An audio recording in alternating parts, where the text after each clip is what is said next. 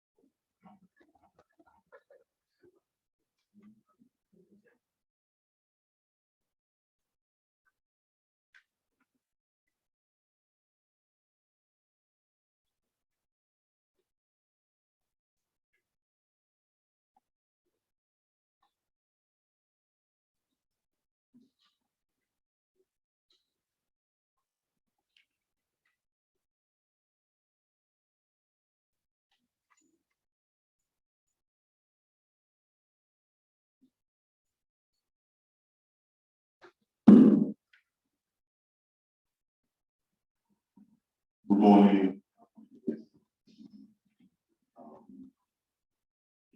Welcome.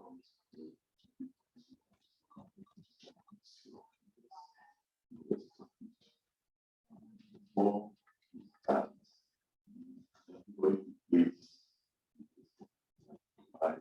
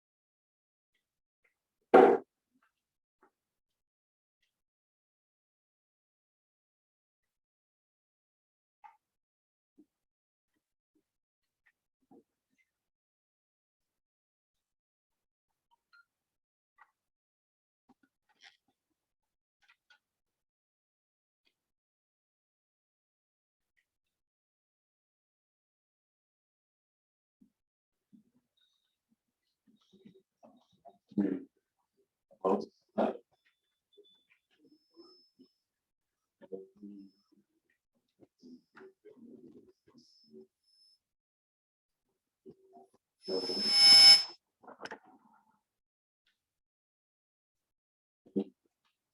So,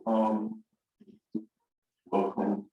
We're running into it, depending on what mindset we're running.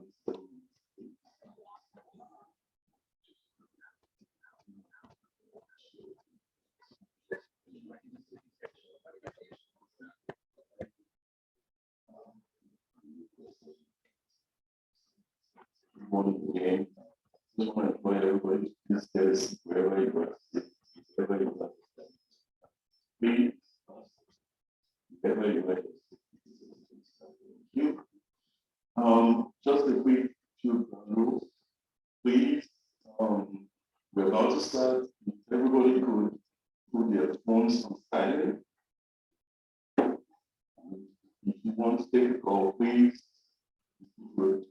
show some courtesy by walking further away so that people do not hear your voice outside the space.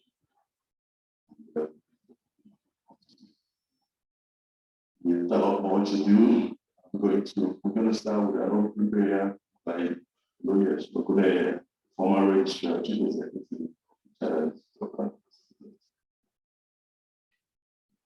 Thank you. Let us pray.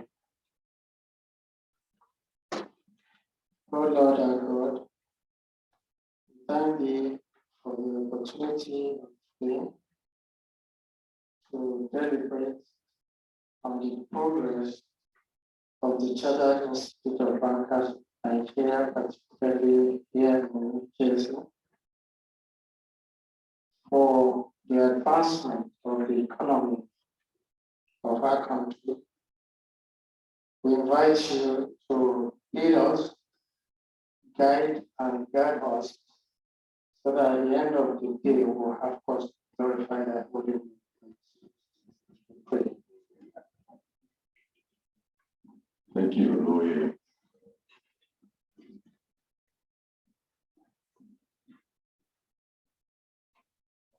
Going to take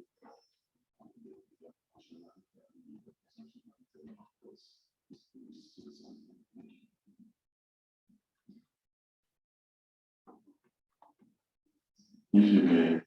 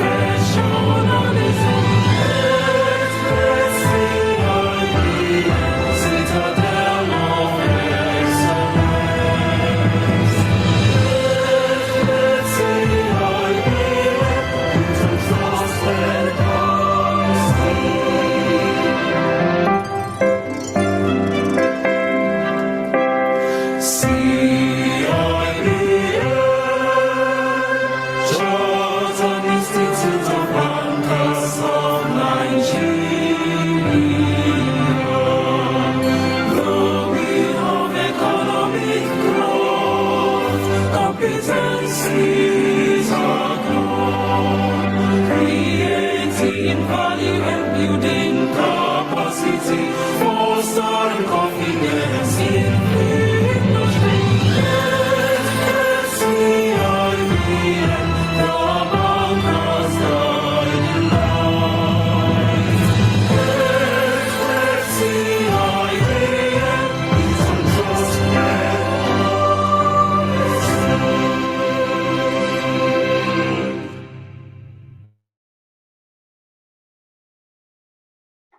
Yes, sir. So go very quickly through it. We're actually waiting for the Consul General of America.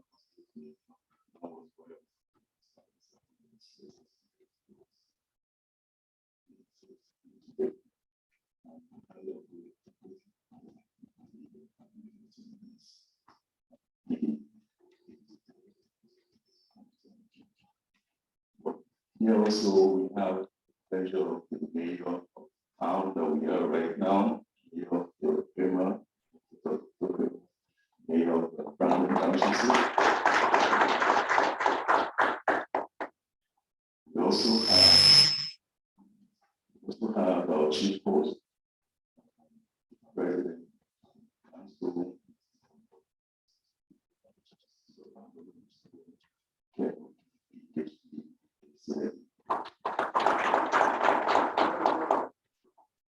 We also have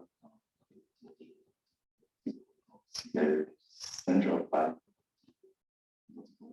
CIBN, should be FCIB.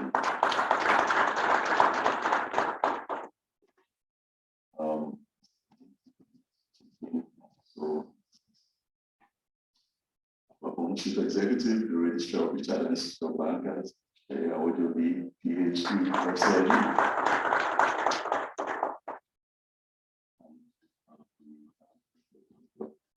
Our president, chairman of council, FCIB.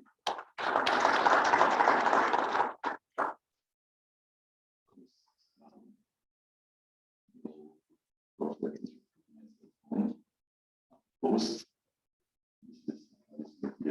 FCIB. She is the chairperson of president. We also have the former registrar, chief executive, CIB.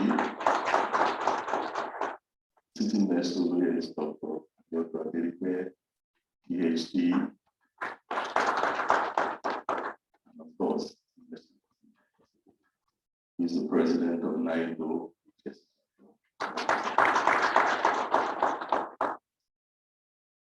Unfortunately, when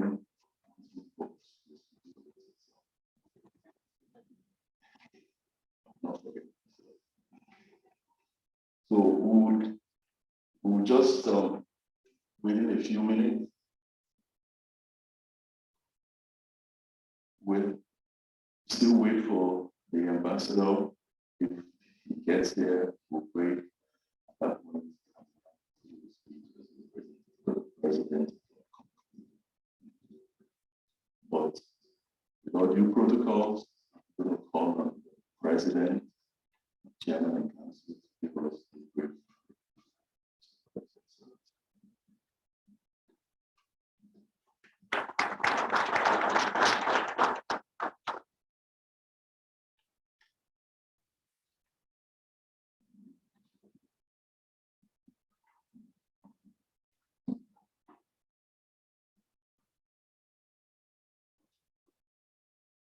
Good morning.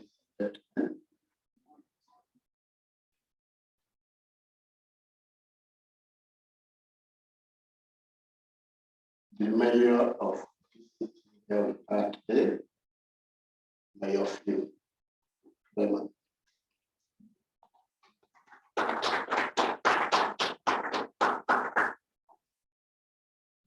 Governor here, our own brother, Dr. Adesina.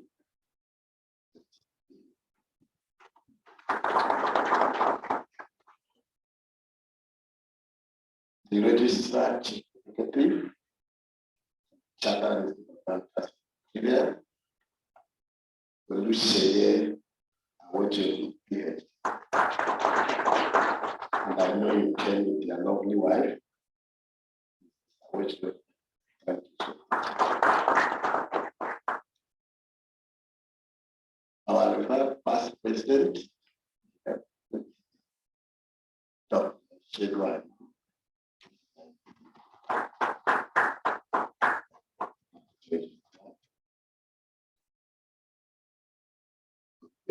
So,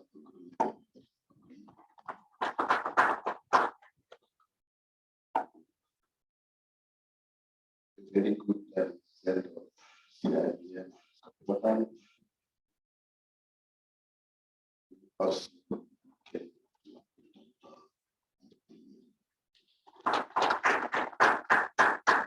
And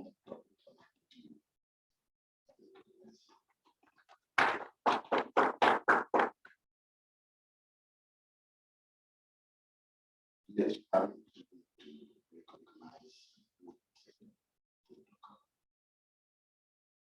distinguished ladies and gentlemen, but most grateful God, I'm well pleased to welcome you all to the BiAnnual Conference holding here. One, to note that the conference commemorates the 7th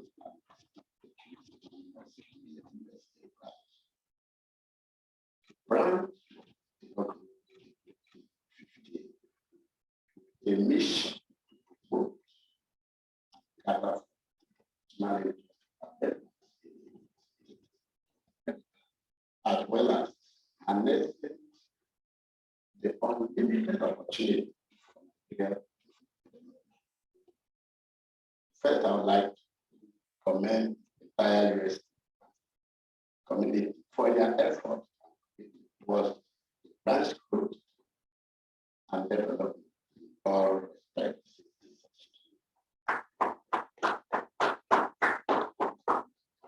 I'm indeed honored to celebrate this important month.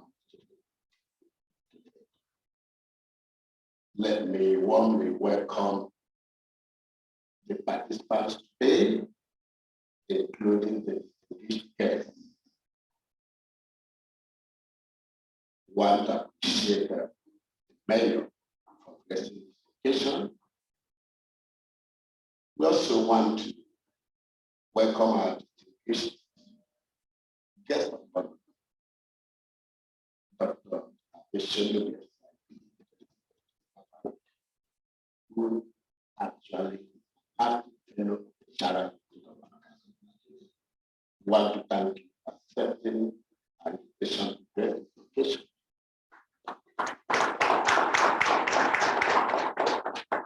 Joining us online to Managing Director of Nigeria, President, who also give address. I recognize the presence of our speakers, starting with Dr. Shedwan, who has our past president, as well as the President of African. We appreciate their immense contribution that culminated in what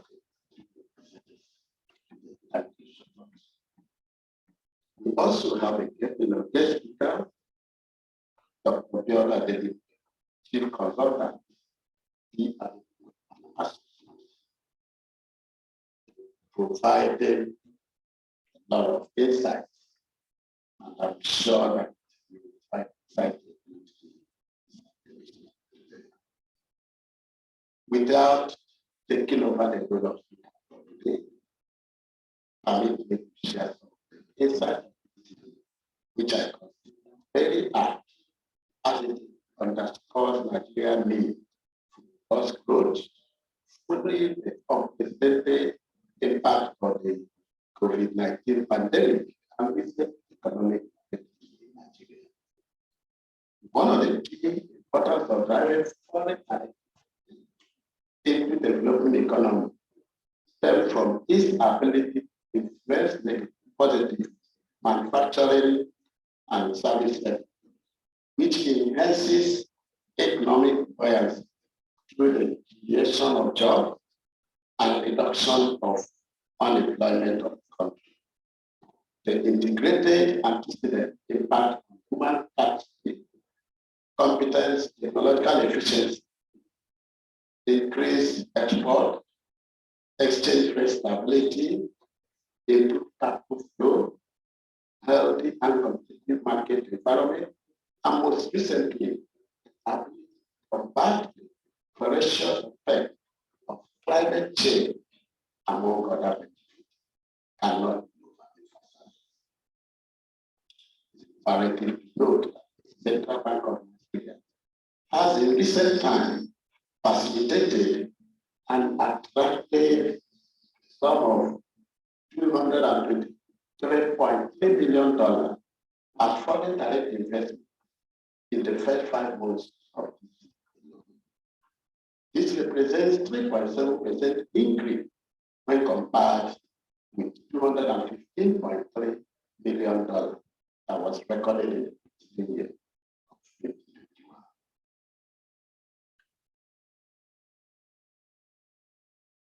In contrast to the comparable period of 2020, foreign direct investment declined by 7.5% compared to $141.5 billion received in the reference period. Nigerian foreign direct investment has declined significantly recently, hitting a record low of $698.8 million. Recognize the impact of COVID and other supply chain disruptions.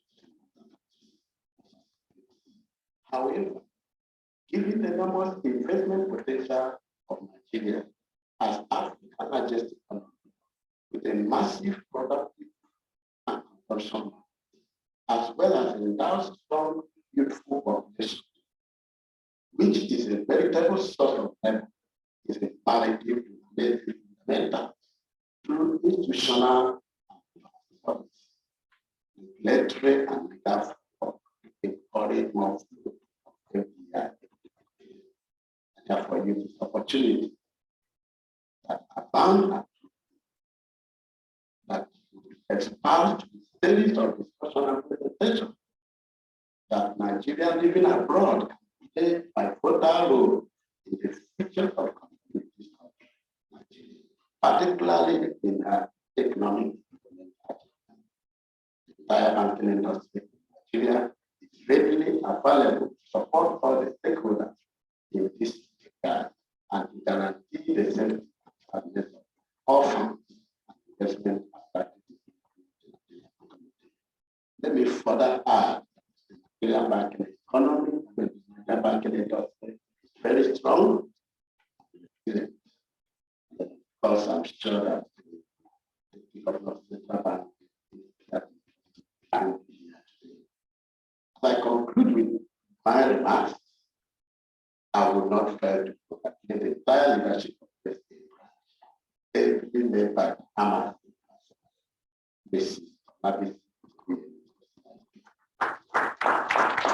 I celebrate you. I'm quite proud of what the initiative continue to do, and for putting up a very successful event. Thank you. I encourage you all to role model our youth back home, as well as sustain the image of being excellent ambassadors of our values. As a roundup, I also need to apprise you with some of the few events that are coming up, which you can also take advantage. Of course, 13th to 14th of September, the entire community of business community of Nigeria will be converging into capacity for the conference, the bankers, and other. It promises to be a very exciting session. If you can join me, you join over 10,000. Here is an international event. Possible. We'll also be having our annual bankers day, the 25th of where the governor of Central Bank gives the opportunity to also give the context of how the economy has fared and direction of the economy.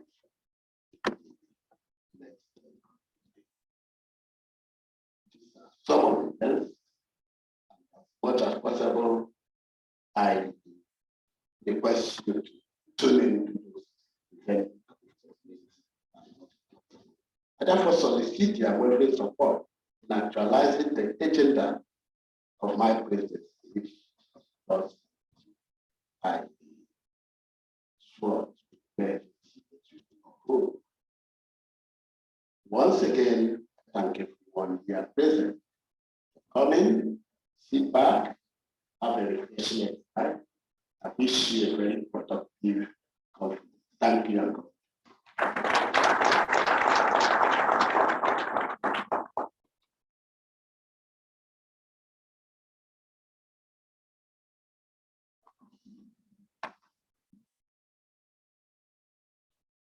Thank you, Mr. President, Chairman of Council. I just briefly asked him, graciously accepted that speak to our website, CIBN thoughts or /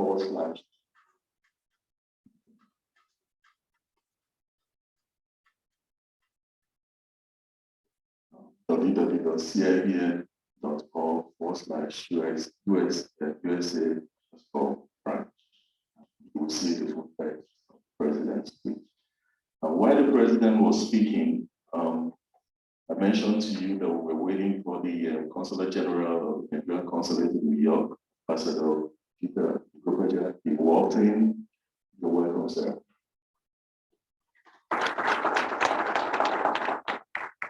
Okay, come and give just a brief remark. The Deputy Governor of the Central Bank would have a lecture on the e-naira, which I'm sure everybody wants to hear. But he's going to give a brief remark. But before we go there, there's a bit of sad news that we as a branch received. This is the second conference we're holding in 2018 without the first. COVID prevented us from holding the second in 2020. But in 2018, the Executive Director of Business Development of First Trust was with us in the state conference. She was with us for about 4 or 5 days. We got the sad news. Her name was Patricia Ogunwa. She was 5 days ago, Director of Business Development. She passed 5 days ago. She was the threat. So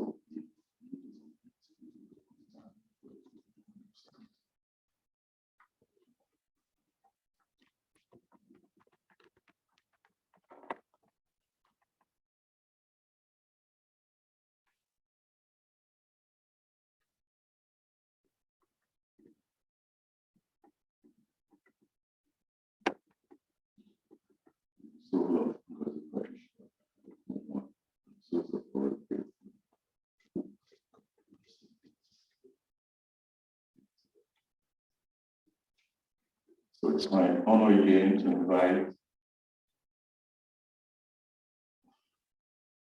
I keep using the Deputy Governor of CIBN because the President just said he was a doctor. I apologize if I introduced sir as a minister. So I'll allow opportunity to come and give us a brief remark. Like I said, he's still going to speak in a few moments.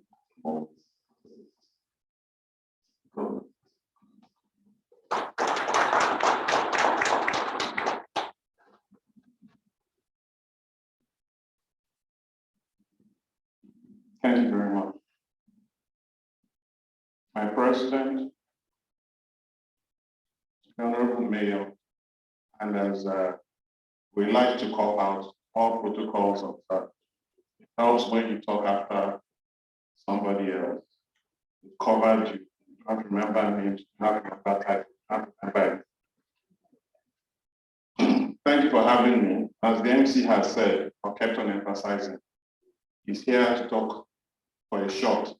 Then he goes on, very soon he'll be there for a short time. I'll be very brief. It is really a pleasure. My being here on its own shows how important I take, not just this event, but all that you have done. And the reason is very simple. We're more used to having events where they say, Association of English something, and then Nigerians are the ones rushing to join the Nigerian. It's not very often you have the reverse, where we show that as Nigerians, and specifically as bankers, we actually have to share with people outside of Nigeria. It's no simple or easy. And 7 years on, it's worthy of you congratulating yourself. Please, a round of applause. The banker's creed, and I think it's on page 1, the third paragraph, and I'm going to paraphrase, says, treat your friends liberally, bearing in mind that as you prosper, they will also prosper. That's my own interpretation of it. In 7 years, you have prospered, and I pray, and I do know that you have many more years of prospering together and prospering as individuals. Thank you very much for having me.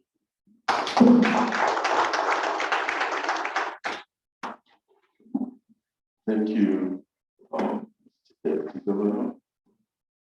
I was thinking yeah.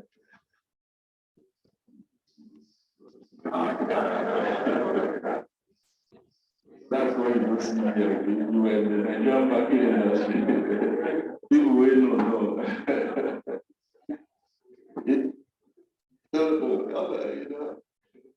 So that's why I like my Igbo brother. If you tell them 20 minus 14, but if you tell them to put it, somebody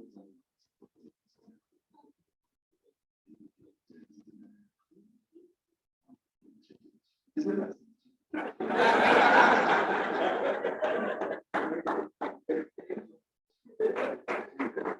So, if you guys here CBN, people will know here. So it's still not yet, maybe in Ireland, say you leave your, I hope you left your email addresses.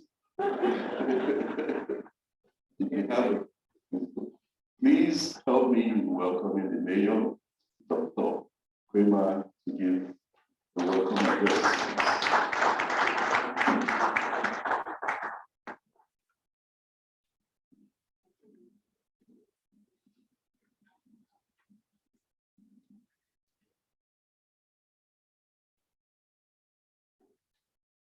Hello. Very, very honored. Franklin is a town that is quite diverse. About 10% of our town is West African.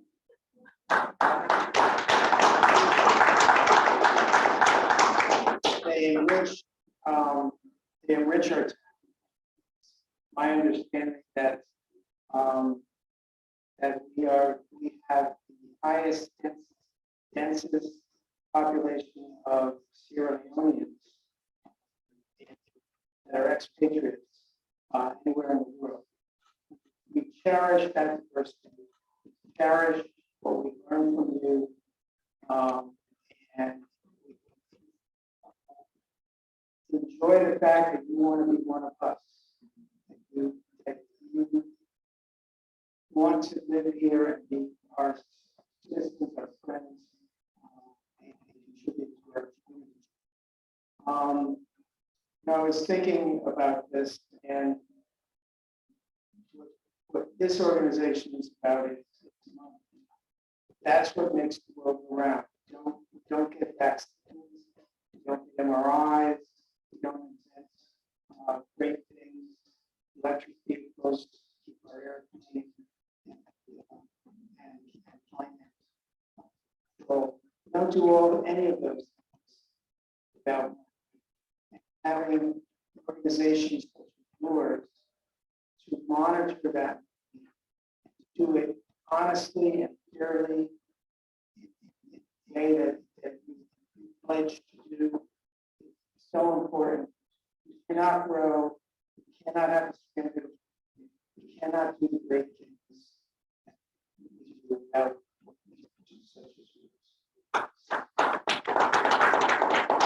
So I thank you for choosing Franklin and Ambassador, President, Prince, all the other dignitaries. Welcome to Franklin.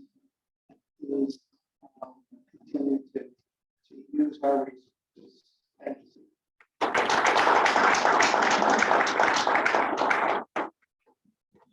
Thank you, Mr. Mayor.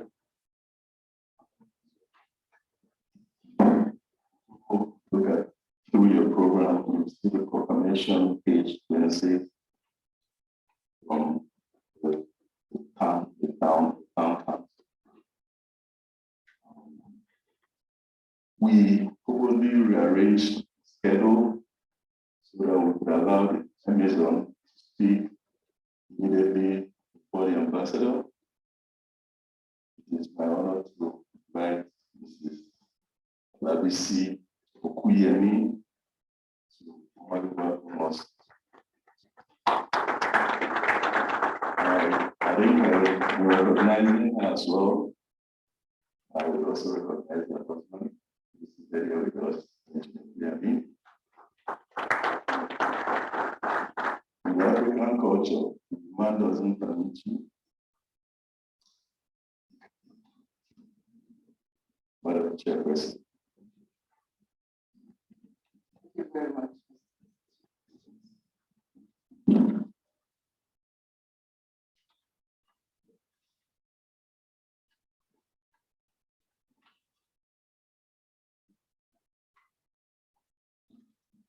Good afternoon, everyone. Permit me to stand so that we will not waste time. I want to welcome you all. I did welcome you. It's good to see so many of you. And for our friends, thank you. We are here to celebrate in several ways. The growth of Nigeria's generations, not only our generations, generations all to make sure that the good generations they appreciate the fact that the Lord to make sure that our Nigeria, our roots, comes to be what the Lord purposes in Nigeria.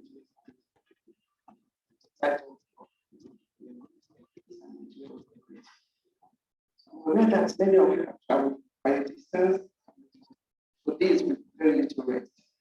I'd like to acknowledge our branch members who have been on trips all over Africa. How scattered we are, not scattered, how we are located all over the US, different states. And they're here to participate in the largest gathering of the kingdom. Thankful to God Almighty, all alive and healthy to witness this event. Our planned conference of 2020 was aborted due to the pandemic, impacted everybody globally. Nonetheless, just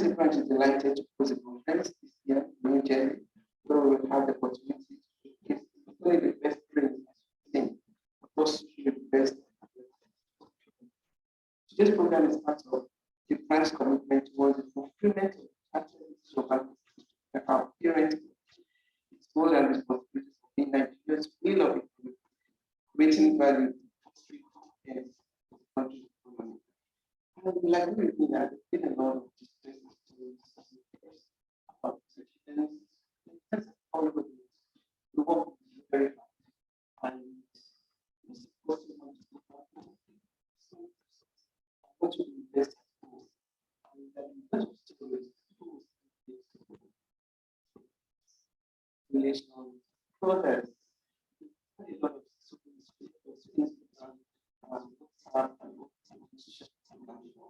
who will send money for and send them building reports and enjoy the fruits of their labor, to get deals, the discount,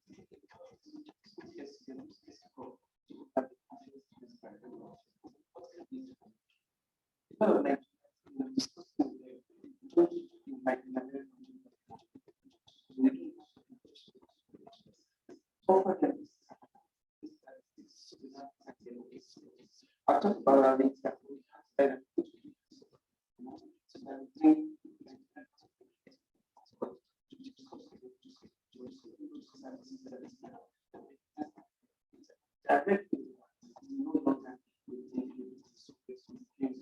so that's what we start of the scheme.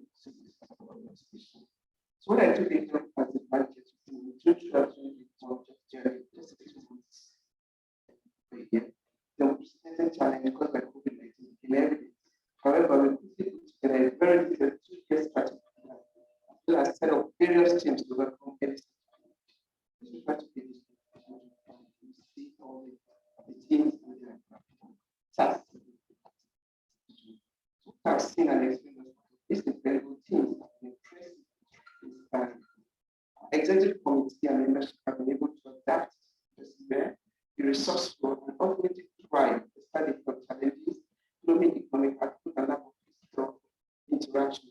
The base of this chaotic change will be given an expectation to the opportunity to transfer my ingenuity and moving on. Part of this was the second stepping up and and the kids. Kids means see it, and it means CIBN. The A is for pass, the T is for free, and the E is for present. That was very important. We bring back the to come on and discuss its rights.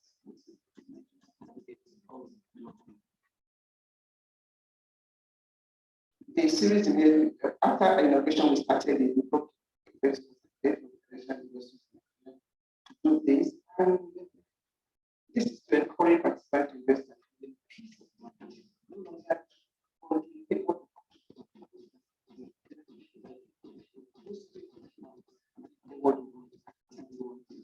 And the success and why this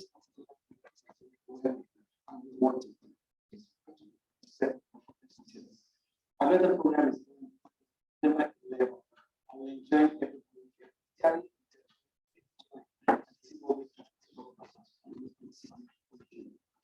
here. Another important initiative of my administration was the innovation of patrons and patrons. Platform patrons and for the first time in the country. So today, the entire complex of assessments, registered and national of our institutions. At this point, we must expect that all of them just towards the achievement of things and very, very entities. So we shall have an exciting program at our conference in the format innovation back.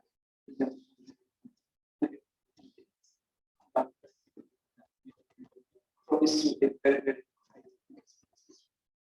The engagement committee, which is one of the committees that have just to be partnerships.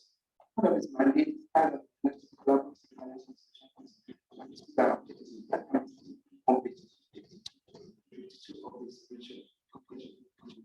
in addition, we have cultivated partnerships with New Jersey and practice.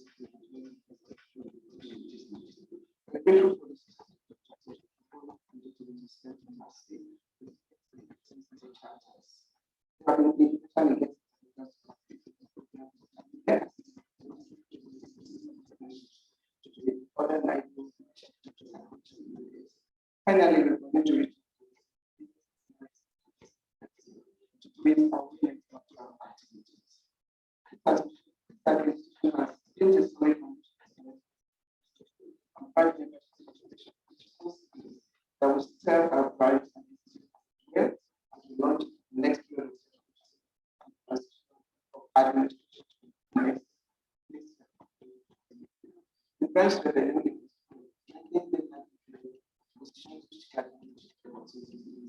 also, in the last year,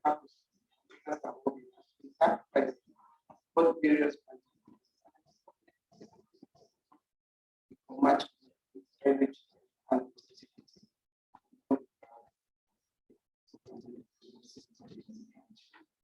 on personal note, I want to celebrate the education.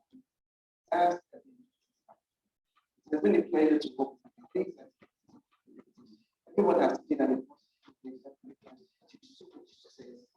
last I would like to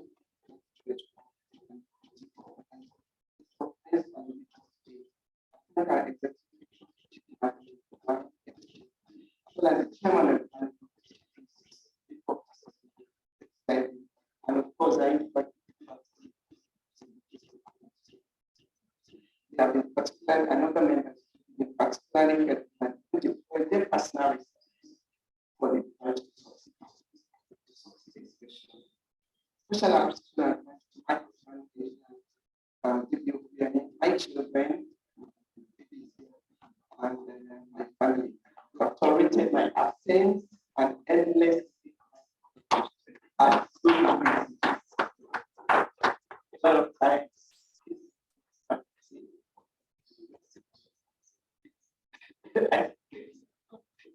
That happens all the time. Prayer that I'm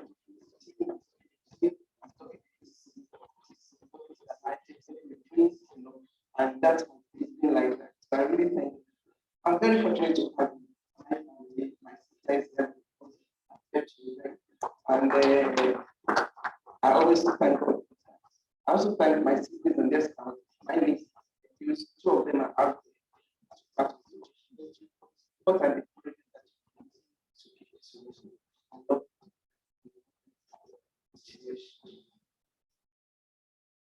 thank everyone, both individuals and corporates, including our colleagues in the national security.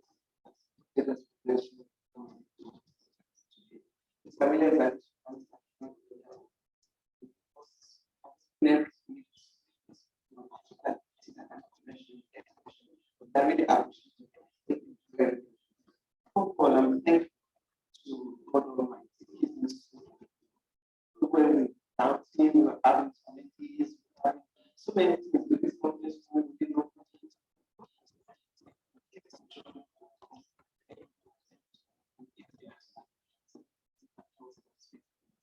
Once again, I'm thankful. Thank you for participating in this conference.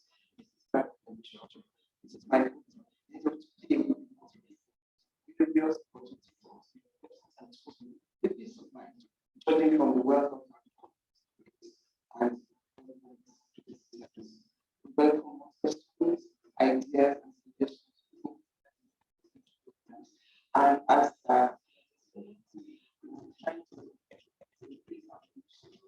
and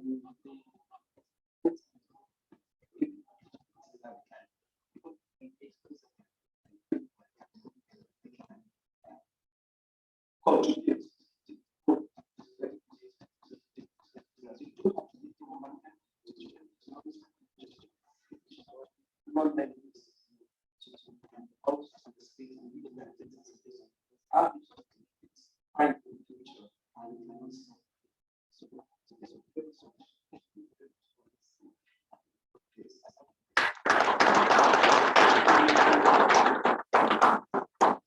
Thank you, Chairperson. You didn't need to point family.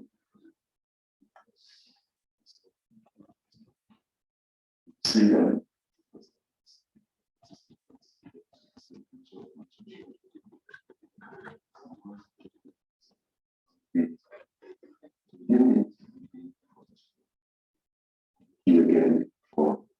work job we've been doing. For any of us here who is a Catholic, I'm sure you know that it's never late. When it comes,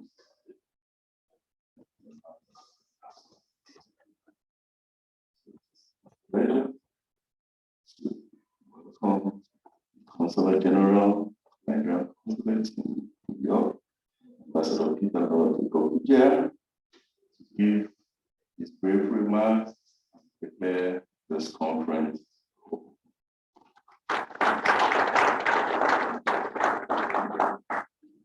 Thank you, Mr. MC. I'd like to apologize first. The Reverend Father came in late. So I tender my unreserved apology to each and every one of us. I had to rush here. After a year, I'm going from that 4 programs today. I have made it a point to attend all, in addition to my colleagues also.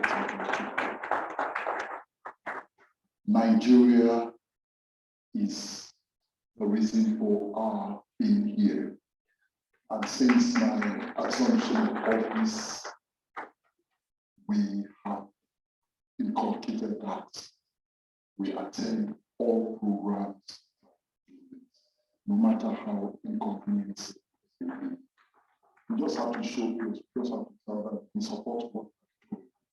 Anything that we need to national growth. On this note, I want to thank Mr. President of CIBN, the Deputy Governor of Central Bank, my chief host, who is the elegant hostess of this program, and the organizing committee. You have done a great work. You will still do more because there's always room for improvement. This is a place where there are limitless opportunities. And limitless opportunities calls for this group to tap into the resources there are and also use it for the development of our fatherland. If there's any time our fatherland needs development, initiatives, and implementation, it is now. So you have come in here, and I want to say that this will be the beginning of the journey for the CIBN, where in the consulates, apart from undertaking consular activities of Nigerians, we are also in the business of making sure that investments are driven back to Nigeria. And in this wise, the consulate's desk, trade desk, has made and is making provision for any would-be investors to have full information and also to see areas to partner with. The CIB, we the consulate will always partner with you. When we were approached by Dr. Biola, that the CIB will be hosting here, I said, well, it's a good opportunity because we in the consulate in New York, we try as much as possible to want to get the slice of the cake. And we're happy that we are getting it. And only last night, we had our quarterly town hall meeting. We meet with Nigerians within the 20 states of our jurisdiction every quarter. We had our 6th meeting last night. And there we interact with Nigerians. We tell them what we're doing. And we also have that opportunity to allow them to talk about us. When we started last year, our very first session, it was very stormy. And as many Nigerians will know, those who were at that program, they came in and they said all sorts, and in most cases we took those things and started implementing. Today, as at the last night, it was all friends. We were all friends to develop in Nigeria. And I want to use this as an opportunity to invite the CIBN that even the next quarterly meeting in November, if you are willing, we'll give you a slot to speak to Nigerians on your programs and your initiatives. The rest assured will give you the opportunity to speak. And it's an opportunity for you to tell Nigerians that they can invest and there are better means of doing that. So I have thrown this challenge at you, but it's also up to you to take it up. The consulate, we also know that apart from the consular and the economic, one of the areas we have also gone into is through the cultural show. And we also believe that through showcasing our culture, which is very, very unique, heterogeneous. If you find 10 Nigerians dressed in their cultural attires, you will see differences and all coming to one union, the fact that we're great people. We have had some cultural shows since last year, and it has been a veritable source to bring in investors or cultural investors to Nigeria. Last year, our first cultural show, we had about 28 Americans who visited Nigeria to the Osun Osogbo group, and they enjoyed themselves. We have had cultural shows highlighting the Seki dance troupe, which sort of has a nexus with American tap dance. The Seki dance troupe is a dance by the Riverians or the Niger Delta people, but mainly from the Riverian Izon origin. And the American tap dance derives its foundation from the Seki dance group, and we are sort of popularizing that and telling the American dance that it's Nigerians who came in as slaves that started it. And that is a veritable source to telling them that they need to come to Nigeria, to the origin of that, the origin of that dance. And we're doing that. We did that. We want to thank Heritage Bank because they sponsored the Seki group last time, and we enjoyed that. But we're having another program on the 1st of October. It's called Our People, Our Culture, during the Independence Day program in New York. You must have heard of the Nigerian parade in New York. But this time we're using Nigerians, all Nigerians from all walks of life who are in the United States, to come and showcase their culture.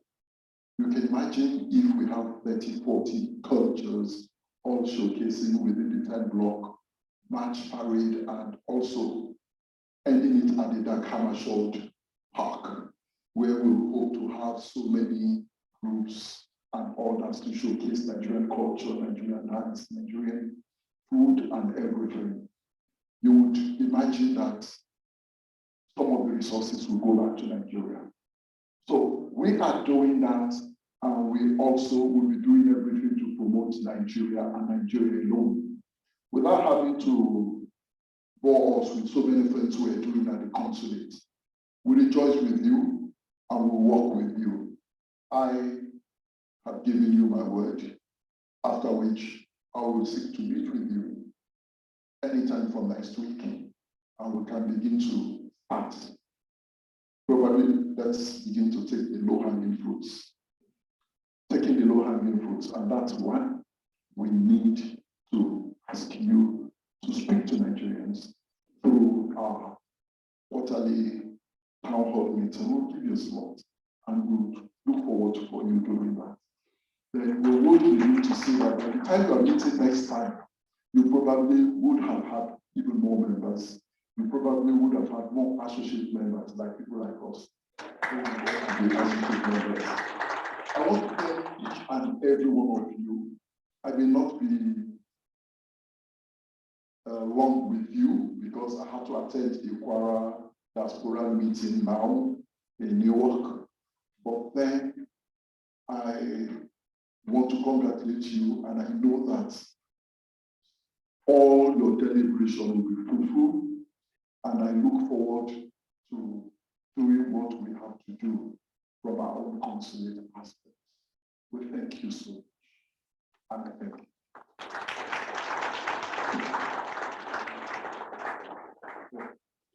Sorry, because I'm rushing, I didn't have to declare it open.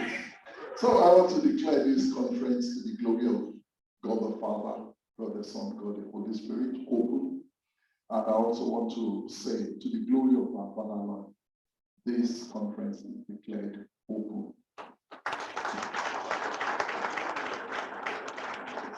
Yeah, the Consulate General said we had to pray like real.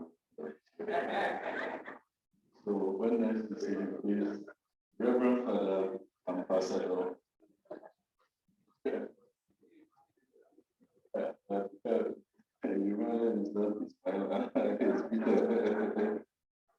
Thank you so very much, Ambassador. You know, some of us are at least say from next week. Ambassador, you know, we want to invest in Nigeria. There's no way passports to go to Nigeria to invest. So please, because most people came here, including myself, because they say you were coming. Thank you so much. Let me address that. That has been addressed yesterday. It is true, we did have passport about 8 weeks, and that cost a lot of money.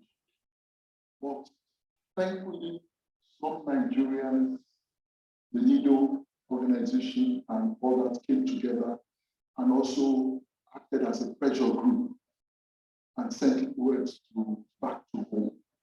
And that reinforced what we have been reporting to Nigeria. And now we're having a lot of passport requests. We are close to getting out of the long jam. So feel free, come in and you get attended to. Our consulate attends to every Nigerian. For those of us who have been to the consulate, you will find that when you come into the consulate, we still attend. We've made the Consulate General of Nigeria very, very attention, maintain higher support. I'm not saying this just because we're here, some of us, but you can feel it. But for those who have,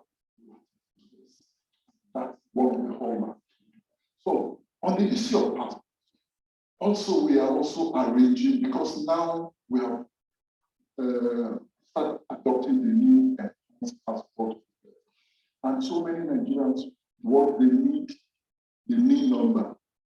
Government has so many vendors appointed, so we have got all the list of the vendors, and we have started distributing those vendors through our consulate WhatsApp group. We also have a consulate WhatsApp group for all Nigerian associations registered in the US. So we are still meeting with all Nigerians. We want those associations to, through that WhatsApp group, also reach out to their members. So if we want to get to any Nigerian New York. We only need to send messages to their consular, to the group, and the group will also pass this message to their members.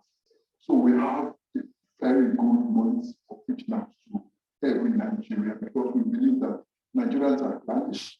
When they come in, they want to belong to one association of people.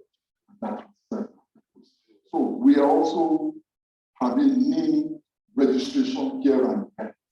Even in our various local associations, we decided yesterday that any association having, we will ask the new vendor close to them to go there and register. So as to reduce the friction. We are doing everything to improve passport delivery service, and we will continue to do that.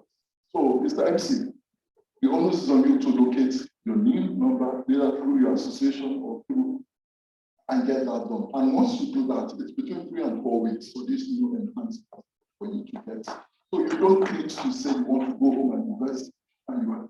If you have any problem, my doors are open for those who know. You only need to come to the consulate and say you want to stay, because if I'm in, they will let you in. I don't wait for people, or I don't need so much photo. Thank you so much.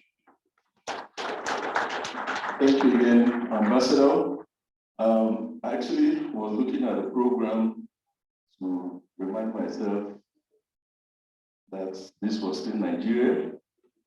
So it's such a very welcome development that things are happening. And Ambassador, Madam, let's get, he's leaving. So people, please, if you haven't left your email address and name, you better do now, because if you see a cow running, even if it's the tail, go so that you can show people that you saw it. Ambassador has agreed to feature in our kids series.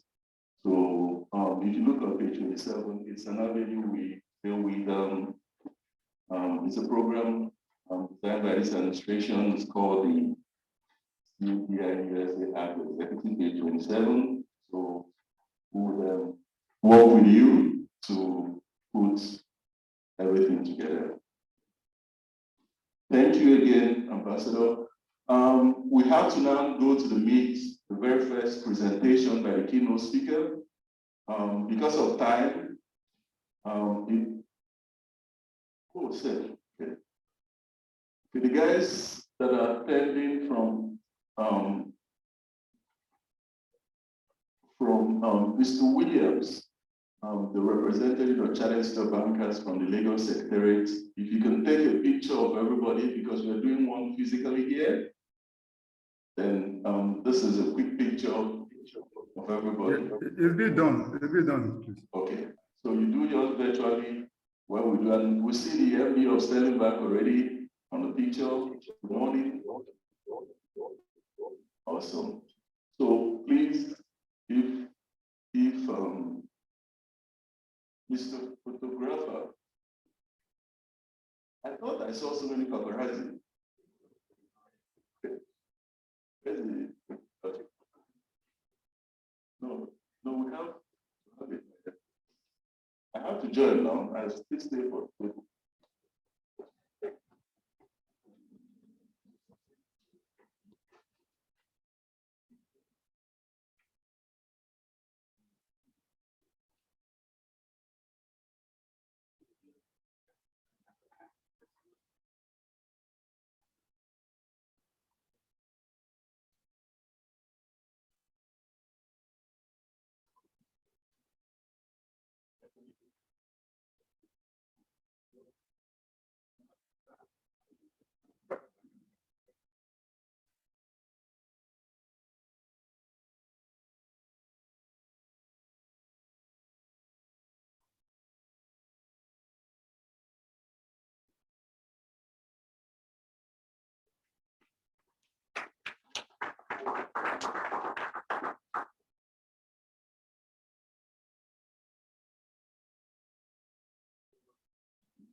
Okay, as we see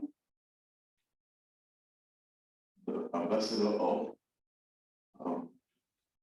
good morning, sir, Managing Director, Chief Executive, Sterling Bank, PLC. Ladies and gentlemen, if you go to the program because of time, he, if I'm not wrong, is 12 hours ahead of us.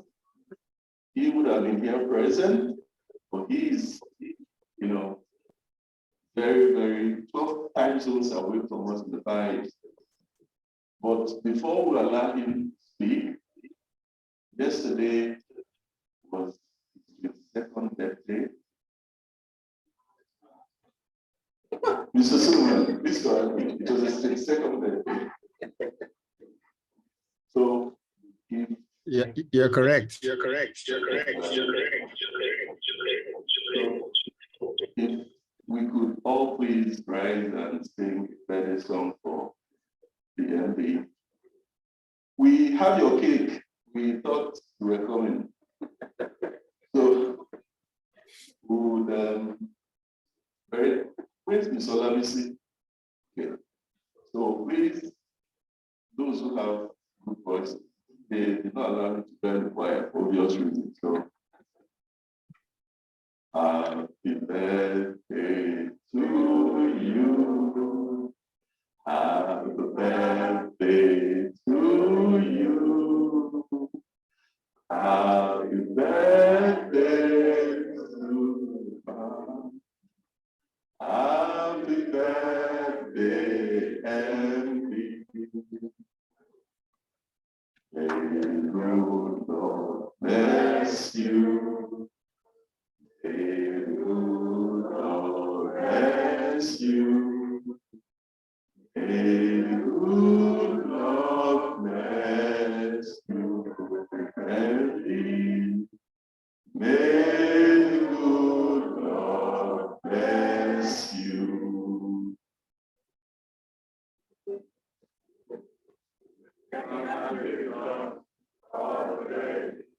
All life and prosperity. Hooray! Hooray! Hooray! Thank you so very much. Thank you. Thank you. So we are going to listen to the MD CEO of Sterling Bank.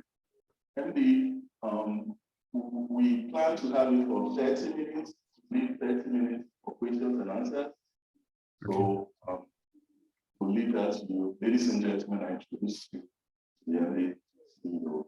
But before he speaks, I think I also need to recognize the presence of a member of an office holder of the CIBN, with Sola Bakari, that's showing there. She's among the protect that runs the institute. Thank you, everybody. And she's also a GM at Sterling Bank. MD, please, you have the floor. All right. Thank you very much. I must once again apologize for my inability to be with you in person. I planned for this for a very long time, but it wasn't meant to be. And I hope that you can all forgive me for not joining you in cutting the cake and celebrating. And I pray that the God of technology allow us to have a very good interaction. Mr. Ambassador and members of the diplomatic community, my president, the president of the Chartered Institute of Bankers of Nigeria, and of course my registrar, but most importantly, members of the Nigerian diaspora. I am here today to share some experience that I think is critical at this point in time. But I'm going to start by sharing, first and foremost, a quote that I came across today. It was a quote by Scott Galloway. And what he wrote was that every year there is a draft for human capital. And every year the US gets the top picks. And I'm sure you can all understand, because I'm sure almost everybody in this room today would have been a top pick in their own sector, in their own environment, in their company. And the US obviously got you all as part of its ecosystem today. So when we speak to the Nigerian diaspora in the United States, in a sense, we are speaking to the best amongst us. And the decisions they make is going to determine the fate of the country. And so this is an invitation that I genuinely wanted to be in person. The second foundation I want to lay before my discussion is that when you sit in the bank and you look at the global financial system, I'm going to simplify what we see. What we see is that Nigerians who live here in Nigeria, who acquire wealth through hard work and through other means, would generally tend to take that wealth and move it into Western financial institutions.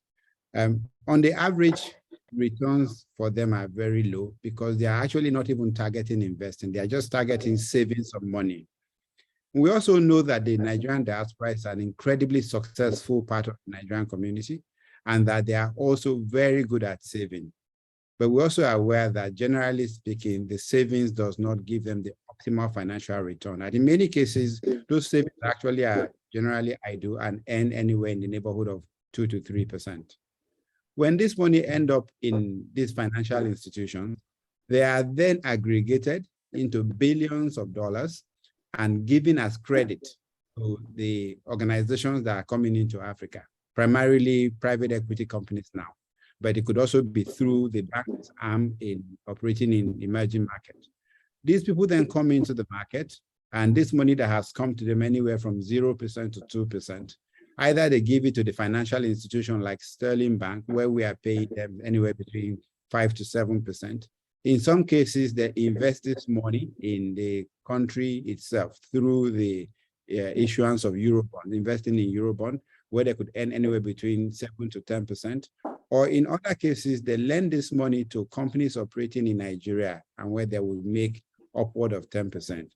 Of recent, this same money that has been aggregated from Nigerians then come back and is invested through private equity.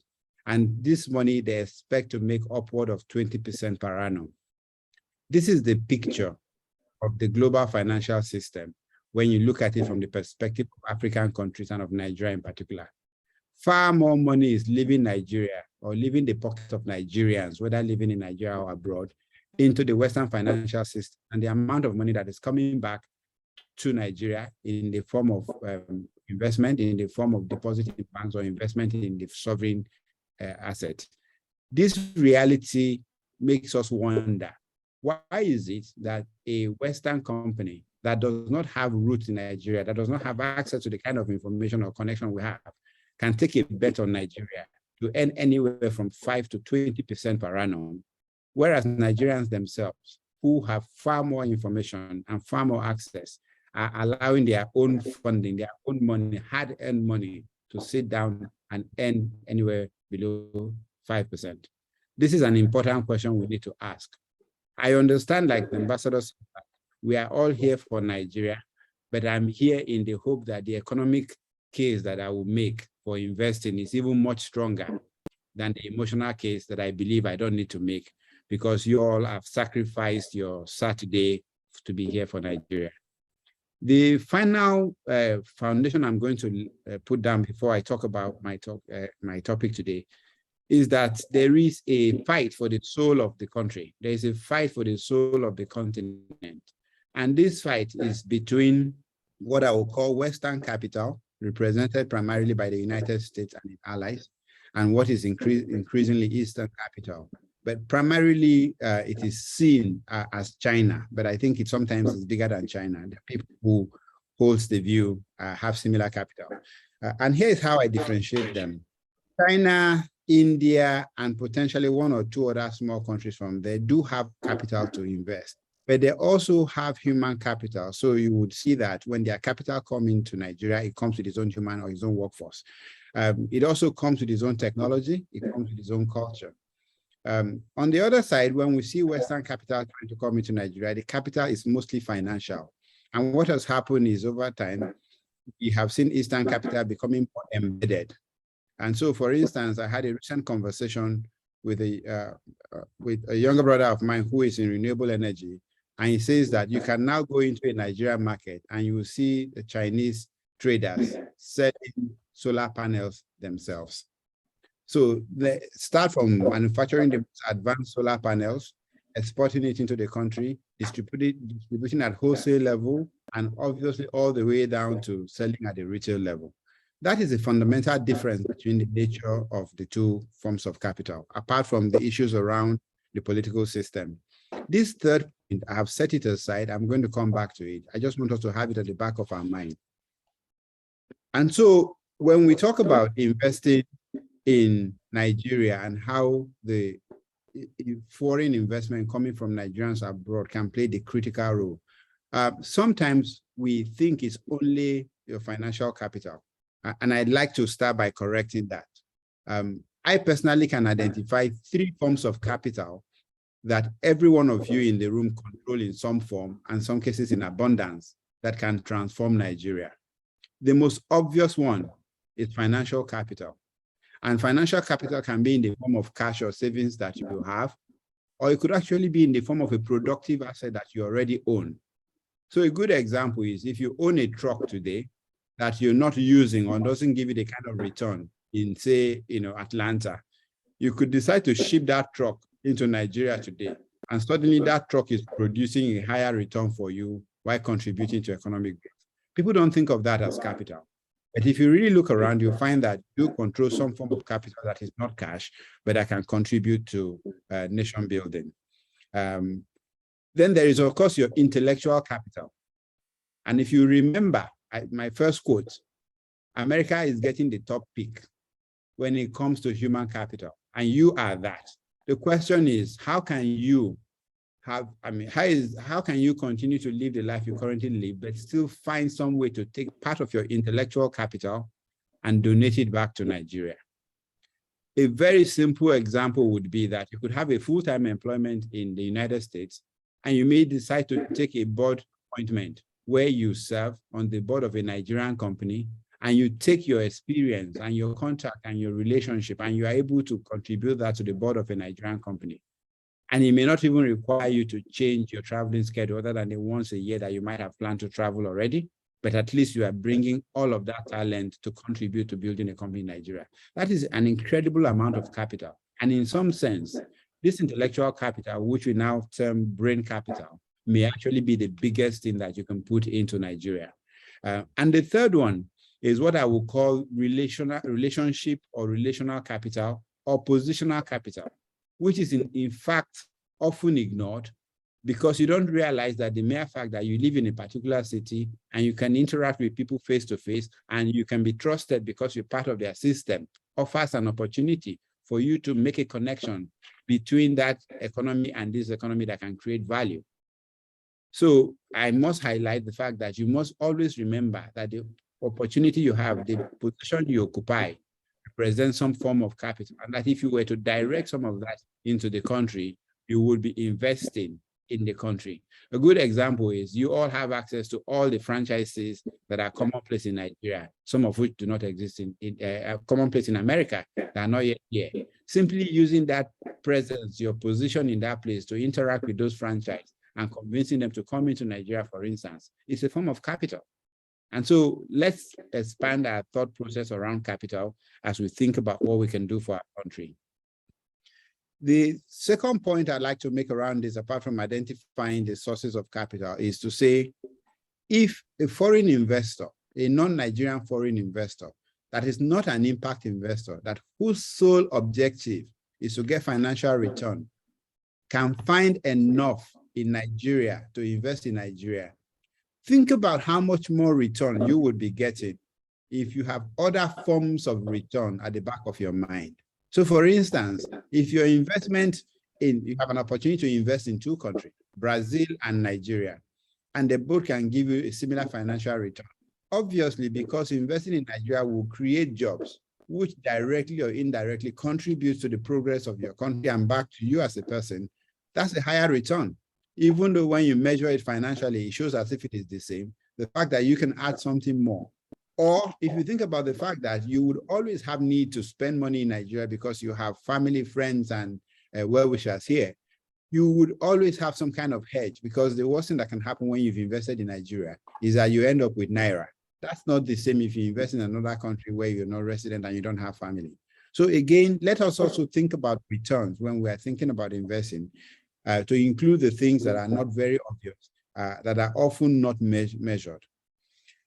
And now let me come back to how important, how critical is the capital that you potentially can bring into this country. Let me acknowledge that the diaspora already invests a huge amount of capital in the Nigerian economy. But in most cases, that investment comes in the form of feeding the country rather than teaching the country how to fish. It comes in the form of supporting people who are in need. And of course, when this capital goes to people who are in need, they consume the capital. It doesn't necessarily create a situation where they can begin to produce going into the future, and therefore no longer rely on you. The instance where I see something very different is that a lot of the money coming in as diaspora remittances goes into training people who are here, helping them to acquire the skills that they need. And on the back of that skills, they then start to earn. And I find that to be incredibly powerful.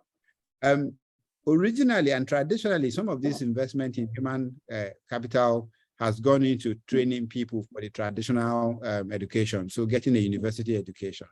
And while this is useful, and it's quite useful, what we found of recent is that when you commit the same kind of capital to training people specifically for jobs, the most obvious one is training people today who will then end up in the software industry, either by working from Nigeria or working abroad, or training people to acquire nursing skills, and suddenly they are become very marketable. That has multiple layers of return, because those people then themselves are now able to contribute to the economy. And so back to what is missing. Why is Nigeria struggling to achieve its capabilities and its potential? What we often talk about constantly is that it is leadership. And there's no denying that leadership can be better. In fact, we're being charitable when we say it can be better. In some cases, it outrightly needs to be better very quickly. But that's not why we are here today. We are here because we also recognize that it's a significant role that can be played and must be played by the private sector so that the country can transform. And in many cases, what is missing in that is either access to, in fact, it's almost always access to some form of capital or access to market. Access to capital can be in the form of access to intellectual property that can transform how we do things here. It could be access to financial capital that allow us make the investment that then creates the job. It could be access to human capital in terms of people who are competent, who can then come into the country to produce. That is real. And without solving the access to capital, it's very difficult for the country to grow. But the other thing that is also equally important is access to markets. So in many cases, even when we look at the primary produce that we already are good at, we are not able to export them into the markets where they can generate the most value.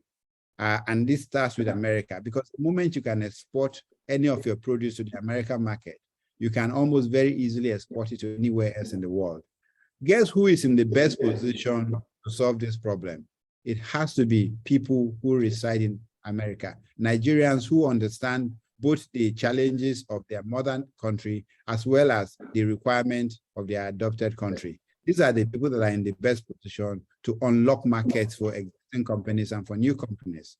So again, when we think about how we create value, because when we invite you to invest, it's not just give us your money and wait for return. It is about give us all of the powerful inputs that you have so that we can guarantee an even higher return.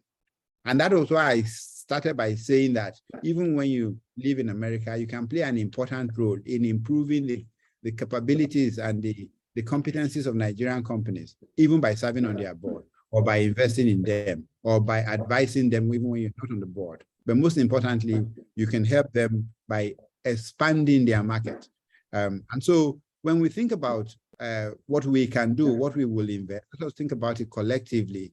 It's not just about the extra savings you have in your account that you want to invest. It's about using all of the resources that are available to you, the relationship that you have access to, the trust that you have built It's about bringing all of that together to guarantee that we have an outcome.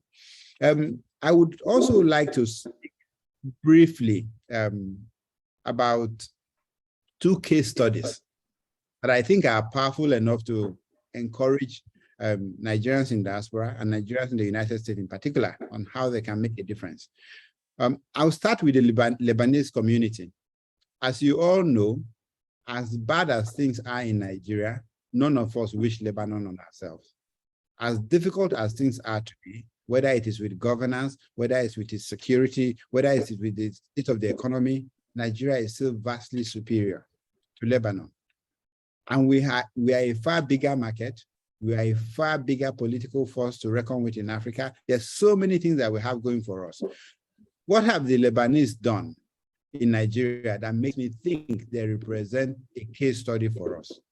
What they've done is, being a diaspora nation, you find Lebanese in almost every country on the earth, just like Nigerians. They have studied the opportunities in those markets where they are, the businesses that they have started, and what they've done is they then take those skills across border.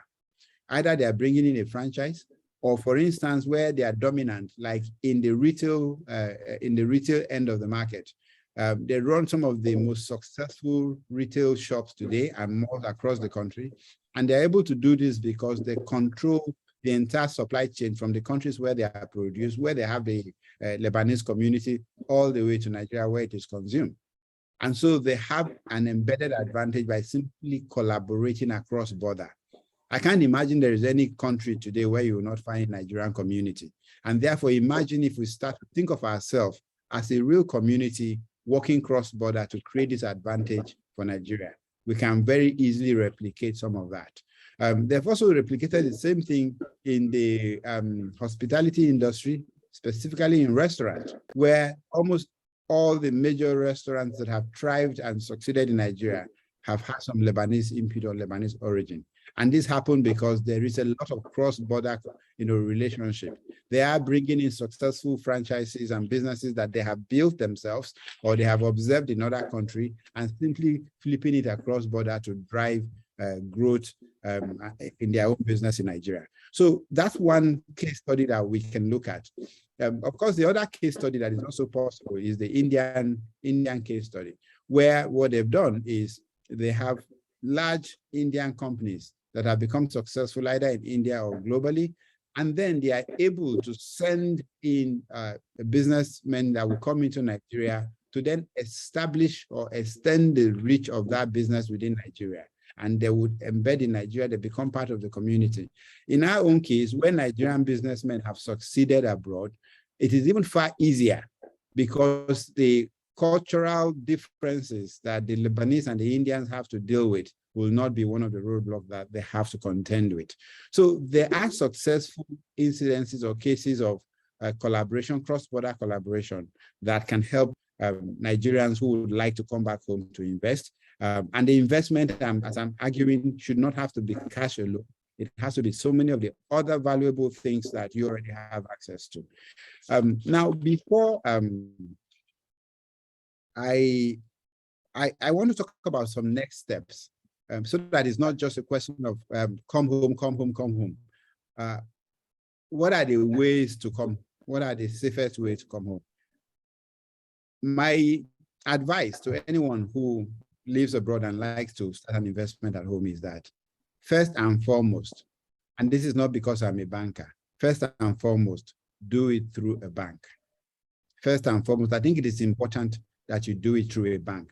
And here are my reasons. The most fundamental reason is that it is the safest way today to invest your money into the country. That is the safest starting point, because a bank is in a position to do all the KYC, all the compliance issues, ensuring that your money doesn't end up in the wrong place. And I know how sensitive the government of the United States is. If for any reason your funding was to get mixed up with money laundering or any other kind of investment. So for that alone, it's important that you stay with a bank. The truth is that the bank is not going to give you the highest possible return. but it guarantees your capital. You are certain, you are comfortable that the capital you have invested is safe, and whatever returns you've been promised, that return will come to you. That is a starting point.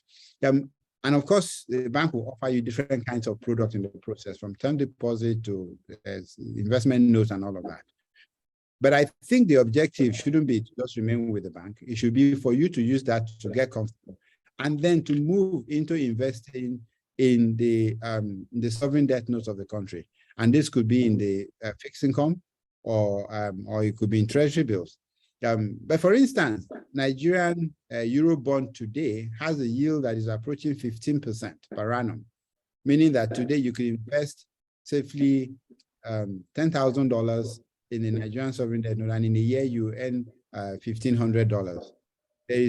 I doubt anywhere, there are not many places today where you can make that kind of investment, and your counterpart is the government. And a government like Nigeria that still generates foreign currency and therefore will be able to meet its obligation. But of course, I know that beyond just investing in the note, you are hopefully looking to invest in companies that can form a huge part of the job creation process. Again, the safest place to start that is still the equities market. And that is because you've got all of the contractual process in place to protect you, since you are not on ground. And in doing that, my advice would be that you still focus on the major companies that generate the major values. And that could be companies that generate real asset, things that you are not gambling. You are taking a bet on companies that have been around a very long time, and you know that you are by and large making a fairly safe investment. But I would advise that in going into the equities market, when you get to that point, it's really important that you have an advisor. It's really important that those are not bets you place from a distance by yourself. And of course, there is the opportunity to invest in real estate. I know that in the past, we have tended to invest in real estate ourselves directly, trying to buy land or buy real estate. And it's a starting point. But what I'm seeing, the opportunity that I'm seeing that is coming up now, is that there are companies that are able to give you exposure to real estate investment without you having to be involved in the real estate itself, without you having to monitor it, without you even having to have enough money to undertake the real estate yourself, the total investment yourself. Those are the kind of investment that I would obviously recommend as a starting point. Obviously, as you come together, you may decide to undertake investment directly on your own. And there have also been effort by government, both at the federal and state level, to specifically bring the diaspora into opportunities that I think are franked. They have been properly vetted, and in some cases, the government is almost giving an assurance that those investments will work out as planned. But at the end of the day, the investment where the most of the money is coming into today, where Nigerians are creating real value, that I would like us to begin to think about, is in the private equity space. And I know that there'll be many people in this room that have invested money in private equity in startup before. And this was something that didn't exist in Nigeria 10 years ago, or it was just at infancy. But Nigerians are now coming into the market and launching funds that are doing incredibly well. And they are amazing Nigerians, many of them trained in international institutions and brought those knowledge back home. And so my advice is that it's about time that we also start to put some of our money there. In fact, in many cases, when I support those things, either individually or as a company, they're always saying to me that they are paying because 80 to 90% of their investors are foreigners that are bringing in money. And because these people are doing so well, those guys are going to bring in $1 million, and 4 or 5 years down the line, they are going to exit with $3 or $4 million. And it has already happened a few times, and it's likely to continue to happen. So we collectively, especially Nigerians who are in Nigeria, because we have that obligation first.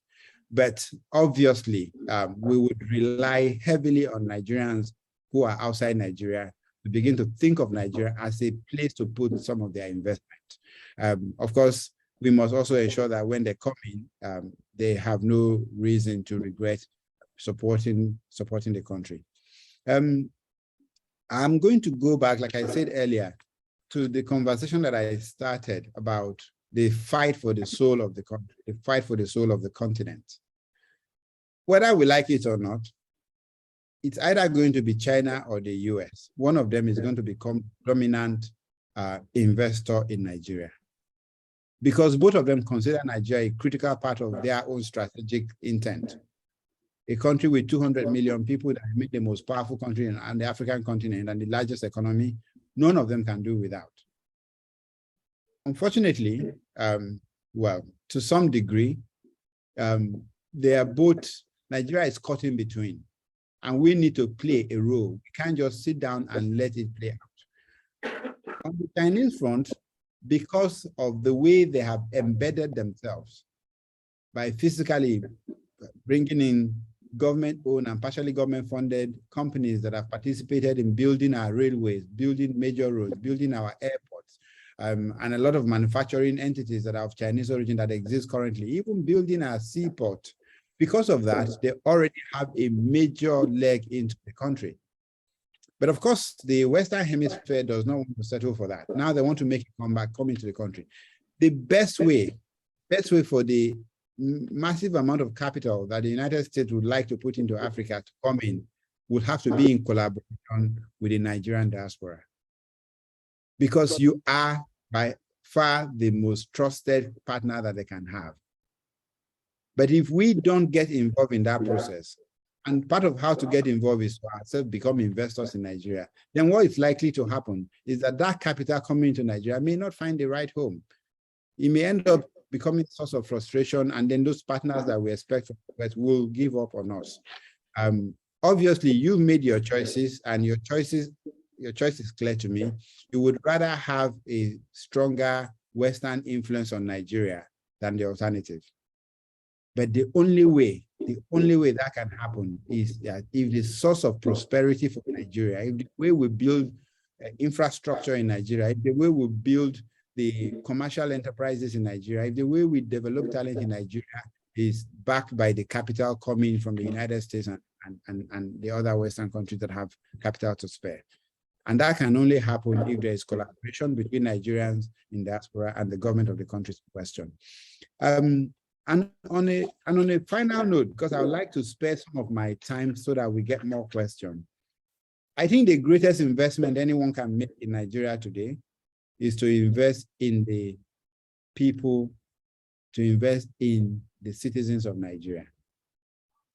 The world has a massive deficit of human talent across all major sectors, whether it's from the health sector, where the healthcare worker deficit is about 15 million healthcare workers globally, or you're talking about the tech sector, where we are looking at close, so some people have estimated close to 15 million in the next 5 years. There is a massive amount of deficit.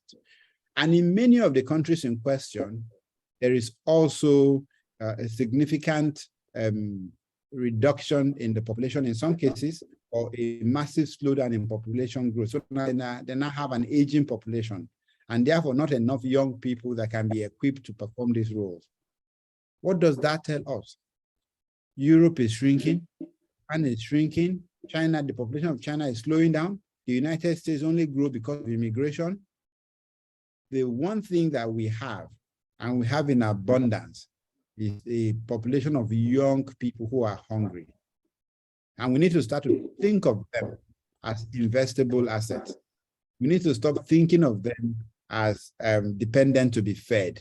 We need to think of them as potential asset where we can invest, and that investment will yield return, not just to us financially, but to the individuals that have been trained and to the country that they will continue to work for.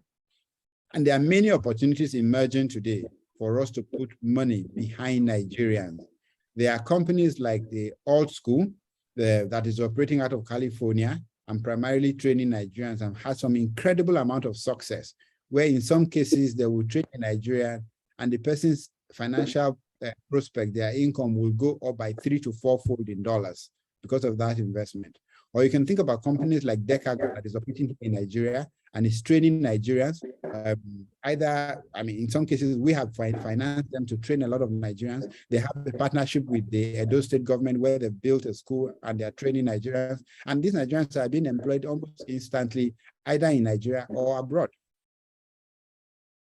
Or you can have companies sometimes they're not even Nigerian origin, but they're able to train Nigerians, like Nexford University that is training Nigerians today to acquire skills and be able to monetize those skills either by relocating or living in Nigeria. This is the opportunity before us today, and it is about how we get involved in those spaces. The guarantee is that when you train in Nigeria today, it takes about a year or two to acquire some of these skills. They will get a job because the deficit is large. They will either relocate and get a job or they stay in Nigeria and get a job. So if we are looking to not just growing our wealth, because when you use the word investment, then you have an obligation to secure the amount you're investing and to assure some return. So I would always assure you that I'm not asking for charity for the country, because I actually think that charity does not work.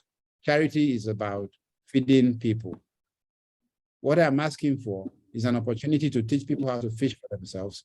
And in return, not only do you see the country prosper, you actually get a financial return on the investment that is superior to what we have today. And so as we live here, you will hear from us, and I'm sure from many other people, about the concept of brain capital, which is this idea that the same way you can invest in an SME or invest in a startup or invest in real estate, you should be able to invest in a 20-year-old Nigerian and transform the person from any minimum wage here, earning a reasonable amount of money and make them viable. We've seen instances where those investments, when we work with one of the companies, Decagon, people that were earning 100,000 naira a month, after going through that system, came out and were earning as much as 400,000 a month. Beyond the fact that they're earning 400,000 a month now, is that they have now been put on a path of self-development, which means that they will continue to grow from 400 to 500 to 600. Whereas prior to that investment, they could have been stuck at 100,000 a month for 5 years. This is the opportunity that Nigeria presents. And it's real, and it's happening now.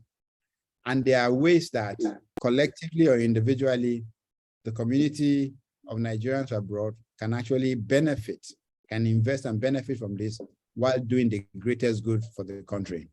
Once again, let me thank you all for listening. Thank you all for the time you spent with us. And like Scott Galloway said, every year there is a draft for human capital. And every year the US get the top picks. That is a good thing for the US. It's a good thing for those of you that got picked. But for those of us here in Lagos, in Nigeria, unless you begin to give back to us, losing you to the United States would always be a thing pain. But with your investment, we can turn that around. So let me thank you once again. And thanks for listening. Thank you, the MD CEO, for this very refreshing and very detailed analysis into the opportunities. Before we take questions, MD, it's my pleasure to recognize the presence of Dr. Yetunde Ubesho. If you might want to stand so that people will notice you. She's a professor of global affairs and quantitative analysis. She's also a speaker. Thank you for coming. She's going to be talking to us. One of our invitees is Honorable Ikedabere, Chairman CEO of the Commission in Nigeria, who was able to make himself a very capable professor in justice to what we are. So, with a raise of 3 hands, we'll take questions from the CEO.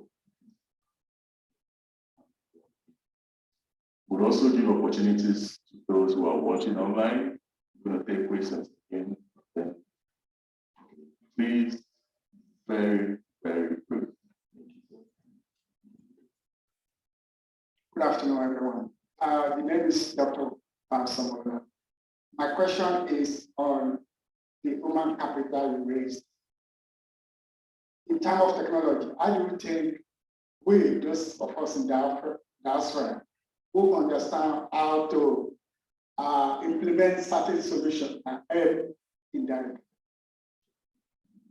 Sorry, Andy, please, if you don't mind, we'll take all the questions once, or you want to take them on.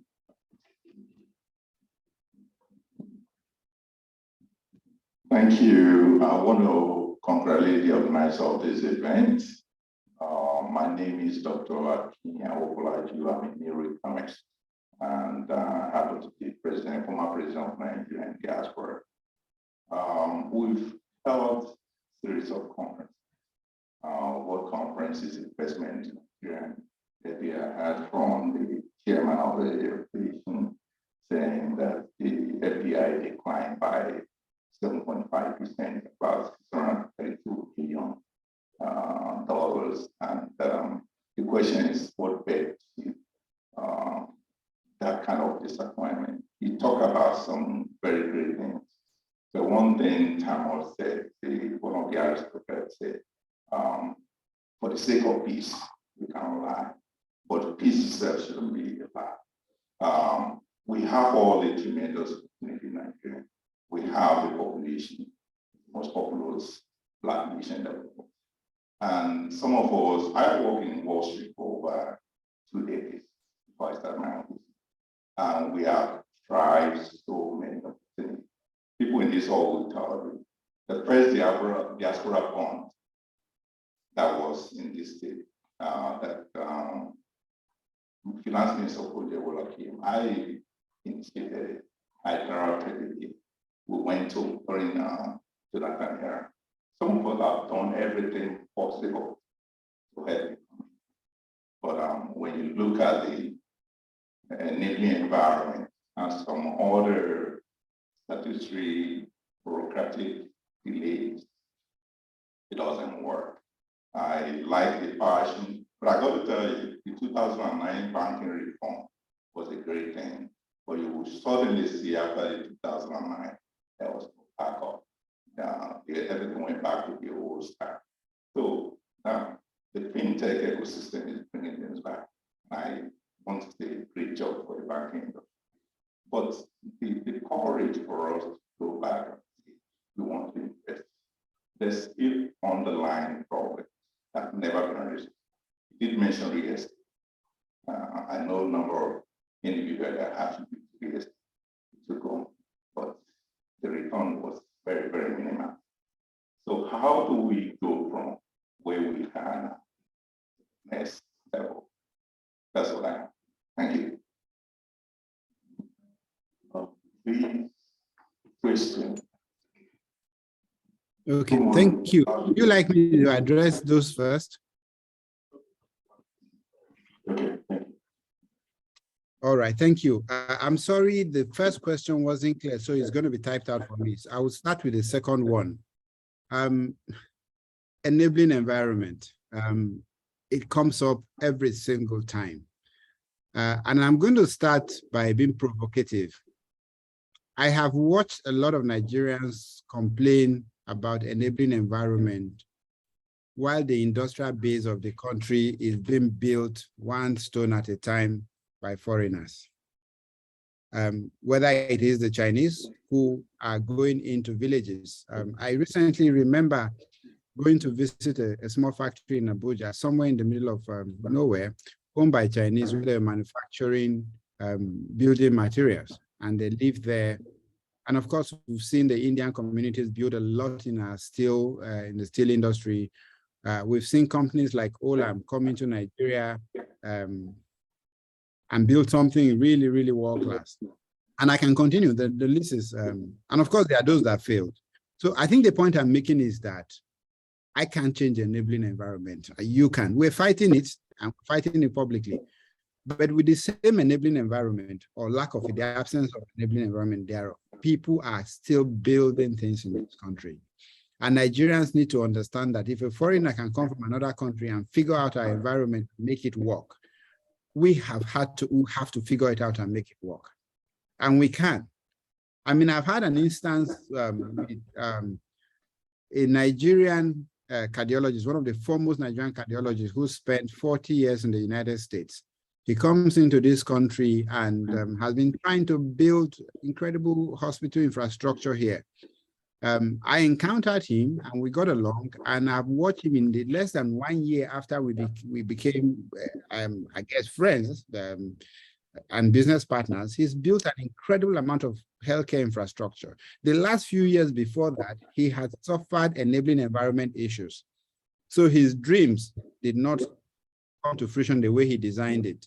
But one good relationship, having the right person, and suddenly we are doing amazing stuff together. And that's just one story. There are many such stories to be told.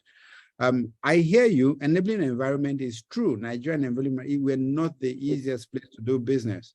But if others can do it, if foreigners can do it, I think we can. While we're pushing our government, while we're fighting for better environment, I don't think we should pause. I think we should fight. And an incredible amount of wealth has also been created in the same environment. So we will find a way around. And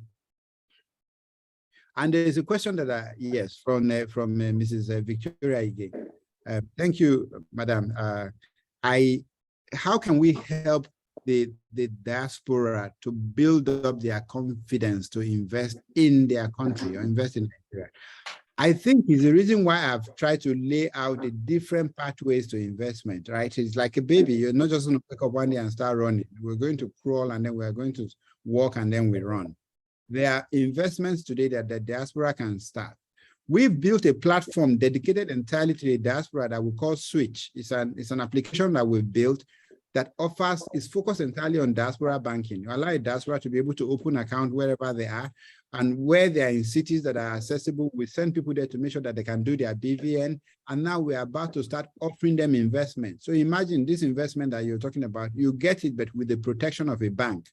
So those are the first easy steps. And then once you've become comfortable, you can then go out of it and go and do something much larger, either collectively or with other partners. So yes, I think it's about having the protection of an institution in the early stages is helpful instead of coming in directly into the market. There's a question here that I like. I mean, what role does the bank play to help investors in diaspora, to give them the necessary support as agropreneur to start essentially an agricultural produce processing and distribution? So that's one area that this government has done, and the previous government, of course, has done a good job of. They have worked with banks to create the financing framework for people in agriculture, the agricultural industry across board. We have been right at the forefront of it. One of the recent things we did was we did a deal with the MasterCard Foundation where we were able to create financing specifically for agriculture, for women and youth. The federal government through the central bank has put billions or hundreds of billions of naira into the agri funding, and all kinds of infrastructure exists now. So it's down to starting. The only thing that I will add is that for you to get the support of the bank, you will have had to have started something, no matter how small. That way there is something to access to determine the level of seriousness before the support will come through.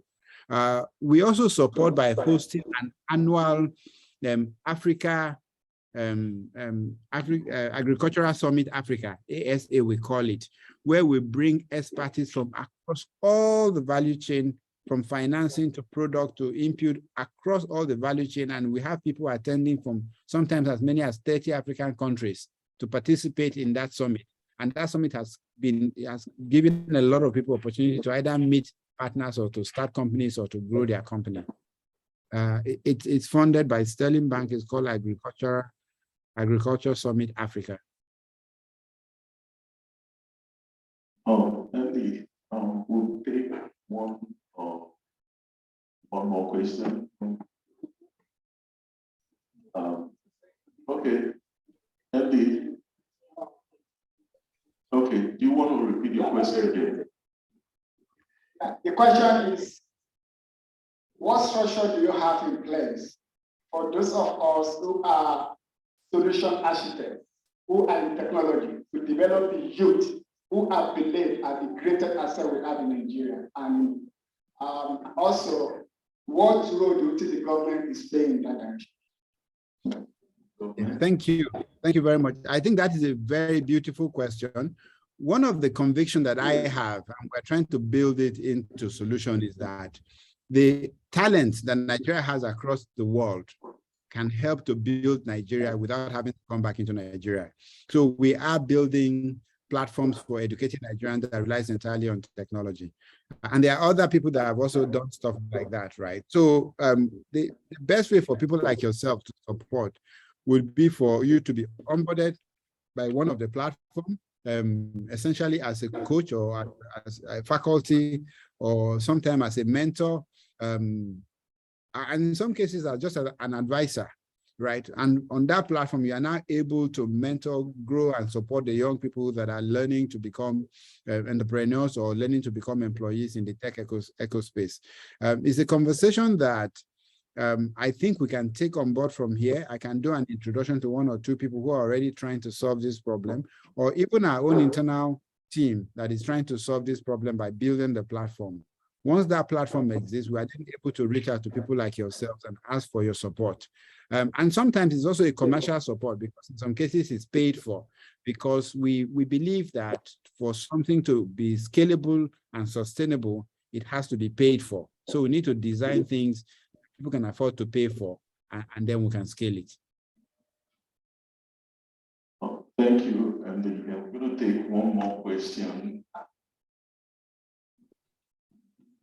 Sorry. If you want questions, we're going to pass a sheet of paper, card. You write your question, then I'll summarize. Again, good afternoon. My name is Conway. One of the fundamental questions that Nigerians in diaspora have, which has been a high trend of Nigerians in diaspora way back trades, their existing capital, resources like America, considering the level of security that we experience in Nigeria. Many of us are pretty investing. What would be a way ties? Because what we put together today is very complicated. But how do we entice Nigerians to invest in the situation so where the level of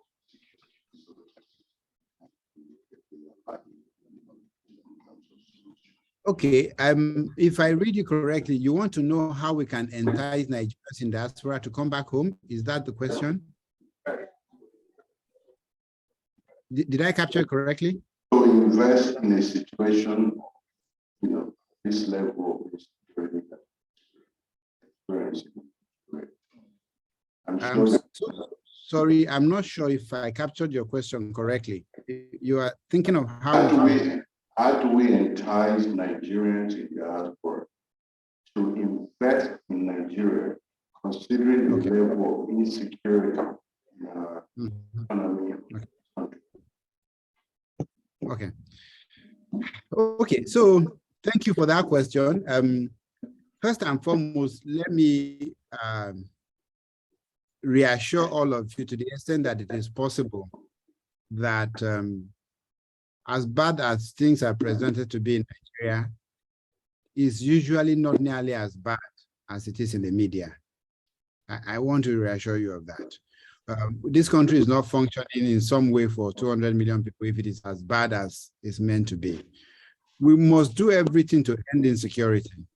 But I need people to, again, when you are far away and all you hear is the headline, it's very easy to project it, in many cases, the parts of Nigeria that are insecure will usually be a very small percentage, but we all feel the insecurity irrespective of where we are. However, how do I encourage Nigerians? How do I entice them to invest? I would say that when people say Nigeria, whether it is Sokoto, Zamfara, Anambra, or Lagos, in their mind is all the same. But that would not be correct. In many countries, you would find that there are aspects of the country that may be insecure. It doesn't mean that the entire country is exactly like that. A huge part of Nigeria is not suffering from insecurity, and the level of insecurity that we suffer from another, significant part of Nigeria is not different from what you would see in any country in our phase of development. So I think we must first understand that while the news is not untrue, the fear that is created is vastly exaggerated. Despite the difficulties that we've had, this country has continued to grow year on year. We've had just maybe 1 or 2 quarters of recession or shrinking growth over the last few years, despite the fact that oil, which used to be a big part of our GDP, has been shrinking. Oil used to be 25% of Nigeria's GDP. Right now, it's probably around 6-7%. The rest of the country is growing to make up for that. So I want to reassure you that, yes, insecurity is real, but it to a large extent does not affect the investment outcomes that we face today. I sit down here today and I'm still seeing, get on any plane coming to Nigeria and see the number of foreigners that are coming to Nigeria, not to come and live, to come and invest. It's a huge amount of people that can see beyond the temporary insecurity and continue to invest in Nigeria. And we need to be the one to see it first. Thank you, MD, for all the questions, and thank you for your participation. I'm going to call on our executive patron to conclude this.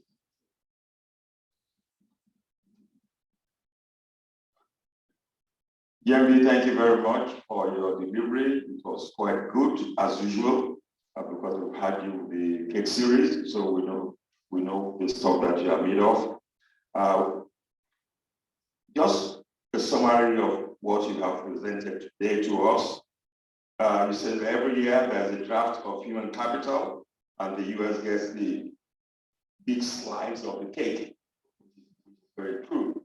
That's why, because a lot of our young ones still keep streaming back here.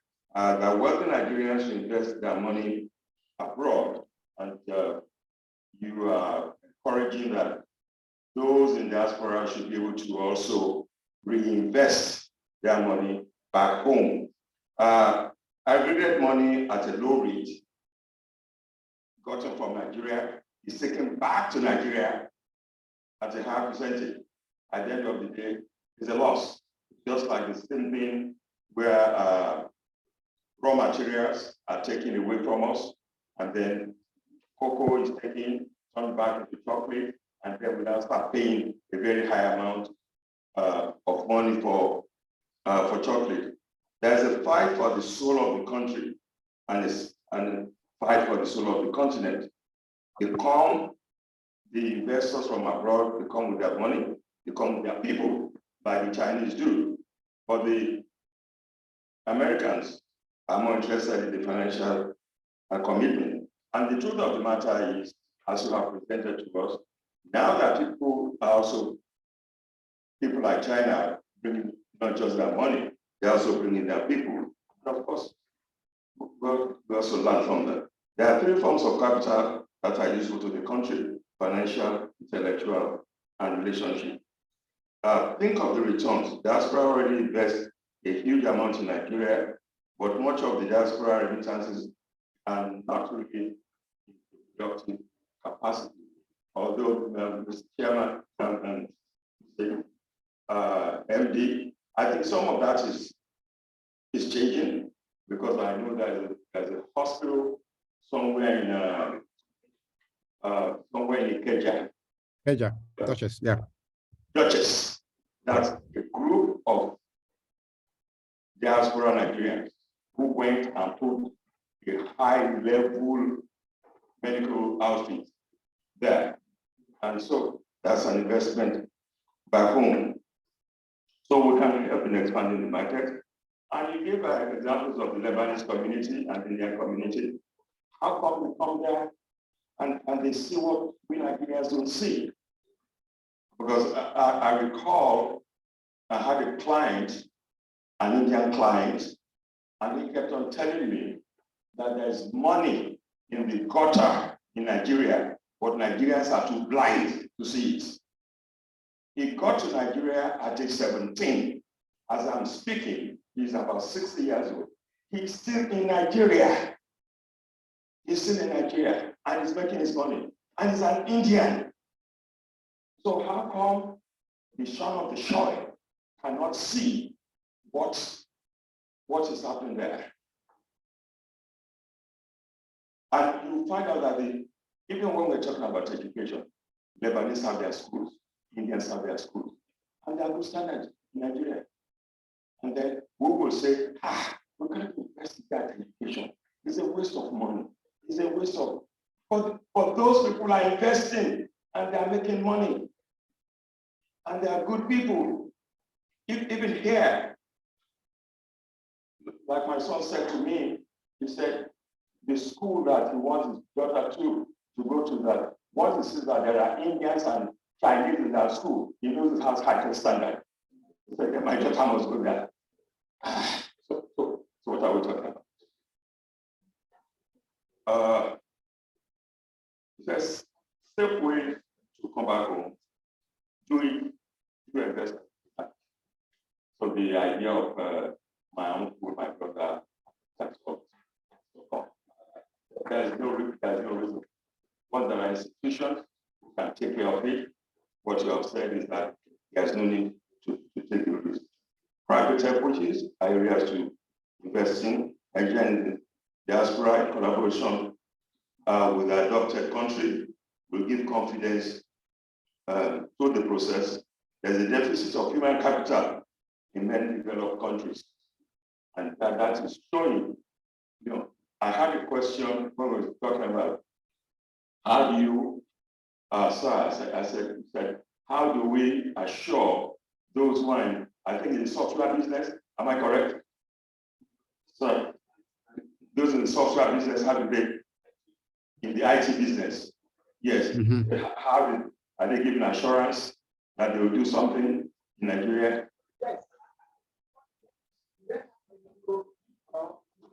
Let me tell you, I came out from Babcock University just a few years ago. We are retired. If you know what those children are doing with IT, you will know that those who are sitting here, you are deceiving yourselves. They are up there. I know of two guys. Okay, I know of two guys who they saw their proposal in the company, brought them in, give them $50,000. And a few years after, they give them $5 million to develop their project. They came from Babcock University in Nigeria. They had nothing to do here. So let me not take all the time. All the MD has told us is that let us look forward, let us see the right things. Opportunities are there. If foreigners can see the opportunities, if foreigners can exist in the difficult environment, why can the son of the soil not exist in these conditions? Thank you, thank you. Thank you, everybody. Thank you. Thank you. On behalf of the branch, the MD mentioned about the switch. So if you look at your back page of the program, it's switch. And if you also go to our website, CIBN.org/USC_branch, you're going to see another hour of discussion with the MD. And like our executive patron said, he's one of the best minds. I can say that. But most importantly, we also want to thank you, MD, and the Sterling Bank. They are the major sponsors of this event. So thank you so very much, MD. Enjoy your time. And Thank you. We're going to move straight to the discussion on e-Naira. It's one topic that's been on everybody's mind, and who best to discuss it than the Deputy Governor of the Central Bank of Nigeria. I call on Dr. Kennedy to please, come talk to us on the e-Naira.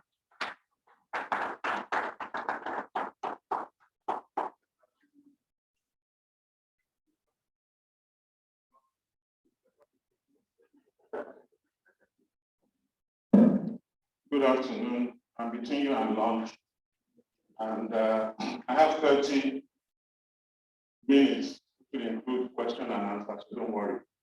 I'm not going to be here that long. It's actually in two parts. We can't talk about economic value without first having an. And I think the focus on what I've been hearing about diaspora, where can we invest? I'm going to focus more on that. I just have one slide. So I like the introduction that the MD of Sterling Bank had put forward. Where are the opportunities? If you don't understand the environment, you can't find them. But there must be. If all the Asians, whether it's the Chinese, the Indians, the Lebanese, are still flocking into Nigeria. A lot of the Lebanese made money, 2 generations ago, took some of it to Lebanon, Lebanon included, they're back. And they're making money all over again. Can we have the presentation? Please put the presentation on and just put me to the side. I'm not the important one. And I'll just tell you next slide. We're only looking at 3 or 4 slides. Next slide, please. Or how does this work? I don't have the button to press. Next slide, please.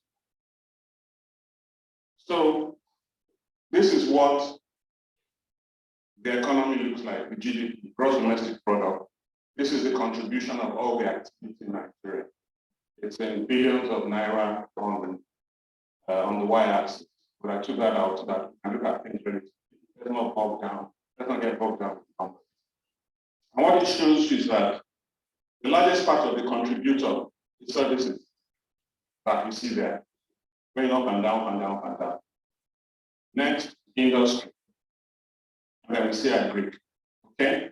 And then there seems to be some kind of pattern to it. Fourth quarter goes up, then it comes down, and then it builds up again. Fourth quarter, and it comes. So we see some pattern, and that's what's clear there. Next slide, please. It's further broken down to get some feel. You see farming versus manufacturing. So agri is broken down into farming, into livestock, into a few other things. Services is broken up into financial institutions, trade, telecoms, and a whole range of others. So that bulk split down. And you see manufacturing on the food side, very low, relatively flat, inching up. And we see on the crop side, again, that same pattern going up and down, up and down, up and down. And it seems to peak around the 3rd quarter of the year. Same thing. We're both seeing the same thing, right? Okay, next slide. We're going to come back to 2 previous slides. Then we can begin to talk about opportunity. Unless you're not seeing what I'm seeing. No, but we're talking about opportunity, not strength. Those tell me opportunities. They show me opportunities. But we're not seeing the same thing. Okay, good. No, but please go back. Thank you. And then this last one, right, looks at population and shows how from 2015 we moved from about 181 million to over 206 million in 2020. We're about 210 thereabouts as of now. And we begin to see the shift. Urban has moved from 47.8 to 52% as of 2020. And of course, you've all seen the numbers for the age where the younger people are a lot more than we are. Okay, and it shows that the average family has 5 children. Some people are making up for what some of us have been lacking at. So we looked at 3 slides. You see what I saw? Please, can we go back? Now, the point I want to make is that sometimes we see what we want, but we don't open our mind to what might be telling. Previous slide, please. We'll spend most of the time. Not forward, back. Next, previous. Thank you. Let's just stop here. All right. What does this tell you? Let's start with the farming versus manufacturing. So what it tells me, right, and that's my own view. When I look at farming, it's seasonal. can almost see it will go up, third quarter, come down. Going to be seasonal, it suggests that a lot of our farming is rain-fed. That's why it's affected by the rains, the season of the rains, and then we have crop, and then you look at manufacturing, and that is a bit related to turning raw grains into some products. It's virtually non-existent. So it tells me that if I'm looking at agri, I have two options. I can decide I want to convert and add value and build the capacity so that I buy when there's a loss, that's when there's an increase, and I process, or I can smoothing the curve by going into other kinds of farming that are not dependent on the rain. So that's what I see there. I see opportunity. Let's go to the second one, the services. They are now hidden technology. Hello, sir. Can you move that to farming first? No, they click on this box and then they drag it there. No, not. Sorry. We'll share. No. Next slide, please. I was trying to move the panel that has the video feed to the extreme left. That's what I was trying to do. So we can look at services. If you look at services, what's the largest contributor to the GDP on services? Trade, buying and selling. That's what it is. What is your? No, don't worry. What is your feel as what's going to happen to trade?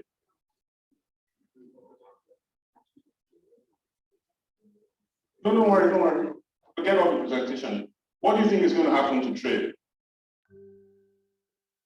With what's happening in the world, with inflation, with rates going up everywhere, the only way trade can grow is if economy is local. Now, for an economy like ours, which is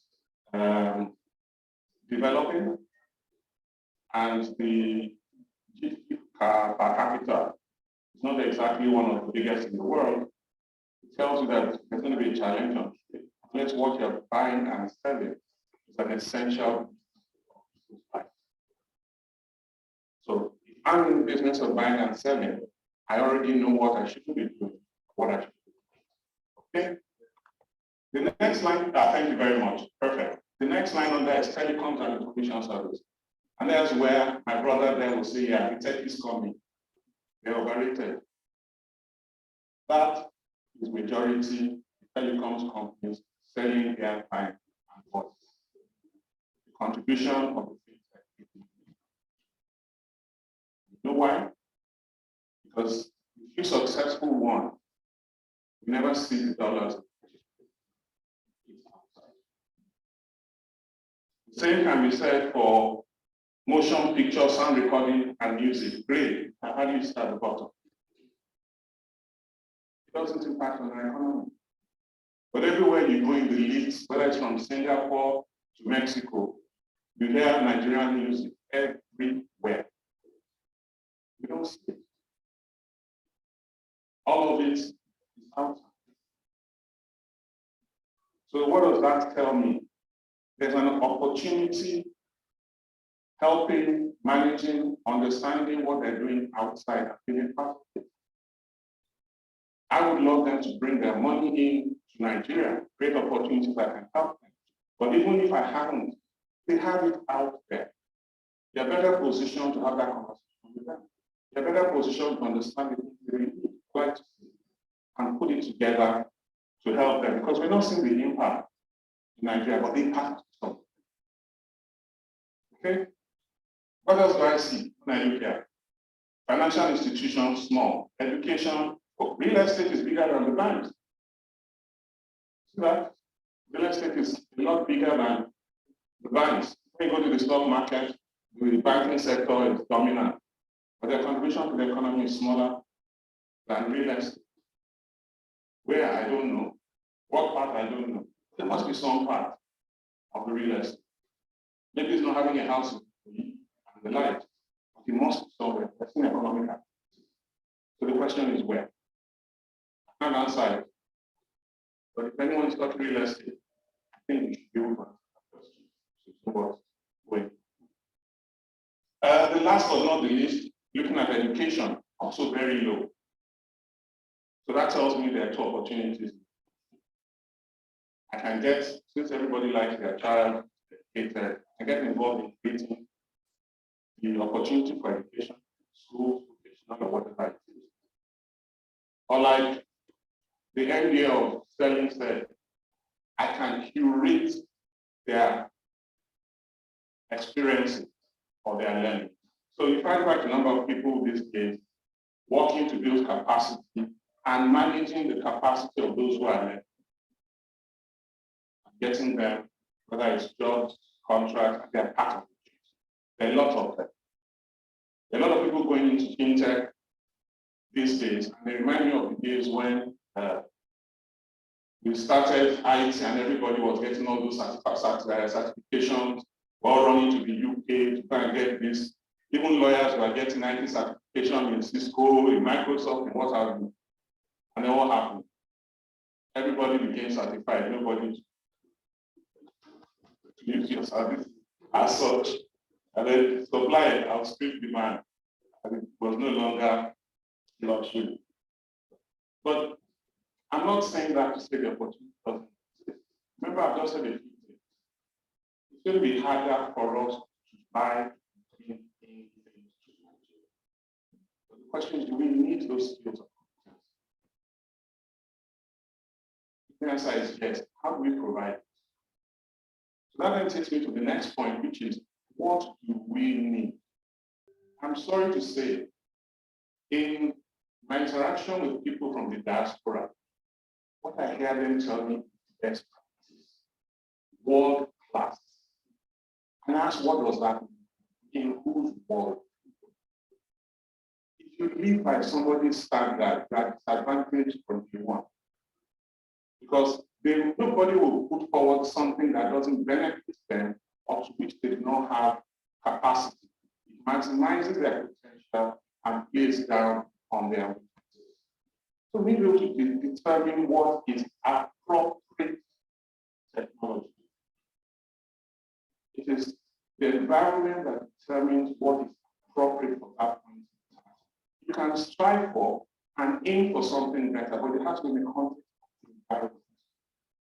I remember years ago when I had a slightly different life, and somebody walked into my office and said, yes, I have this brilliant idea. I'm coming from the US. You know that you can go to a shop in the US and write your checks, and then they will accept your check. I said, okay, so what do you want to do? I have this nice system that I want to put in place. So if you go to shops in Nigeria, you can issue a check, and they'll accept your check. And that's why. And the guy looked at me. We've been doing this in the US. I said, I'm not arguing about what you've been doing in the US. My question is why? And honestly, couldn't answer why. Because everything he said, at that point, we had a better option. You could pay from your phone, the merchant will get the money immediately, risk of money, check fraud, it was not there. So, sir, let us find our progress. Let us not find world class unless world class is appropriate. And I only use fintech as an example. It runs across. It runs across. I've seen people paying for, again, from the diaspora, paying for renovation in their school, old boys' school, and giving beautiful equipment to a school that has Nepal. The question is, why are you trying to please yourself?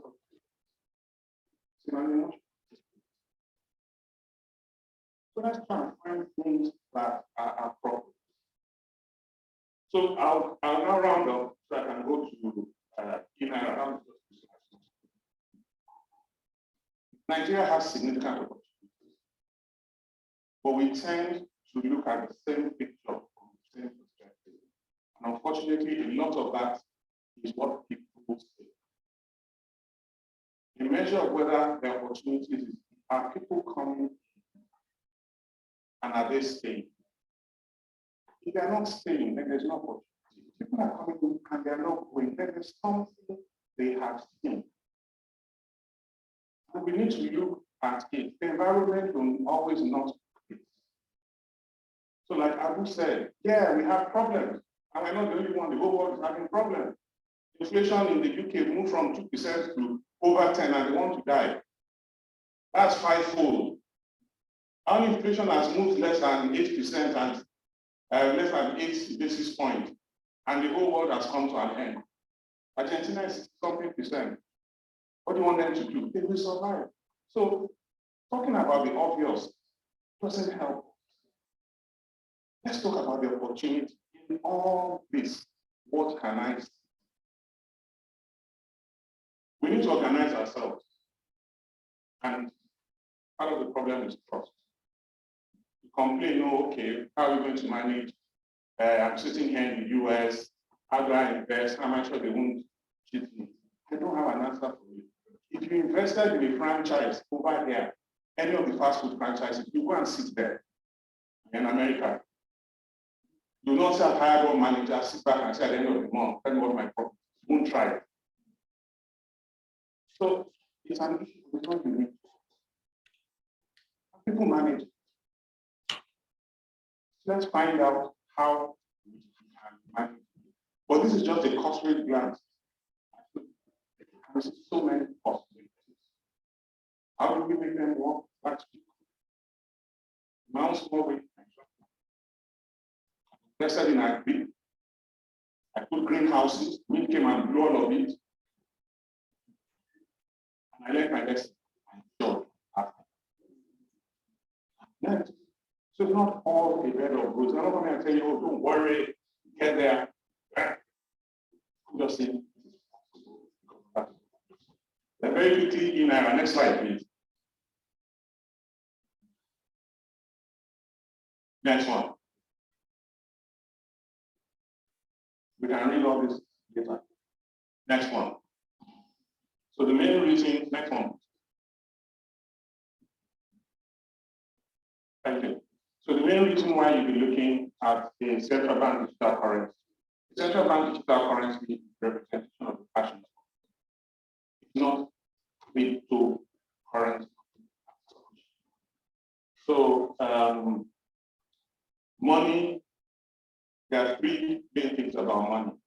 People use it as a store of value, people use it as the unit of accounting. So in Nigeria, the unit of accounting is naira. Elsewhere, whatever that country has decided. And then you have fiat currencies issued by the state, by the government. But the value of the currency is based on the person who is issuing the trust capital. Cryptocurrencies are not issued by any entity as such, and there's therefore no recourse. So when the United States government says on it, $1, they promise you they'll always give back that dollar. And you can hold that is the $1 bill. So central bank digital currencies are issued by the central bank. Once you have it in wherever it's stored, it's usually kept in a wallet, it means like cash, it is in your pocket. It doesn't matter what happens to any financial institution. Part of the problem before was that you may have different kind of banks. Some of them will be trouble. And when you want your money, you can't get it. On the digital currency issued by central bank, CBDC, that risk is not there because the currency is being issued and the claim is directly on the central bank. And some of the reasons we would want them is to help the economy reducing costs because transaction charges can be much lower. Access to financial services because the KYC requirements can also be lower, allow people to come in.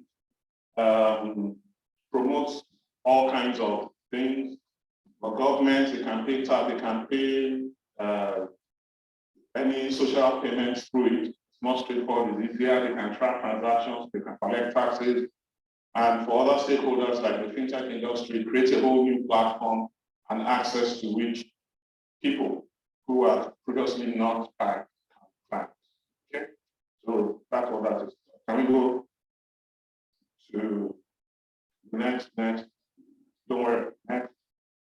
Let's just talk at the last slide. I promise only 3 slides. Next slide, please. So next, some statistics on age, those who are involved in it, the kind of complaints we saw over time to show that it's coming back. Yes, this one in summary.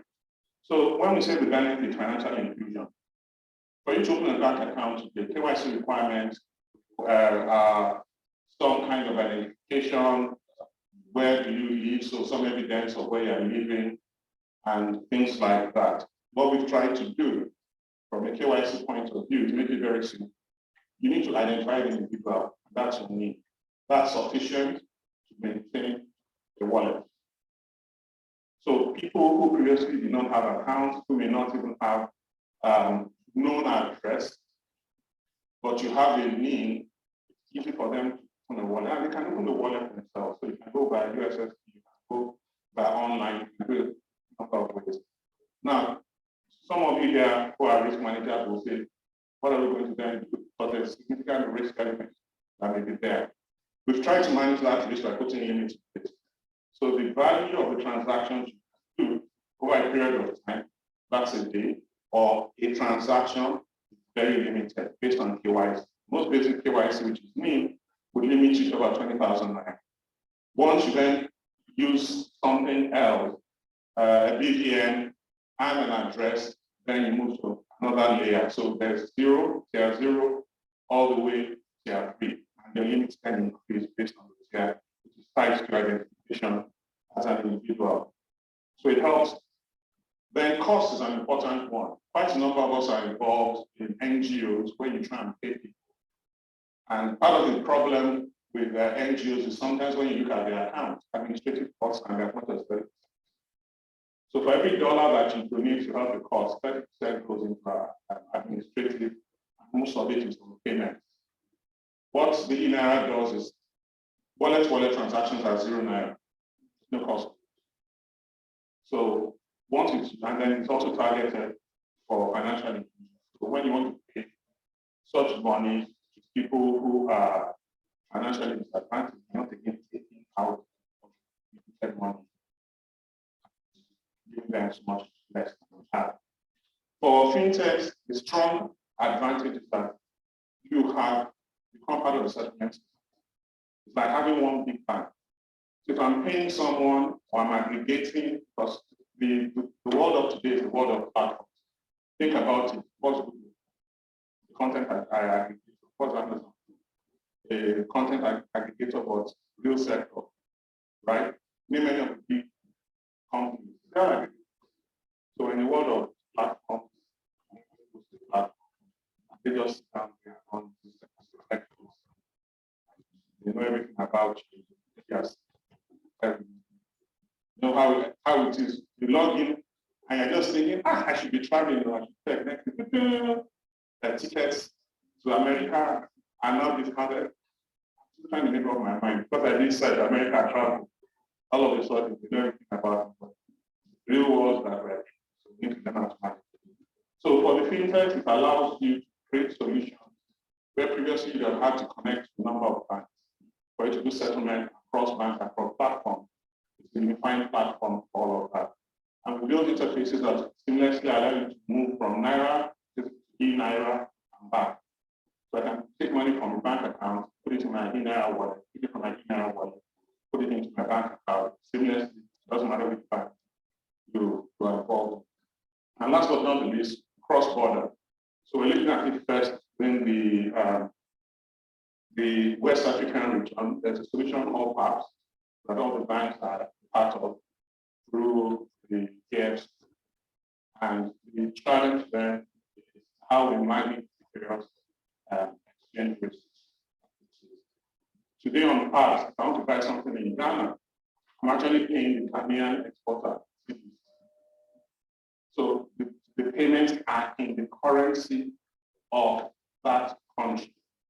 And the reason why that's being done is today, through SWIFT, you're going to have to send a message to a correspondent bank in the US who's going to charge some, who's going to send it to to the other corresponding bank of the seller before they credit their account, and in between in each stage, of course, you lose value, you lose time.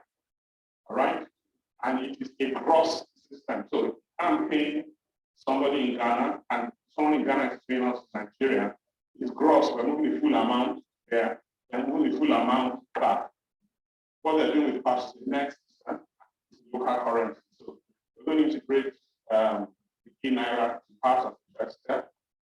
It's not the same as dollar, and then I want Naira, or somebody else Naira, I want dollar. Hopefully that will come further down the road.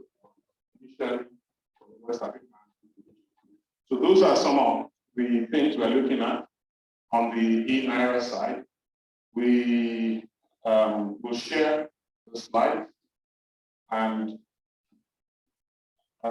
between you and us, I'm not sure we have much time for questions, but please, you can always pass through, share with me. I promise I'll respond. Thank you very much. Thank you so much.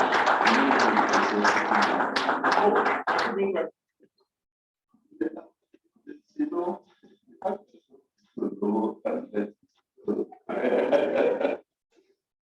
you have this.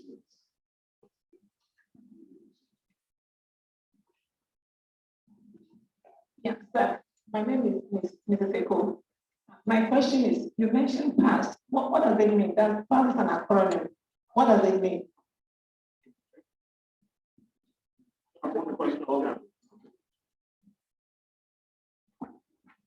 Hi, good afternoon. My name is Olu. I understand the information you provided regarding to email. But my question is, the world is moving towards cryptocurrency, blockchain. I know it doesn't have to do with the topic, but what are your opinion about that in the Nigerian economy?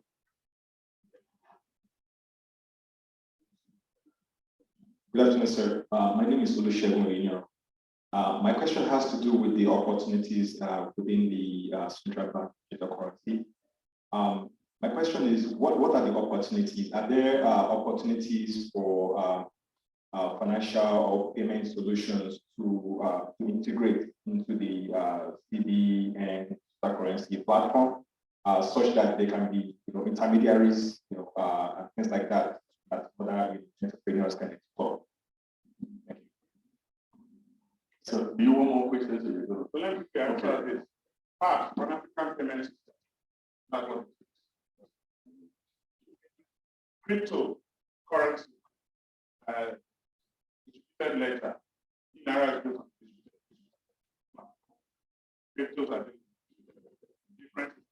This is issued by a fiat entity, and the value is not determined by some mysterious people sitting in that deciding what to do. Because let's be honest, I can manipulate it. I'm self myself ever higher. So that's the risk involved. What's my view on crypto? I don't support crypto for any country, because part of what we use to manage the economics of the country is part of the currency. And you can't really buy to just anybody. You sometimes deliberately appreciate the position to encourage the support. Right? Imagine when you want to do that and somebody who has is driving the price of control. So that's my own thing. In Nigeria, the issue is not about crypto. So central bank says they bank, the central bank that for cryptocurrency, there are usually two main reasons. Like you ever hold it for value acquisition, or use it to trade exchange. Getting into trade money, central banks. If you are using it for capital acquisition, securities and exchange. So you cannot say that you are saving the security and you are not regulated by the government. Quite a lot of people have gone into crypto without understanding. So the value of the cryptocurrency, I didn't know what it is, $20,000, right, for a Bitcoin.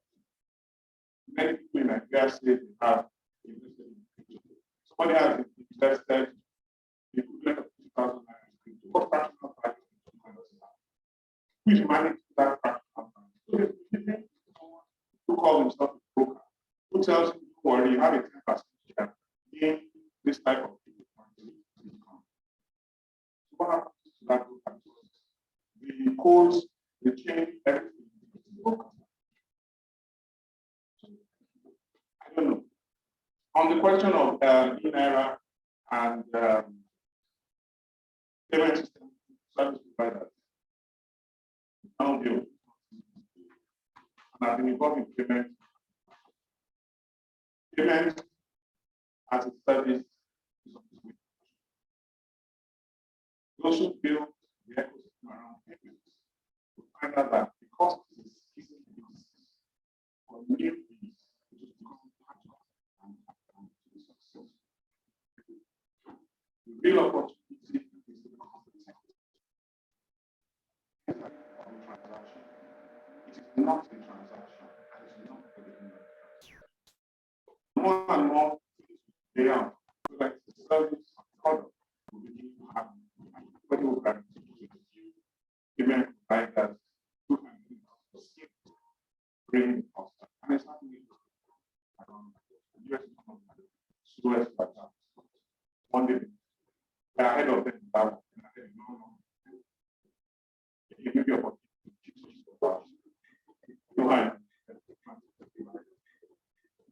Regulation. So we could be not regulated. This is still not what Nigerian solution, but when I'm coming to Nigeria, I think America. Hello, sir. You have time for? No, everybody is not. One more. One more. Okay. Yes. More. Just one question. Yes, the question is very simple. You did mention something about naira, but what are said in terms of expanding it for the cash policy? These are really communication network. People are just not going to sign up to naira because let it.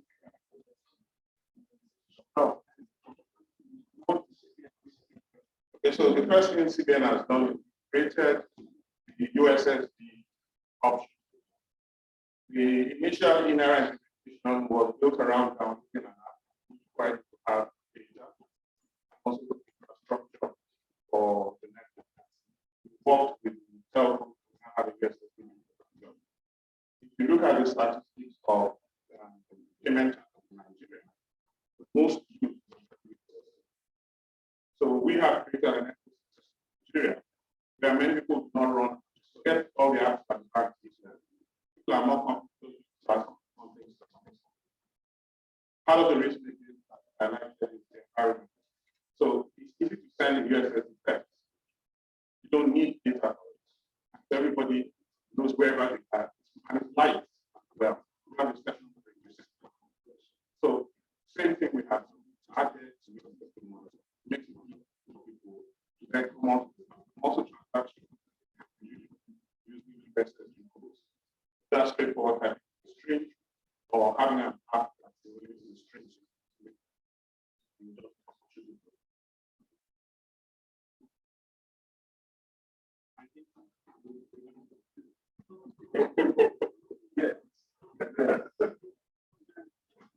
Thank you so very much. Thank you again, Deputy Governor of CIBN.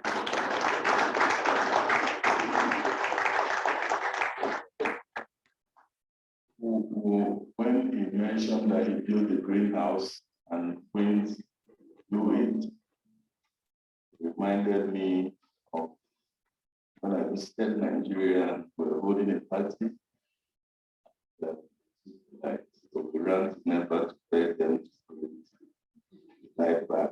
So never was integrated. So he didn't really explain what to do with the green. resolve it because it's what I wanted to add, but you said only one question. That's what I said. So, what did you mean? Do we have to visit or allow to close it?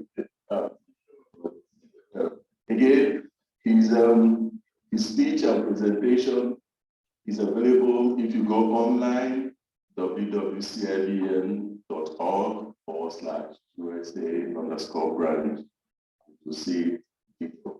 Thank you again, sir. Thank you. So 2 questions were asked, and the president and chairman of council will take the questions and answer them. But I just wanted to make a slight explanation about the launch because people have been coming at different times. People are actually just getting there right now. Their own needs. People themselves have gone.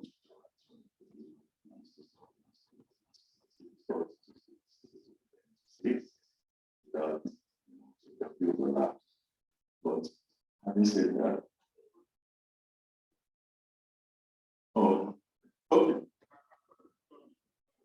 okay.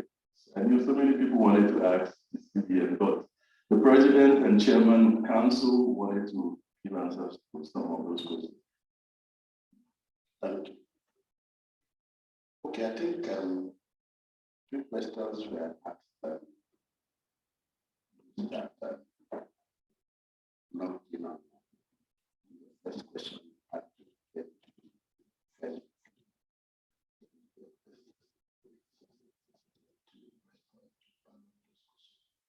First question, essentially, what we require access.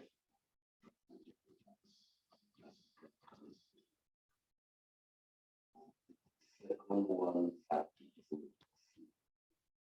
campaigns in Nigeria finance project.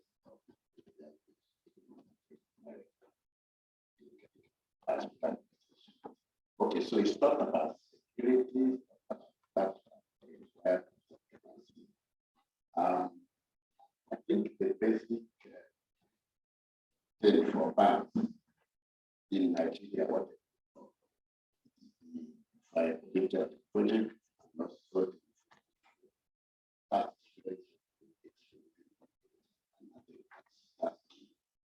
so the basic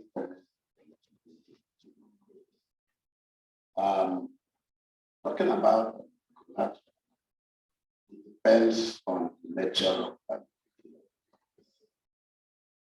Most of the time, discover that you want to do mortgage financing, especially for the underlying asset mortgage. That is what users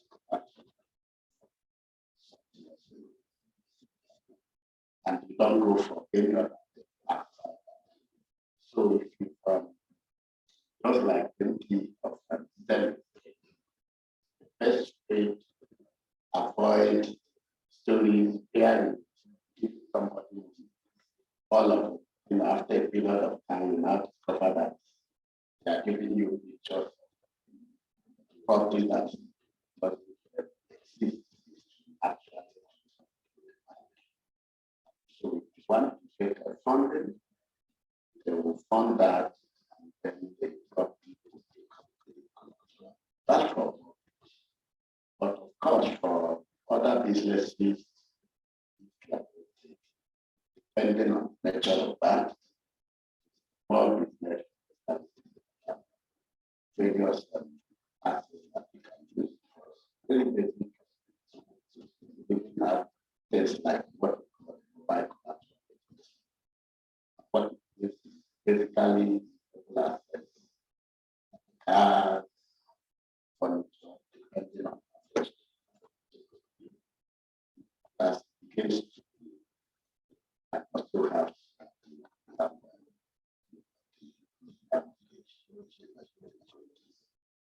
key point is that you sit back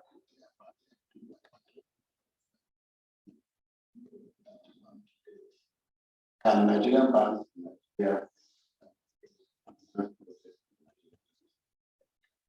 I think the measure to understand the underlying and the project, of course, that are looking more at local content, value add, as much as but beyond that, the fact that if you have a company that is operating in Nigeria and you are setting up a presence in the US, what of course you can. The same companies that company that is looking to that getting into processing, they have a call.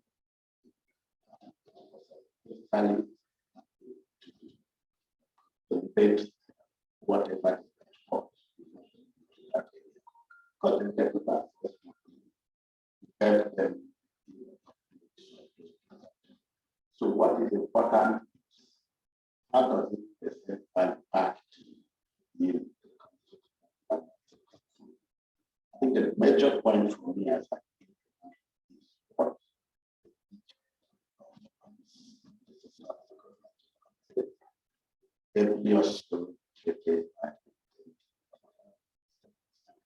which is the fact that how come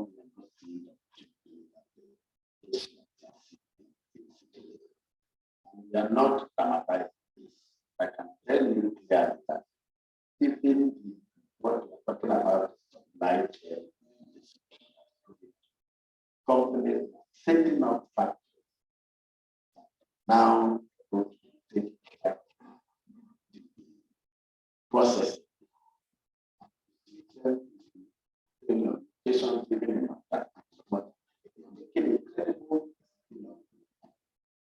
Return. But the same problem, security. So the other thing is that even where you are talking about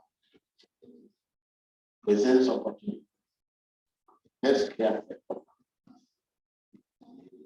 online e-learning, presents a lot of opportunity.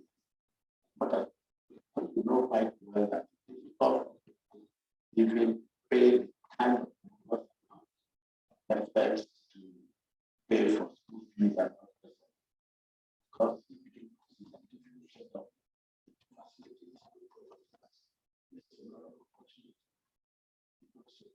to say that you need to look up cost to see that there are so much opportunity to support that, which is why discussion is good.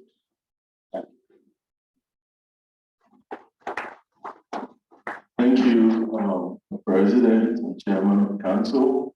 A few questions have been asked on the fintech and the technology that will sustain payment systems and banking. And we'll be hearing from the President of the African Finance Network, former President and Chairman of Council of Chartered Institute of Bankers.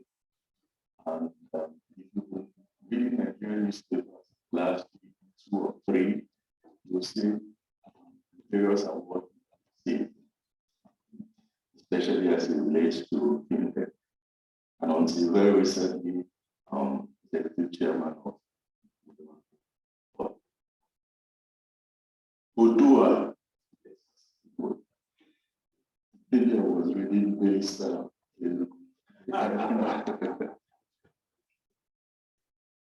Okay, but before Dr. Aina comes here, look at the program. The chairman of the Middle Commission in Nigeria couldn't make it as professor, but Professor Steve. So I'm going to call her to the podium to speak about. Thank you.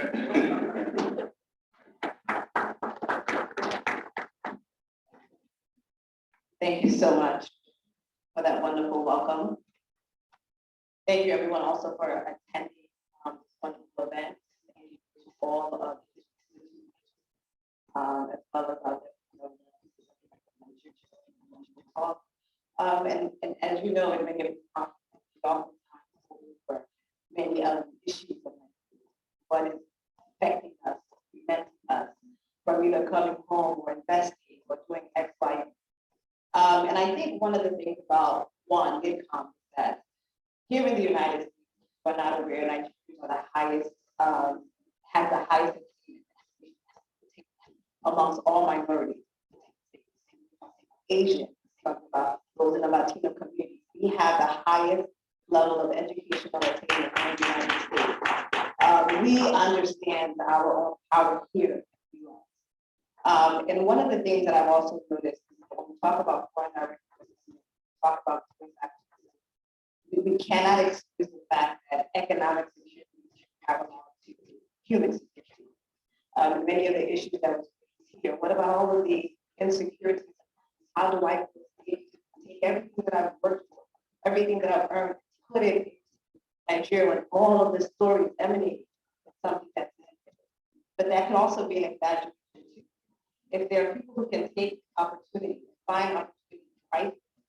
If there are people who can find opportunity in things that we call insecurity, if there are countries that can also invest in other countries where there we call sometimes levels of high destabilization, and if they can see that where everything is grim, the question that some of you have asked is why can't we? And that has been going on through history, where countries, corporations have seen the opportunity in areas where no people would want to go because they take advantage of crisis. So even in crisis, what it says to us that there's an opportunity that still can. I think one of the MD had said, what about brain gain? We all know of the story of brain deficit. All of our intellectual, young and people going abroad and find a greener pasture. But if they do go abroad and have that opportunity to go abroad, fine.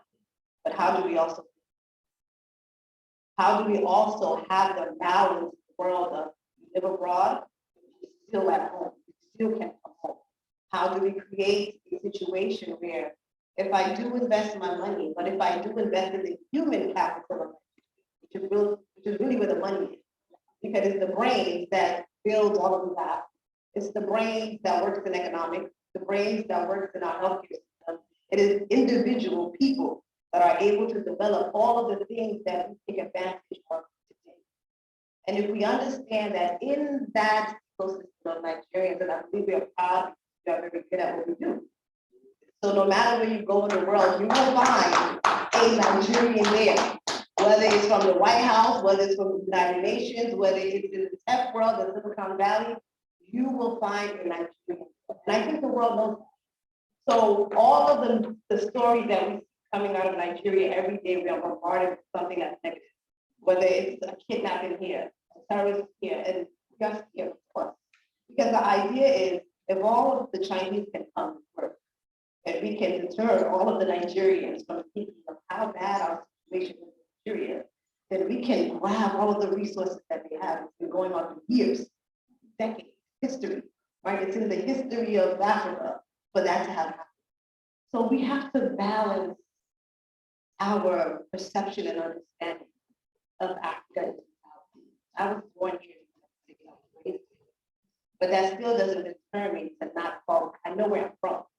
And I know that Nigeria is still my home.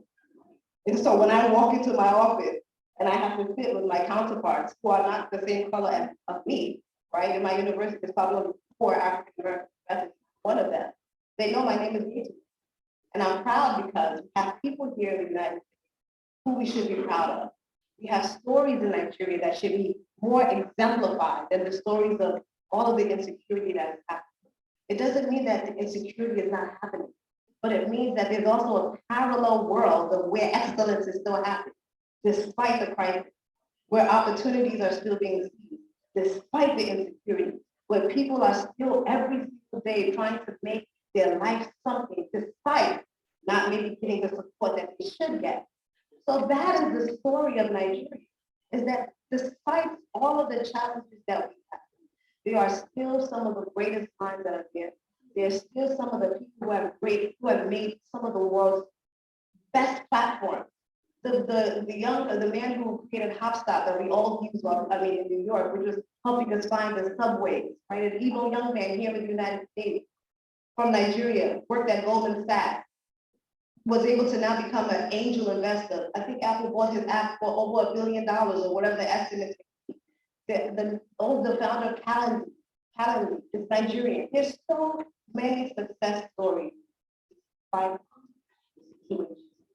And we all know it.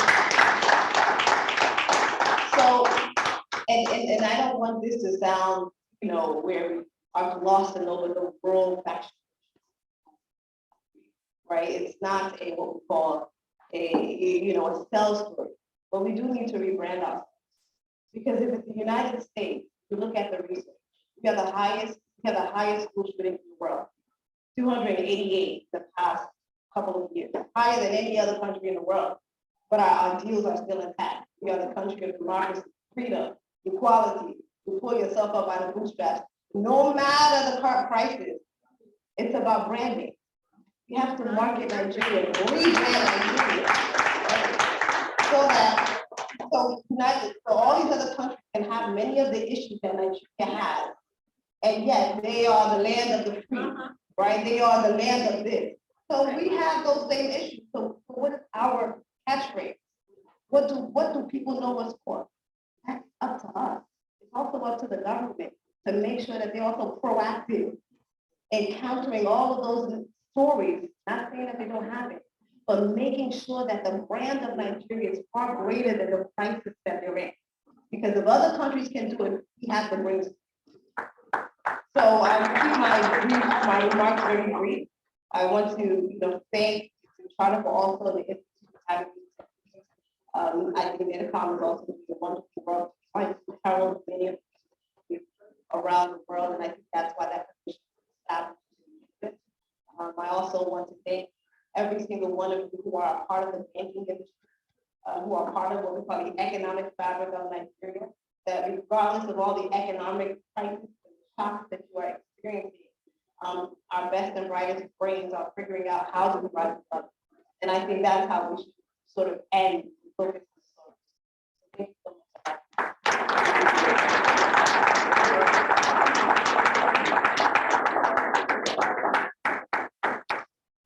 Thank you so very much for speaking to your students.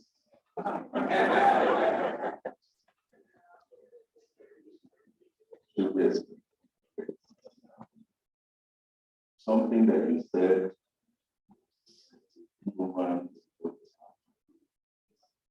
yes, the woman, she may do a terror. Yeah, I'm not surprised because the woman said, no place.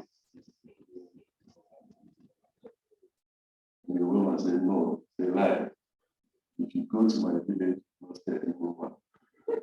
And the woman said, that's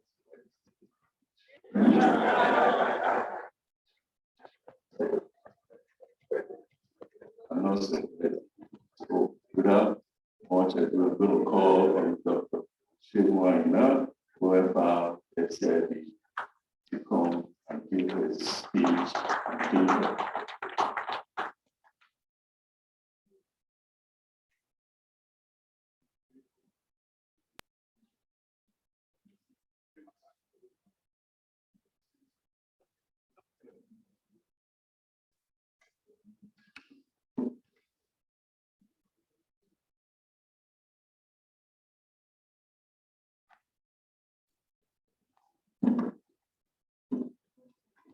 See the conclusion.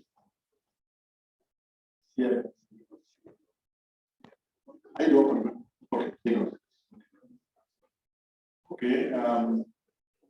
Good afternoon, everyone, and we've had very interesting sessions today.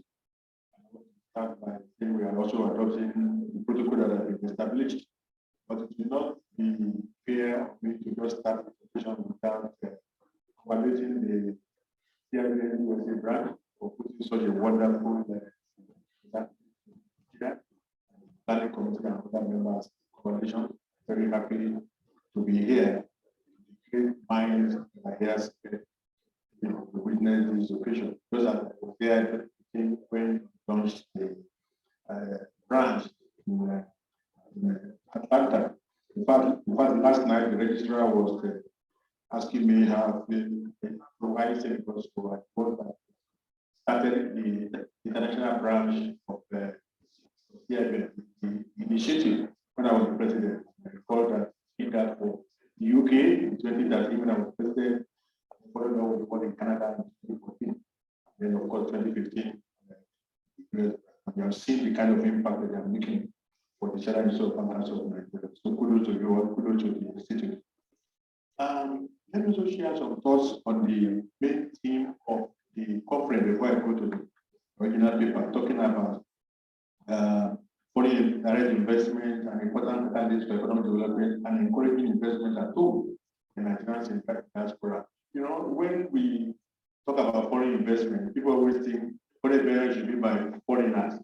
You know, and that is why we are having the kind of situation that we are having in Nigeria today. So we have a lot of Nigerians who either individually or collectively can amass the amount of money needed to invest in productive activities in Nigeria that will provide tremendous return.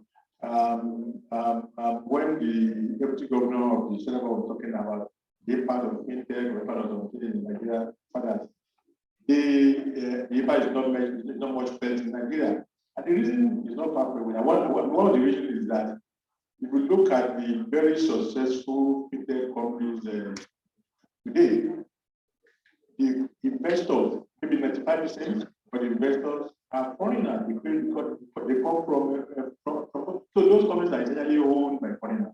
Those companies are incorporated in Silicon Valley, incorporated in Isle of Man, so they are not really, even though the business is gotten from Nigeria, the money are made in Nigeria, but they are really not Nigerian companies. So that is where the and we have said that if foreigners are seeing, opportunities for investment in Nigeria, why are we Nigeria not looking at how we can, from here invest in Nigeria and get the kind of returns that are resulting? And I tell you, I'm one of the, helping to go into investment in fintech over about 20 years ago. Yes, you can invest in 20 companies, maybe only 2 or 3 successful. But those 2 or 3 that successful will pay far more than all the money that you have lost in dollars. And some of them are even better in Naira.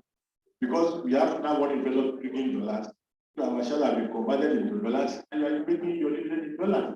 So you can still be here in the US, invest in Nigerian companies, and be earning your dividend in dollars. So there are a lot of opportunities, and we should not just be looking at security, be looking at, venturing and something. It will always be there. And it is for us to make sure that we do what we can do to stop those problems. The subject matter is about the future, where the program said the future in digital banking. But what we were talking about the future of digital banking, which is what are the same. And we address it from the point of view of what are the developments that are happening in the digital banking space.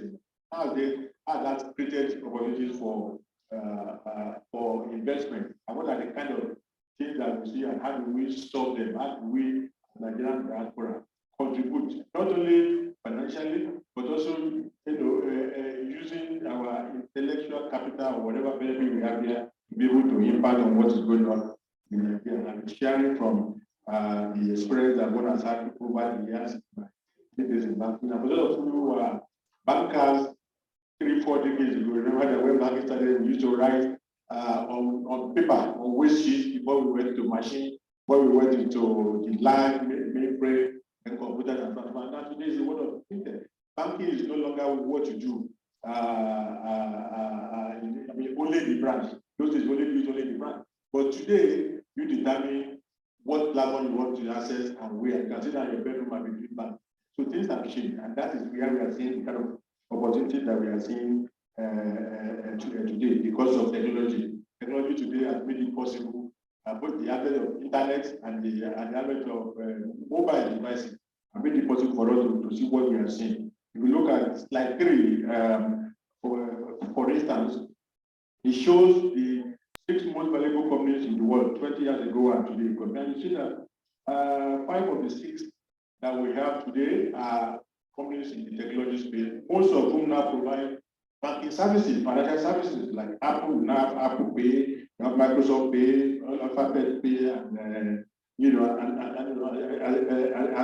and so on. And this is creating both competition and opportunities in that space. And what we call fintech today is not just about a company who is in financial technology business. Fintech is about become an industry where both people in the demand and supply side are players in that industry, and we are seeing it. And they are still early days yet, because year in year out, we see a lot of more money coming into fintech. We see a lot of things happening, and very soon we're looking at some of the things that happened in the last few years. We go to slide 5 for instance. We've seen that a lot of the few companies that were established, apart from the total of one that was established in 2002, that's InterSwitch. 2 others that were established in 2016 and 2018 are now, valued, of course, by the investing community, has been worth more than $1 billion, which is what you call fintech.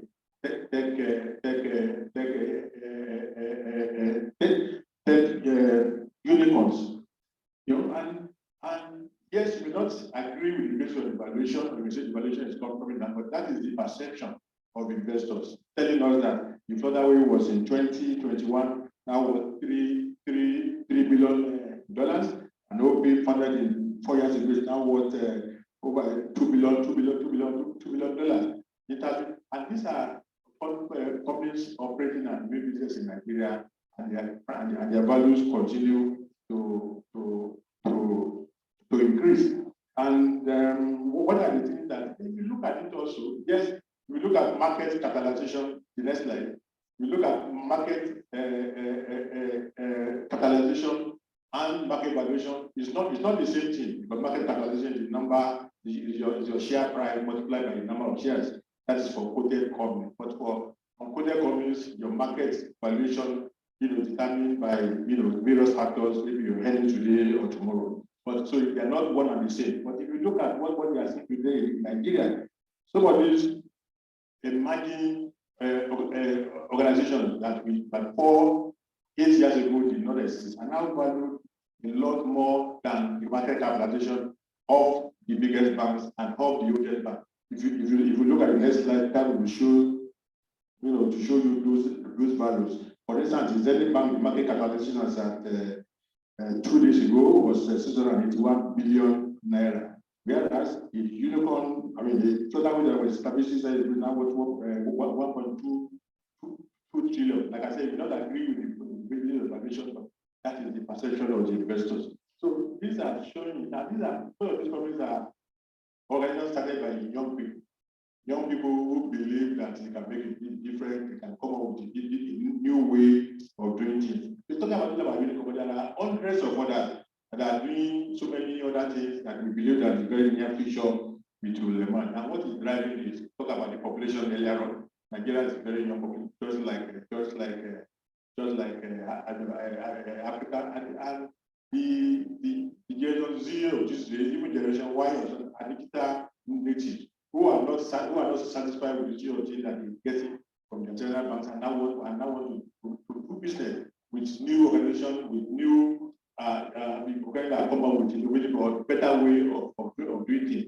And that will continue. Innovation is a continuous thing. So those create opportunities for us to be able to make the kind of progress that we need to make.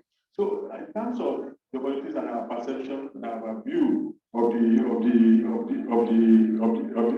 future, and how our bank, for instance, reacting to it. Because 5 years ago, 10 years ago, banks don't see fintech and selling. But today, a lot of banks are actually calling themselves, they want to also operate like fintechs. Not only in Nigeria, even here in the US, banks like JP Morgan, say, Bank of America, say, some of them are saying they're a technology company or software company. the banking license. We have seen that kind of trend also coming, and that's why banks are now doing holding company responding to the threat of fintech and setting up fintech subsidiaries and so on and so forth, and also investing and buying up fintech companies. Efficiencies, large number of branches of banks are, are closing down because you don't need branch anymore to be able to transfer your business. I don't have the data of banks that have been closed in Nigeria recent time, but we know that in the UK, for instance, this year alone, up to the month of July, more than 252 bank branches have been closed. And since 2015 to date, more than 50% of bank branches in the UK have been closed down because they're no longer needed to be able to deliver the services that you need to do. A lot of things are affecting how businesses are done, the use of robotics and so on and so forth. And we foresee, I mean, if you disagree with me, we foresee that in the near future, because of the easy way or attractiveness of fintechs and the value that investors place into it, we see some fintechs now even wanting to take over or buy banks. It's already happening in the microfinancing industry, while a lot of digital lenders, a lot of people that want to play in banking, but don't have a license, but there's no digital banking license yet apart from the payment service bank, and now buying the licenses of existing microfinance bank, and they are providing digital banking services that do not require branches. They buy unit banking licenses and are able to offer services to customers all over. So those are creating opportunities too for growth and for us to be able to patronize them and also invest in those companies. Let me move quickly now to slide 10. Can move to slide. We are rushing it, and just like as I said, this should be available to everyone so they can read some of the things that are there. We see also, for instance, that and I think the video also alluded to earlier on, some of the use of share books and even cash. Cash is going to become extinct very soon, just like we are seeing in the Nordic countries do the use of e-naira. All those also present opportunities because with e-naira and so on and so forth, there have been a lot of players also that will require to be able to join a lot of new companies will be coming up. In spite of this development, yes, there are challenges in terms of cybercrime and cyber security, where we estimated that by 2025, more than $10 trillion will be lost to cyber security. So those also are creating some challenges, which could, some of it could be existential threats to fintechs, particularly in places like Nigeria. So we know that some of the challenges that exist today, including cyber security, including regulation, which some people call smart regulation that really advances and promotes innovation. One of those in Africa today, for example, not necessarily Nigeria, if it has a typical young innovator, what the main challenge that is they tell you regulation. I'm happy that we have a regulator here, one of the very senior regulators also experienced in the industry, and I know that and if you're talking about the evolution of fintech, evolution of digital banking in Nigeria, a lot of people have played a very significant role in making it happen. And I want to also, at this juncture express appreciation to people like Adishunubi, who in his previous work, meaning his last job as the FD of NIPS, did a lot in terms of opening up, in terms of providing infrastructure, providing leadership to get us to where we have today through NIPS, that is Nigerian interbank settlement. As we move on, we see a lot of regulators going into that industry and helping to shape it, just like it's happening. Bakani used to be the governor for the Bank of England and before the Bank of Canada, now stands on the board of Stripe. Stripe is the most valuable fintech company in the world. It's a US company valued at $95 billion today. We have the likes of Tunde Lemon, who is the chairman of Flutterwave, in Nigeria, former deputy governor. Last week, we just appointed former governor of the Central Bank of Sierra Leone, Dr. Badikonte, who is the fellow of the institute, as the CEO of Africa FinTech Network, which as as the president. So getting more and more regulators to the fintech will help to shape that industry and bridge the gap between regulation and innovation and ensure faster adoption and faster scaling. Talk about the talent pool. One of the main benefits of investing in Nigeria because of the population and then the talent pool. Unfortunately, the talent that we have today, a lot of them, they are raw talent, but they need to be polished. And it's a pity that the president has the question about what can be done to advance this. There's a lot that we can do individually. It's not government alone that can do everything. And we know a lot of effort that have been put to doing those, starting with companies like Adela, Decathlon, the Tech Expert, and so on and so forth. And I want you to wait that the company that just started for global innovation, focusing on universities.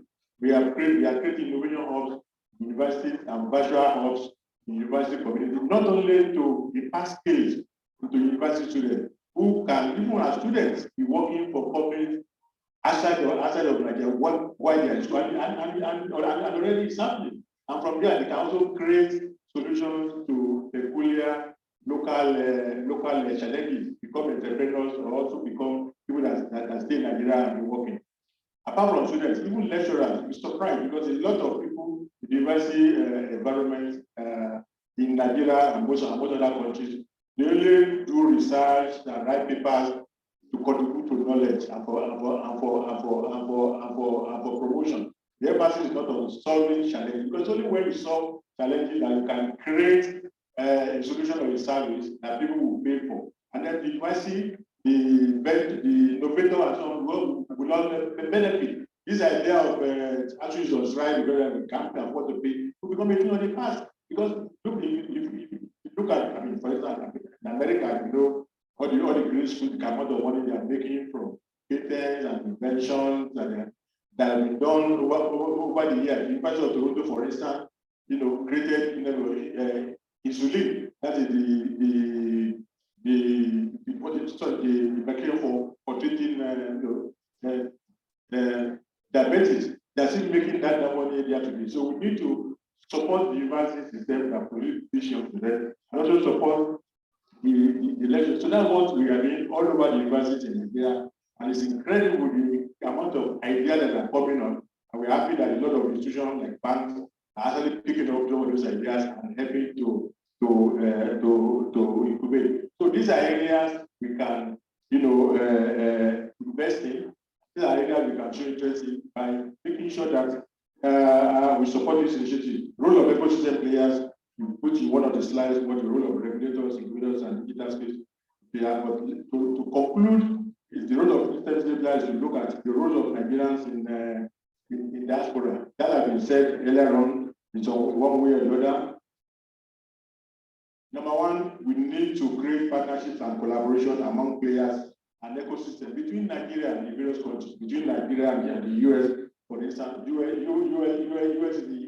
the home of capital. If you look at the Forbes list, 735 out of the 2068 billionaires in the world in dollars are from the US. And what we tell people today is that the world is not short of form of money today. What the world is short of is ideas. If you have great ideas, the money will be there. So if the US is the home of capital, we Nigerians who are here in the US will be able to identify those sources and see how we can help to make them to investment in viable organizations in Nigeria, particularly in the fintech space. And as individuals, there's nothing stopping the CIBN USA branch to create an angel investment group, an angel investment fund where we working with organizations, like Global Investment and others, you can be involved in product and idea pitches by people that are creating things. And then if you like those ideas, some of them don't need more than 5 million or 10 million to start with. If each of you put in $200 and something for maybe about 5 or 50, and you create that, you provide the funding. From there, you move on and scale. And when you need the big funding, you can go to the private equity firm that can give them funding. but you have trained yourself as a shareholder in that institution, because most foreign investors don't provide the seed fund, the India fund. It's individuals that can provide for those children. So as individuals sitting down here, as Nigerians in diaspora, you can also, start, you can also support the effectiveness of startup companies or individuals that have great, and there are platforms for that today. There are a lot of Indian networks in Nigeria today. There are a lot of incubators and accelerators that are providing skilling and incubation program for young people or for innovators. And then you do regular pitches and you can be invited to also come and be part of those and decide which one you want to invest in based on the appeal that you have. And lastly, here is creating opportunity for skilling of young Nigerians in Nigeria or new skill needed for the new world of work. Why we are saying that Nigeria has a high rate of unemployment, yet there are jobs that people are required for and don't have the people to work there. And that is even being made worse now by what we call now the Japa principle. We are actually in the banking industry. We see a lot of, middle level, managers in banks, leaving Nigeria because of the search for how do you call it now? Search for maybe for better life. It's creating those challenges. So the more we invest in young people to skill them up, the better they will be and the more we can. So these are the kind of things that we can do. But the good news is that just as a lot of Nigerians are running away from Nigeria, I see recent times, and I'm sure what has happened to some of you, I see a lot of the Gen Z generation from, who were born and raised here, now wanting to go to Nigeria. In fact, recently somebody told me that her sons were born in England and just finished university and said he wants to go and work in Nigeria. I said, what are you going to say? Well, she will have to leave the UK and go and join him in Nigeria. And I found those kind of stories in recent time, where the young, our children, the children of the millennials, or the children of the older generation, now see better opportunities in going to work in Nigeria than stay in the US and so forth. So those kind of things should be encouraged, but it's part of the development that we are seeing. So the summary is that in spite of all the challenges that we think we have in Nigeria, and there's no country that doesn't have its own challenges. We have seen organizations that have started and are doing very, very well in various sectors, not only and those great opportunities for us to be able to invest our money, invest our time, invest our resources to support them, and the benefits will be there. So I want to urge you to look at the positive sector, like the professor has said. Look at the positive side of what is happening in Nigeria, and not the negative side. Let's look at investment in Nigeria, and let's look at Nigeria with the way you look at a class, whether it is half filled or half empty. Whatever little thing that you do to support what's going on in Nigeria will improve the situation that we have in Nigeria today. So everything is about branding, everything is about the way call your company, everything about what are you contributing to make things work. So I want to thank you very much for listening to this presentation. I hope that yes, thank you very much.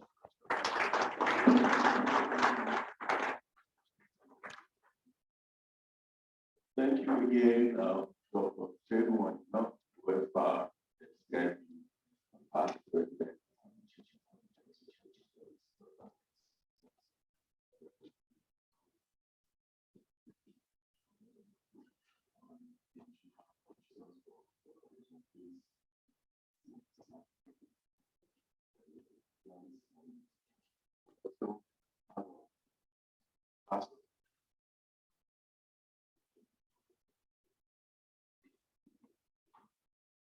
presentation again on our website with us tested.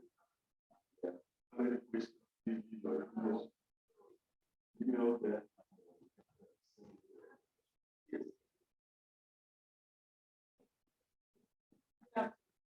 Yeah, I have a like, the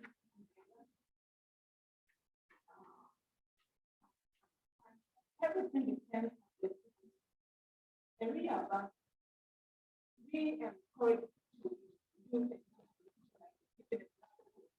What are we doing as well? In the program, something that electricity. If Nigeria is able to have stable electricity, more things will happen. People permanent growth, tomato crop, because there's no way to process. If we have less, Nigerians forever. So what are we doing as financial backbone? What are we doing towards? Because that's the only problem Nigeria has. That's why they solve everything. So what can we do to make sure that we have access? Because I went home out there. What can we do? We are the back. What are we doing?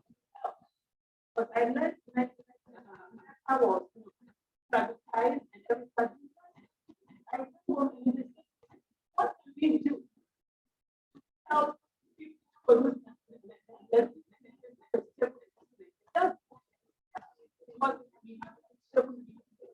people in the past, some others what is good. So many things can be done in Nigeria. What we need is stability. Water can be done. There are many water, there's water and water.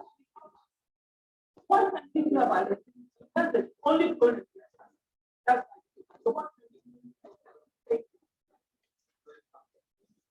Sir, you want to take more questions?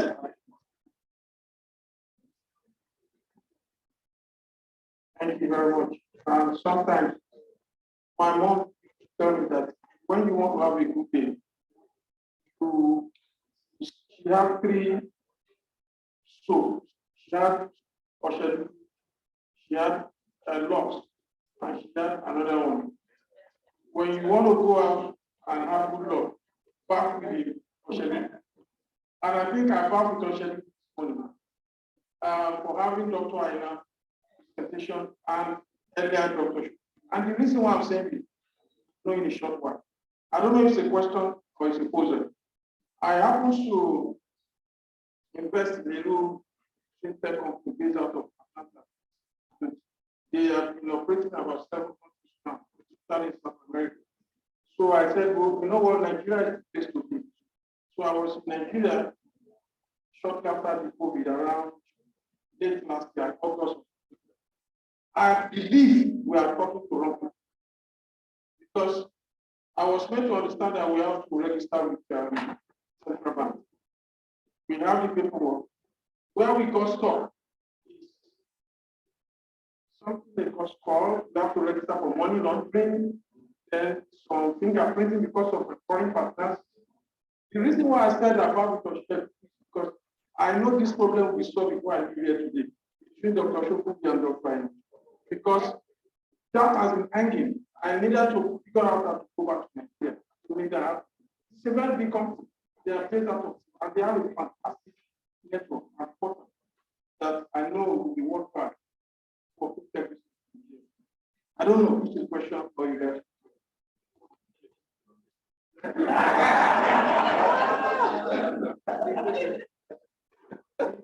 I was shouting Holy Ghost fire.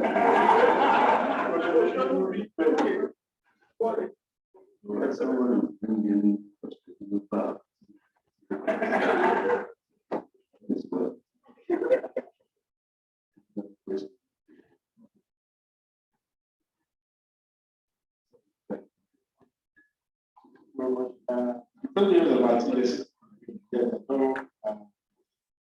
That's something that is obvious, that is power to private government. But while efforts are being made, because they will even notice that everyone, so give that now, give it investments and all the stuff, they should be life was good. I can tell you a lot of who are creating. Part of the innovation that's coming out of our university part of food here. Two products that even though they barely be scaled to national level, but something that is already working in small environment. As a professor in the that pitched to us the power generating appliance, not depend on national grid or whatever, not even solar and sun, that is already used in his department. So we're now going to help him to scale it to use it in the entire university, and then probably then start to give Nigeria and so on. Sometimes maybe because of my degree, another professor, but he told us that for the past 2 years that my degree, I don't know where my degree is for the rest of my degree, I've not been connected to the national grid. That university for the past 2 years are not on national grid. So because of that, so they said the citizenship is one of the mention. She's come up with the product that is supplying her with kinetic power, using local or whatever. And what should that mean? How do I commercialize it? How do I scale it? So we are working with that. So if you have some of these efforts to go in, very soon, we're not even bother about whether there is the national grid or not, if you are able to provide. I hope government will have a program to them come back and say you want to tax people providing their own power supply. So for me, I will not bother about what government is doing, because I think that you want to wait for government to do. Let's see what we can do and say that things will get better. But we are, I'm sure we have some people, maybe the general market will want to have anything for us in that area. And in terms of the yes, I mean, every country have their own requirement. When you're talking about the school, school is something about is a KYC stop, and also reporting with the report about money laundering and so forth. If your product involves movement of money and you need to register with under the NFI Nigeria, so that you know that the money that is coming in is legit, the money is also going out. And I don't think it's a very complicated process. Registering for SUM and MS certificate, every company that is maybe you're not aware earlier, but now that you're aware, don't feel the normal opinion. From my experience, for the company that support you through that or absolutely also give you guidance if you have any peculiar challenge that but the point is well known that why I don't know whether that company is a Nigerian company or a foreign company, because if you are talking about investment, we want you to invest in Nigeria, operating in Nigeria and developing like the professor that Coference has said, like Nigeria put here and we can even be here. That's no problem with Nigeria. I mean, she mentioned the who created the life education program of Atlanta Tech.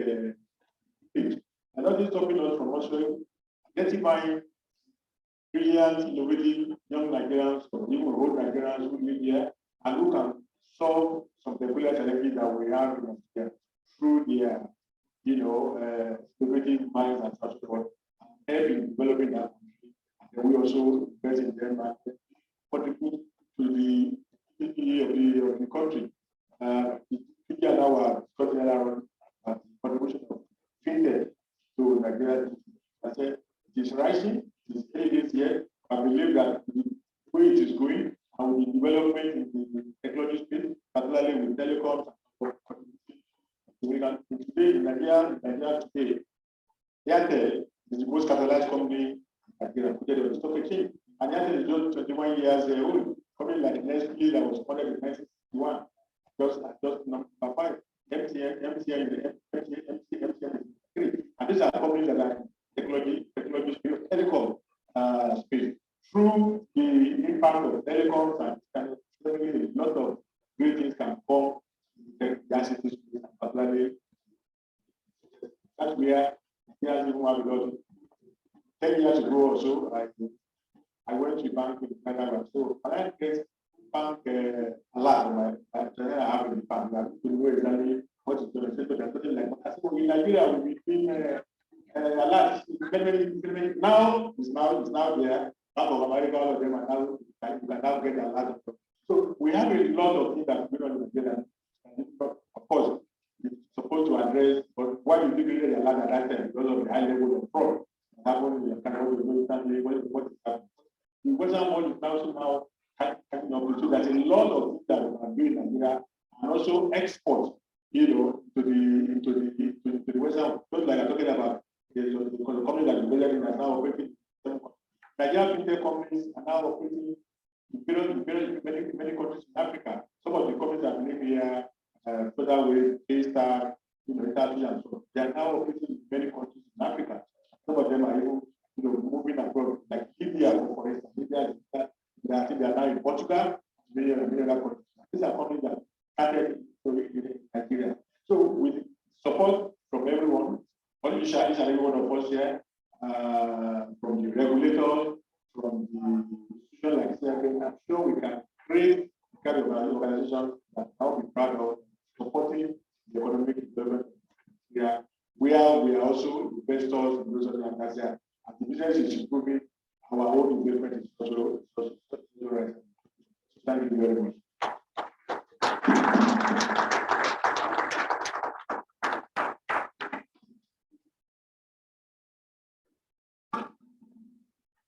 Thank you so very much, Dr.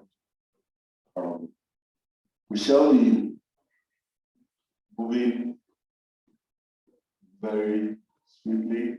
I don't know if the deputy governor wanted to take any comment or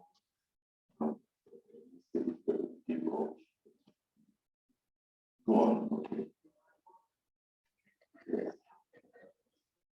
Because somebody was talking about electricity.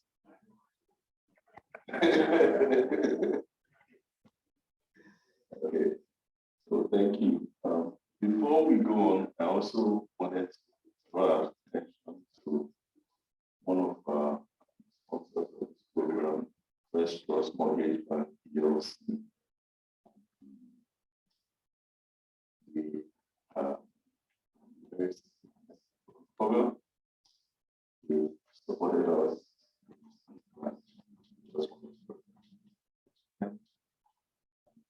Their representatives sit out there.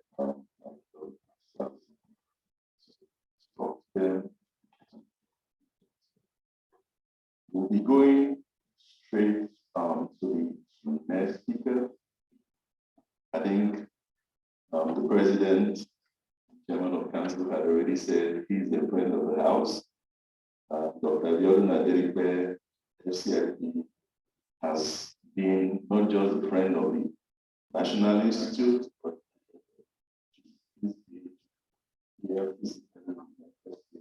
all programs. Without much ado, I'm going to invite Dr. Aderipe to talk to us about the private-public partnership, the opportunities that come.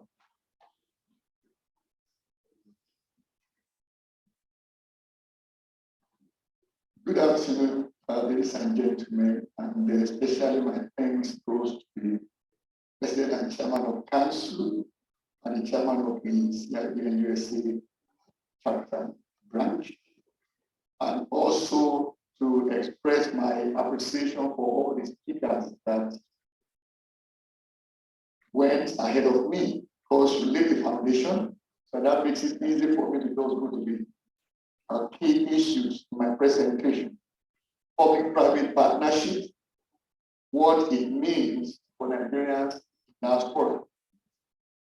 Now, as had been mentioned earlier by the MC, and slide deck is on the website. So I will talk to the high points. And the issue I will start from is the rationale for public-private partnership. What is the rationale for public-private partnership? Now, I have 5 points I put in there, the starting point. The first is what is commonly known all over the world, that public enterprises, call them at times state-owned enterprises, SOEs, are generally known for poor performance historically. This is not about Nigeria. It's a global phenomenon. Then secondly, most public enterprises fall under intense political pressure for democracy dividends. That means oftentimes people see them as an avenue to make money for themselves personally and not as a public asset or public good, which is for what you commonly say is the common good. Equally, the need for global competitiveness makes it also desirable for private partners to work with public entities, whether as governments or their agencies or at the central level, federal, as we call it in Nigeria, or subnational, state and local government. Also, when there's a partnership between the private and public sector, it creates two important advantages: cost and quality, in terms of either the asset created in the process or the value or services being delivered. The fifth one, which is like the background of my presentation, is there is globally, again, to underscore the fact that it's not peculiar to Nigeria, shrinking physical space, where it is already known that creating infrastructure, especially, is becoming more and more difficult for governments around the world. So it then requires private partners to work with government in order to deliver the infrastructure. So commonly, what do we describe public-private partnership to be? We call it a deal. And I want to put that in perspective of my own background in banking. I spent 7 years in investment banking, and that is what I did after my stint with the World Bank. That the PPP is a deal between a government entity and a private company, or it could be a consortium, a collection of private companies to construct public infrastructure of any kind. And I will use a lot of live cases and examples in Nigeria, not global now, in Nigeria that have been privileged to be a part of, and they are quite a number. Now, the usual pattern is that the private partner comes with an idea to design and then to develop and generate funding and then construct, then own that project, operate it for a period of time as agreed in the deal, and then at maturity, transfer the assets back to the government. In which case, primarily you design, and then you finance, and then you build the project. So that period we often describe it as a concession.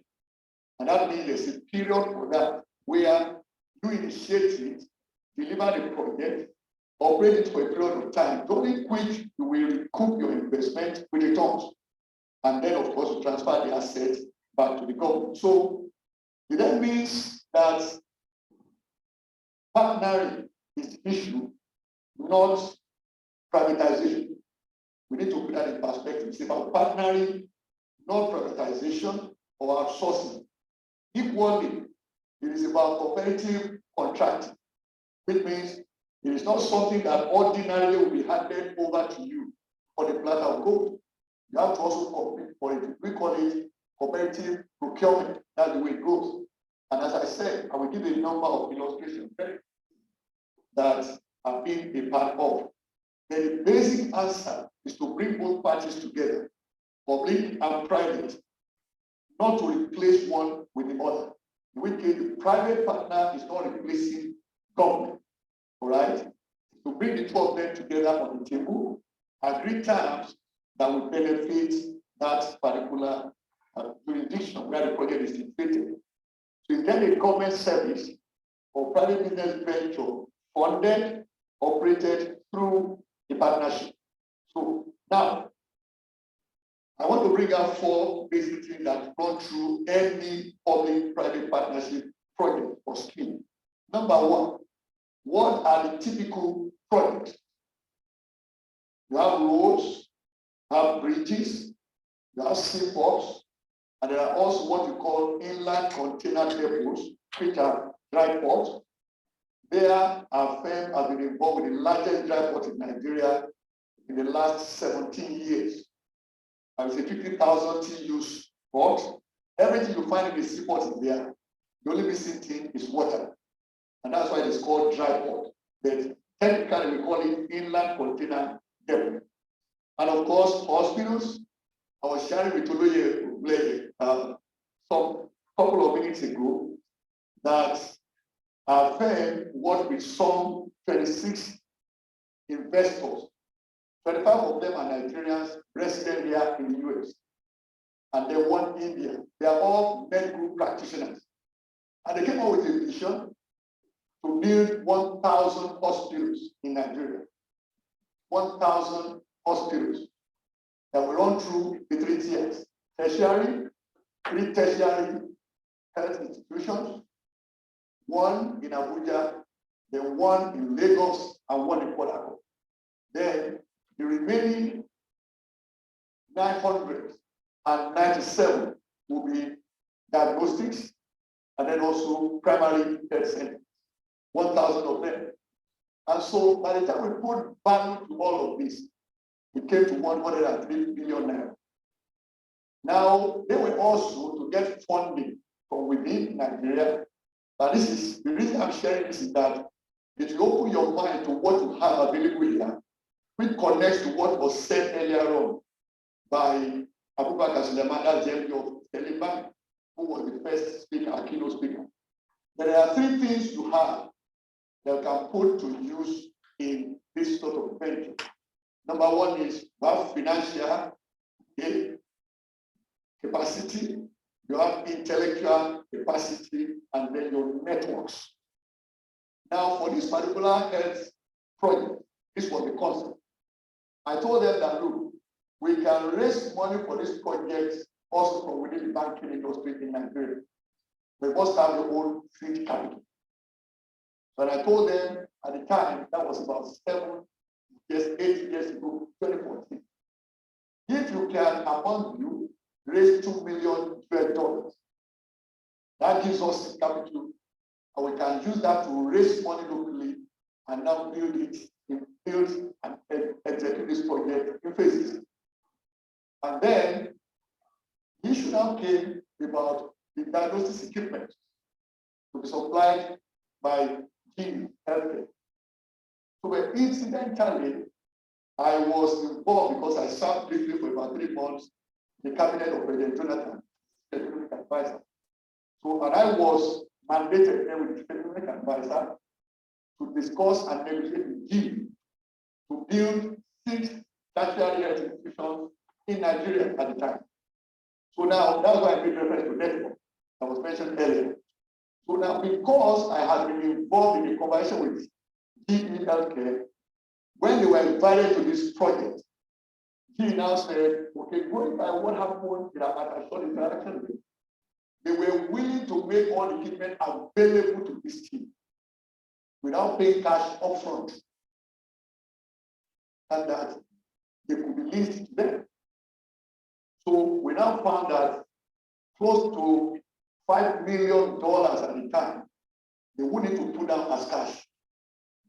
So GE will provide equipment, and then it will be on lease. So the project, once it became operational, will now pay for it gradually over a 5-year period of time. So now that is where network comes in. You are there. Now, like I said, a good number of these people are already looking at retirement. For example, the leader of the team, Dr. Liu, is from, I think, Imo State. And he said he had been here for close to 40 years. His children, of course, his first son then was about 30 years of age. And he was looking at going to put something back home in Nigeria. That's the same story with many of them. And so he said for him, that he happens to be what they call an interventionist cardiologist. That's the type of people they call when there's a crisis in intervention. So he said his aim is to go back, and I asked this, okay, now, From your experience here, and that's why the connection to GK. When we now go to the meeting in Lagos, and G representatives came, they knew him here in US. They knew me in Nigeria. So it became easy to connect the network and now bring the idea to G that we don't need to pay the $5 million to buy the equipment. They have them leased.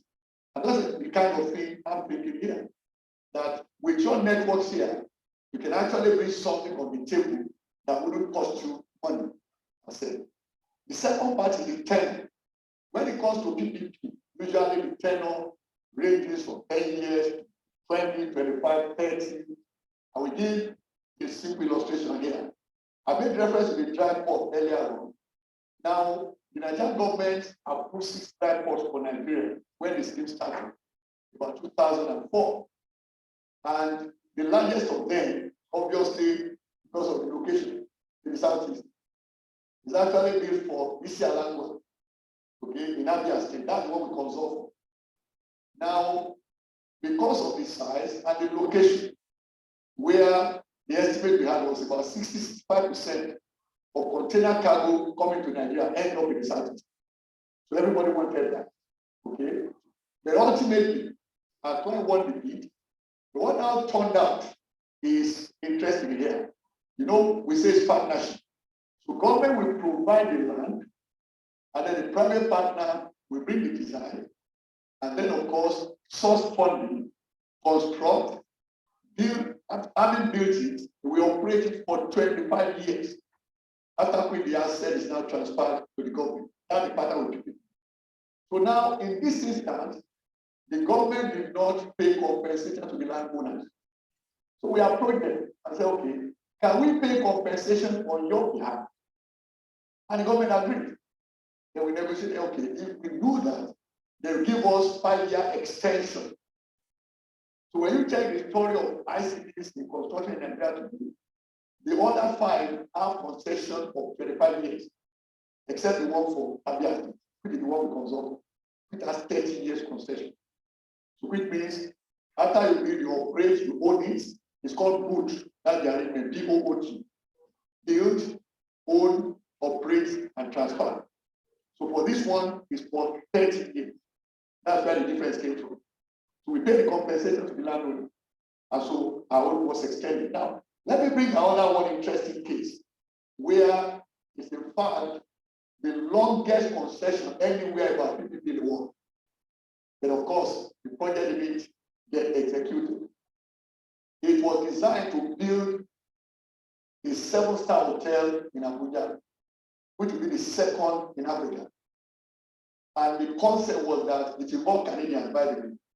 Okay? And talking about the way PPP goes, this is an interesting case because when the project was conceived, the cost was $750 million, right?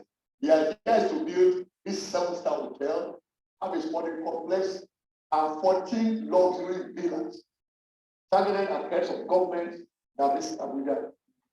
So that was the initial cost. So in the course of negotiating this with the government agency involved, the cost, of course, escalated. Then we now revise the dynamics of the transaction.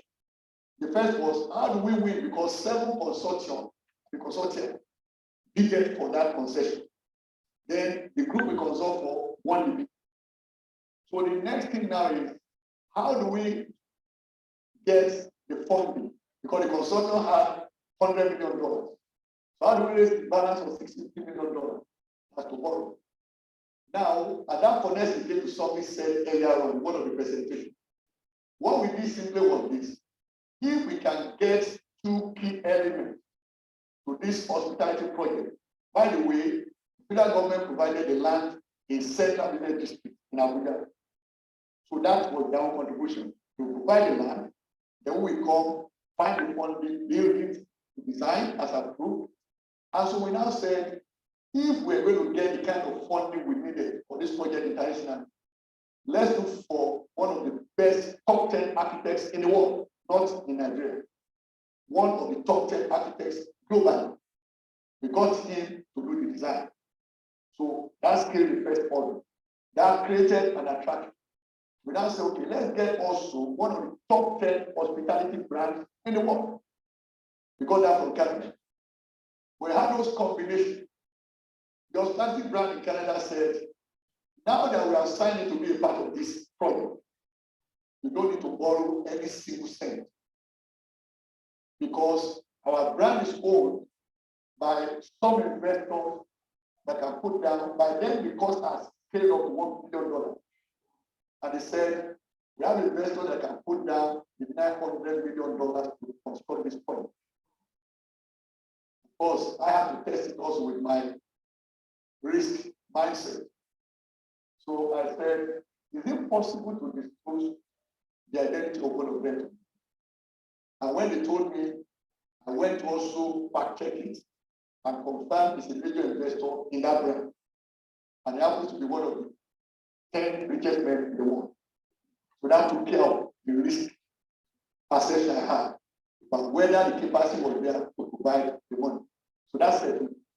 So the next thing now was getting the government to give us the approval. So the investors of Canada said, please find out from your government whether they be willing to sell the land to us.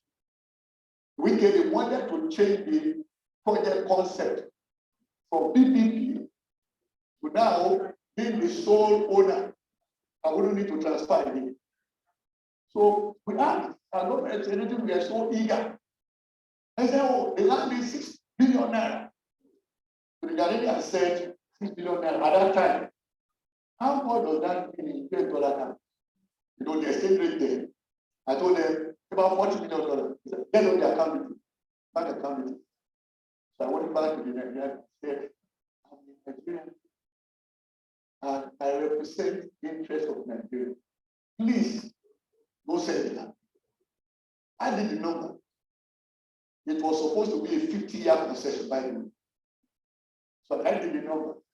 Now, originally, government was to collect $3 billion every 3 years after the signature bonus signing the agreement. And I told the federal government of Nigeria, I said, look, don't talk about $1 billion every 3 years. Tell these foreign investors that the federal government of Nigeria wants equity stake for it. Just 5%. I crunched the numbers. So I knew what 5% stake holding in that company would translate into for federal government of Nigeria. We came back to the negotiation table, and they agreed. Now to ensure risk, those Canadians now said, why don't we have a concession that covers the entire period that has not elapsed in the leasehold, which then was 93 years. We gave to be a concession for 93 years instead of 50. And so that was the state we got to before there was the transition politically. And that meant everybody returned to status quo ante. But I use that to illustrate the kind of issues involved when we talk about public-private partnership. One key element to bring out there is that the interest of both parties must be assured. In which case, what is the government bringing in? What is the private partner bringing in? I will use another example before I now come to what I will need to do as teams now to deal with matters of things. This was between the client of ours and NNPC. NNPC had a parcel of land in Abuja, in Jumi area in Abuja. And they now came up with the idea that look, we are looking for a private partner that will develop it into an estate for our senior management staff. And then build also an hospitality complex at the gate of that estate. And then on the other side of the estate, the mega retail filling station. So that was the concept we had. So NNPC will put down the land, and then our client will find the money, build it, and then hand over. Now, the structure was this. When you get a loan from a bank to build it, by the time you finish and deliver to NNPC, NNPC will pay you every time that you borrow to deliver the project. Then now those properties will be given on mortgage to their staff. As it will be an internal arrangement with NMPC. So we then put a value for the parcel of land in terms of financial structure. So based on that, to determine how much was needed for a client to borrow. Then now, this is the quick thing about it. You know, I said PPP is about interest of both parties. So if NMPC will pay back what our client borrowed, we now said the hospitality complex will be there for many years. So we did the cash flow projection for 70 years. And we now said, let's negotiate the sharing formula for the profit from that complex. We put it to them at NMPC, and of course the board approved that there will be a sharing formula 60-40. And that meant for 70 years after the project is delivered, our client will get 40% of the profit made from that company. That was when President Obasanjo was still our president. And the dividend is approved finally. And when he got to Baba, President is only, you know, it's man. What kind of thing is this? 70 years. But of course, where I'm going is this, that when it comes to PPP, like I said, it's about the interest and also the interest of the partner, right? So ultimately then, the end is, if the project gets to termination date, the asset is set to transfer back to government, or still be in a state for the government to still make money from it. But if you also handle it well, you can negotiate an extension. The last example I will give you, see so many in my slide, there are not many, just 70 slides. Okay? But because of time, but I'm not speaking on the slides. That's what I mean. Okay? I just give another live example, and that is the one related to the current National ID Card project. Our company wrote the business plan for that project in 2008. It was also a PPP, by the way. For many people think it was a government project. It wasn't. It was a public-private partnership. Now the idea was, we looked at the old National ID Card project, which became a corruption monument, so to speak. As when the concept was developed and brought before President Obasanjo, he said no way, he was not going to put down one kobo. That because the project for ID card done before was the people stole the money. That was the way the Baba reacted. And so no government money are put for it. We now said, sir, we wouldn't need one single kobo for federal government of Nigeria for this to be a PPP. In fact, the original investors and sponsors were three of our banks. What we see today as national ID card in Nigeria is an idea from the banking industry. In all reality. So the idea came from us. And so that was what we told the president, that government won't put a single kobo down. It's going to work as people. But what the banks are doing originally is like a donation, which is like what we call, social responsibility investment. But we now said in the concept, when it comes to the IT component, we are going to have 3 private partners that will now work with the Identity Commission, that's National Identity Management Commission, NIMC, that will work with them and handle the back end of the project. But the front end will be the staff inherited from the old BiAnnual, right? So the partnership there was government provides the legacy assets from which we look at what can be retained and used in the new one. But the back end will be provided by the private partners. And so eventually, the concession will be for 15 years. And what we did there was that to make money from this, but we told President Obasanjo also that look, for even run this agency, we no longer need budget allocation annually. Because I'm interested in the old man, I said, bring the paper outside, sign it. So we started the project in 2008. By 2010, Jonathan was not in office. And President Jonathan simply one day just said, get in the paper. The lighter moon. That became an interesting thing for us in the console. Because they hadn't paid us our money. So President now said, I want to sign off. Somehow, all the drafts we gave to them disappeared in their system. I don't know why it happened. They couldn't find a single copy of the draft we gave them, whether hard or soft copy. So they had to come back to us. And I said, okay, if you don't pay my fee, you won't get this document. And when they do that, I said, bring me the paper, I want to approve it for implementation. So they paid me immediately. They will give them the document. That's how the current identity card project started. It's a PPP project. That's what happened here. So today, I feel very proud about all because, and this is part of the Nigerian story also that we should tell. At least to the best of my knowledge, that national ID card had won international awards 3 times as one of the best in the world. Because in designing the concept, we looked at what was happening all over the world. And they came up with something just like Mr. Shuri said earlier on. What is it that is peculiar for us in Nigeria can work for us? And they will now find other countries also coming to learn from what we develop. So the whole idea then is, and this is where I will end my presentation. Now, we have 3 things: financial, intellectual, and networks. So the question now is, in what way can you take advantage of public-private partnerships?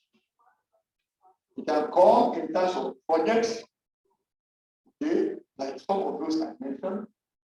It can come as an idea. It can also come as you going in as a consultant. In which case, you see an example if you go to my slides, okay, of a government asset that was handed to one of our clients to manage on their behalf. So you can identify something that currently is not working well, but either within your networks or your own capacity, you can approach them that you manage it on their behalf. It works well, they make money from it, you also make your own money as well. I have one mentioned in my slide. Okay?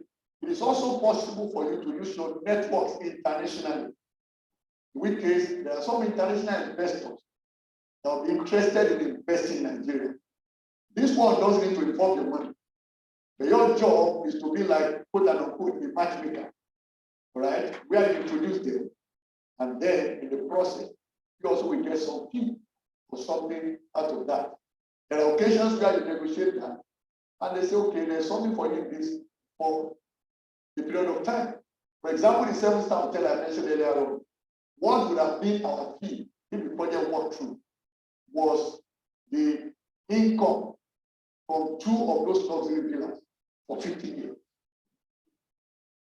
That would have been our company's income from that. Okay, for the dry port in East we were made shareholders. So once it's fully constructed, we just succeeded in raising $100 million for that project. And that money was raised from the US and UK market, not even Nigeria. So these are investors that are foreigners who are putting money out for the project, even now as we speak. So that's not all the noise we think about insecurity. Now, for that deal, we got a South African insurance company to underwrite it. So funds from UK and US, insurance for South Africa, project in Southeast Nigeria. So just to illustrate the fact that people see opportunities in Nigeria that oftentimes we don't see. We see them and ignore. So there are so many opportunities. So we talk about ASU on strike, yes, it will be forever. Those children will go back to school. What prevents you from reaching out to one of those higher institutions and to come up with food funds to deliver a hosted project? And that will be a PPP. You have to provide the land within the community. You raise the funds to build it. Okay? You can make your money from that over a period of time. You know, so there are so many such opportunities. But again, as all the speakers before me have said earlier, we interpret the numbers. We deal with them every day. 216.7 million Nigerians. 18 years as the median. That's a huge opportunity. They need to eat every day. opportunities in agri value chain. They need also clothing, they wear shoes, their children will go to school. So how about investing in educational system? So many opportunities. So and I want to leave it there. So unless there are any questions for comment, thank you so very much and God bless you. Thank you. Thank you very much. Like you said, the patient is on our website and we make email address. Yeah. So you're hearing from the sources out, and most times we hear people ask questions. The resource is here. Guidance, ideas, suggestions. So Dr. Deliver is very close to the institute. Right. So have any questions for the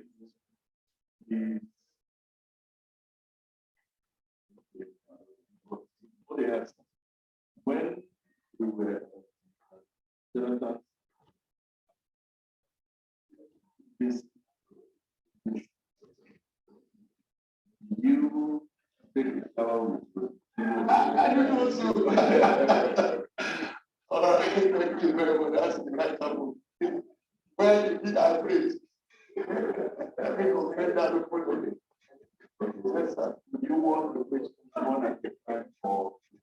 I think it says time when you take them to them. If you might just take some refreshments because that's how we refresh.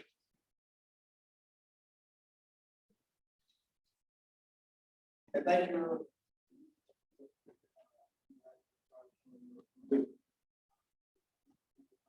Sit down.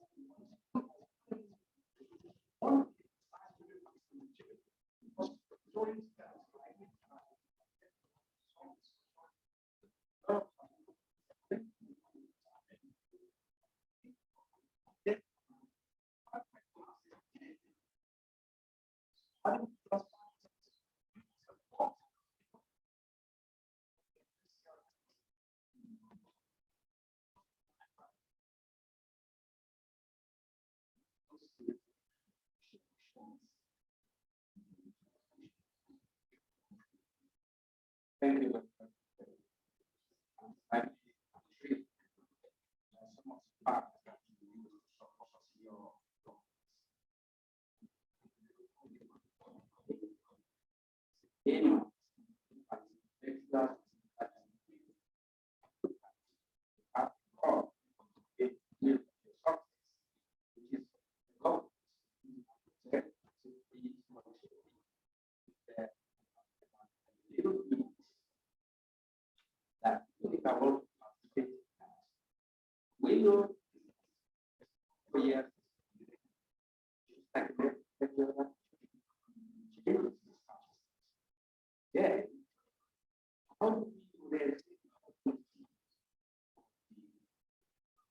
knowledge of those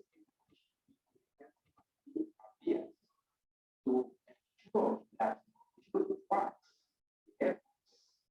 projects. Second,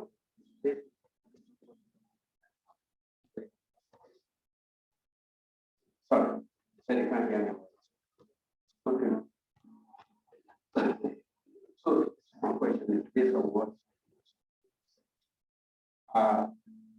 For me, fear, I know it's been my enemy, so I've taken some chances that at the moment, you have to be very cautious. Break that goal, I mean, not somebody put it together for you and end up get into the square one. Not even back into square one is an opportunity when you take that. If you get below the square one, most of us are seizing the husband because it's most software. So in this case, for those of us that we know that our resources invested actually has zero returns, and we are at this stage where we don't want most software, where we are in a situation where we want to say,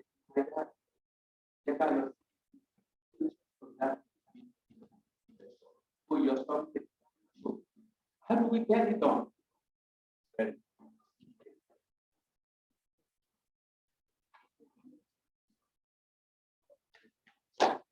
Sorry, let's take it from the virtual people. It's very basic, right? So, use them.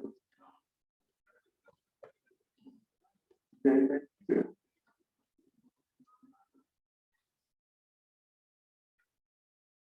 Yeah, good afternoon. Questions for Stephen was just on security. So what is the government doing to ensure foreign investment, foreign investors protected the economy?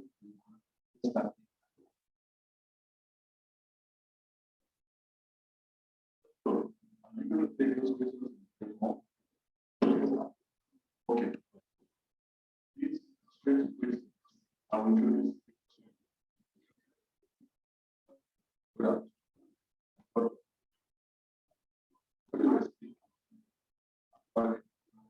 I was just wondering, this that's because first practical question. Before I brought some experts wanted to do. Why I want to share it is because I felt to hide government attitude, government official behavior. Because not the practical experiences, never mentioned anything like the yen. I don't know how you call it now. That is keeper, that is time. Especially what called both private and initiative. Somebody has people that are interested in investing in Nigeria to cross them, figure patients. At the end of the day, when it comes to okay, let us government officials ask what is their point. Why they don't want to hear it? And the moment they mentioned it, was losing interest. That's one. When I came in, I'm working with the American government. I needed to do medical before I started the job. So when they asked me to go to when I got there, the medical director there is Nigerian. So when he saw my name, I did not didn't disclose it. When I finished, I was going, I called me back. Started talking to not just This an able guy. He said his the parents, like all of them are his dad, his little brother, himself, his junior. And dad, like we said, was getting to retirement. And I said, okay, let us try to see where the was. The most was there. Okay, let us go back. Let us see what we want to do as we give back. Got there, started, you know, the negotiation actually started from village. Okay, let us go to the chairman, government, let us go to the commissioner, eventually move up to the commissioner. And after the discussion, the man said, look, where I am in the United States, I have access to medical equipment, several million. We don't need it. Where they have it, but they don't need it. And he has to bring it at no cost to government. All they were asking for is a land. He said his own family will build. So the people here can supply their people for the people of that state. That's how I do my project. Why? Because you were asking for what is needed for them. Now, when you give us about, you never mentioned anything. Is it that it's peculiar to people in diaspora, or when they are making the decision, or is it when it's Nigerian resident in Nigeria, not mentioned that? Thank you so very much.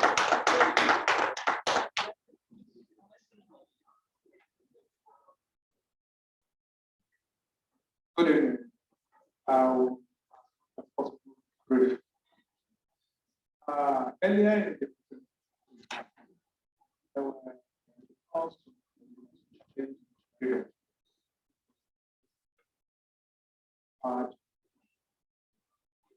I like this.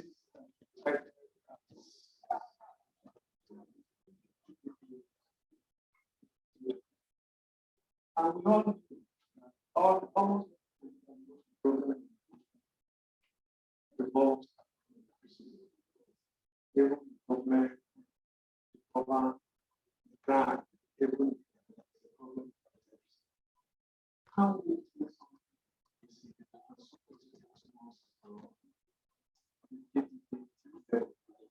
like my colleague,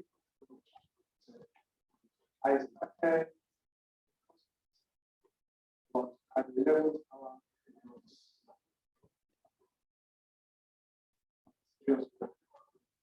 because our I had an opportunity to bring electricity generation by just this class water. It's another technology entirely, and it is electromagnetic devices. Now, it's possible for you to know my statistics that estate is also possible to go to the national level. I think the definition to almost the that the level for now, if you say this is a problem in Nigeria, we are not ready to stop. That's the challenge. If we are talking to the diaspora, who will ask this question? People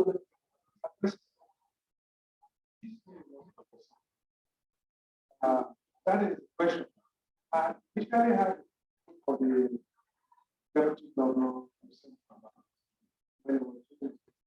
but I missed the opportunity to ask him that. Maybe I'm giving another one. I intend to room Shorty so that we allow you to give best. Thank you very much. Yes. The question of diaspora is trust and security. You mentioned some of this. For instance, the story of hijack of the train between Kaduna and Abuja. And a lot of people were now, for more than going to about 5 months now, people being released based on what they can pay out. Just a few days ago, a woman of 5 years old was released because of health issues. And those who can pay 100 million pay their way out, and it depends on what they can do. And government still have and do not consider this serious foreign investment. Now, we're talking about the Naira. And central bank was supposed to make it easy for we Nigerians to be able to manage our resources there and people. And I know central bank from the elementary bank, this banker of the government, the banker of the government, the central bank not taking responsibility by doing a direct retailing to the retailers with the issue of the if central bank is doing that, is it not casting a doubt to the banking system? Not handling the issues. So there are some aspects of it that the bank, regular bank, like the KYC, but if you the selling point is that the Naira and have a trust apparent distrust in the system that we are not saying, but our body language is asking for. So I wanted you to answer that. Thank you very much.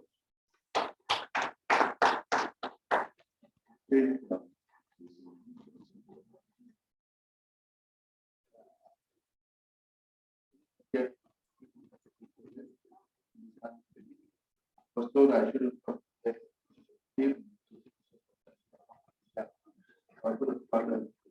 but my book had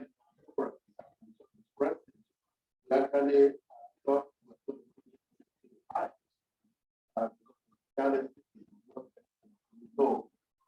I'm here. Love our country. There is no doubt everybody in dance love like Nigeria.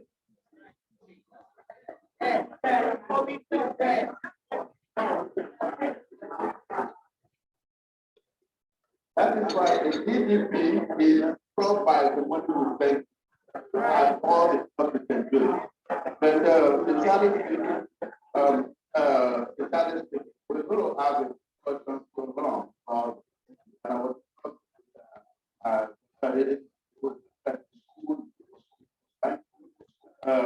but all we know is that bankers are making money. Our banks make money because Nigerians are getting poorer. So there is something that is missing. Infrastructures are not what we're talking about people. Okay. It's done over and over. I give an example, very brief. That example was someone did a construction to do something and the state government was asking for their own money ahead of the project being done. But they are afraid that by the time it gets to work, it's not the problem. Okay, two bankers don't. Do you really enable this to get done and continue to tell us that? Because why is it only that you have to start for finance, South Africa, to do things in Nigeria? Why is it that the only bank of China that's going people money to come and do programs in Nigeria? Why we have Nigerian bank? There's still a lot of things that you have to discuss. We don't ask them to do, but they are not responsible. There's other Nigerian banks that have endowment in university. And all over here in the United States, almost every community campus have banks that have acquired, that have good projects for them and not just. So this lack of trust, lack of faith in the bank is one big thing. I'm supposed to be your friend today. That's why I said the president said, I love that. Let's present to you. A company owned by the and partner in them. It's not to bring from a area of that to bypass the very clear the system.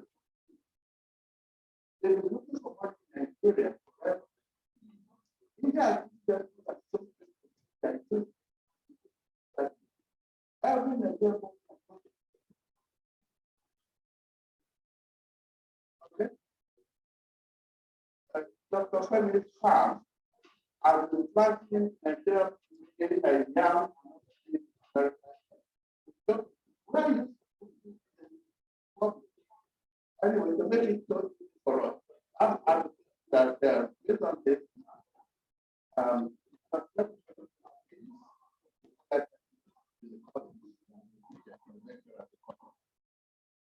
let me go to not understand. And we're looking forward to our I want to take your reason not the Nigerian program in America. Because the money will remain back home. It's what is supporting Nigeria. So if you support and donors money for some of the people we have that to get that money, you can still send it to Nigeria. Okay, because the money goes back to Nigeria. All right. I'm actually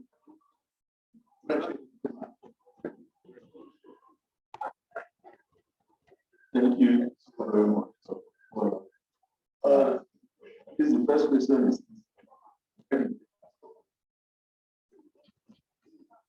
don't want that much.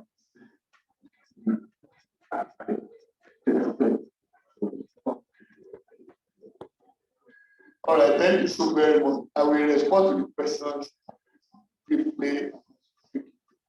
The first is with respect to whether we give advice to the aspirant Nigerians. Yes, we do. But that's the essence of advice services offer. And of course, we can be sure contact the registrar.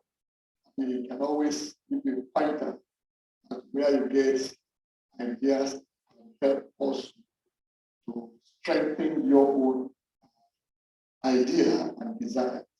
But joined to that also is the issue of fear of life, as mentioned by Dr. Rokwe. And I will put this in very that for every human being has an aspiration, something we want to accomplish. At times we call it life goal. So the real focus here is if what we want to do back home in Nigeria is going to reshape or make your life goal become unattainable, then that becomes something worrisome. And so what we typically will advise in a situation like this is that as much as possible, if you're going to take any risk, you want to be sure that it's the risk you have capacity to absorb if it crystallizes. That is what I will say there without going too far into a lot of grammar. Now, the one raised by Alaji, which is the reference to government being continuum, yes, it's supposed to be, but the projects exposed to risk of change of administration. How do you handle that? I will just give you two life examples. Now, the one I mentioned earlier, the 7-star hotel proposed for Abuja, the idea of getting government to take shareholding was to protect the agreement. Because if government is involved as a shareholder, the high likelihood is that no new government will come into office without agreement. Because there's something in it for the government itself. That was what we did also with the dry port in Abia State.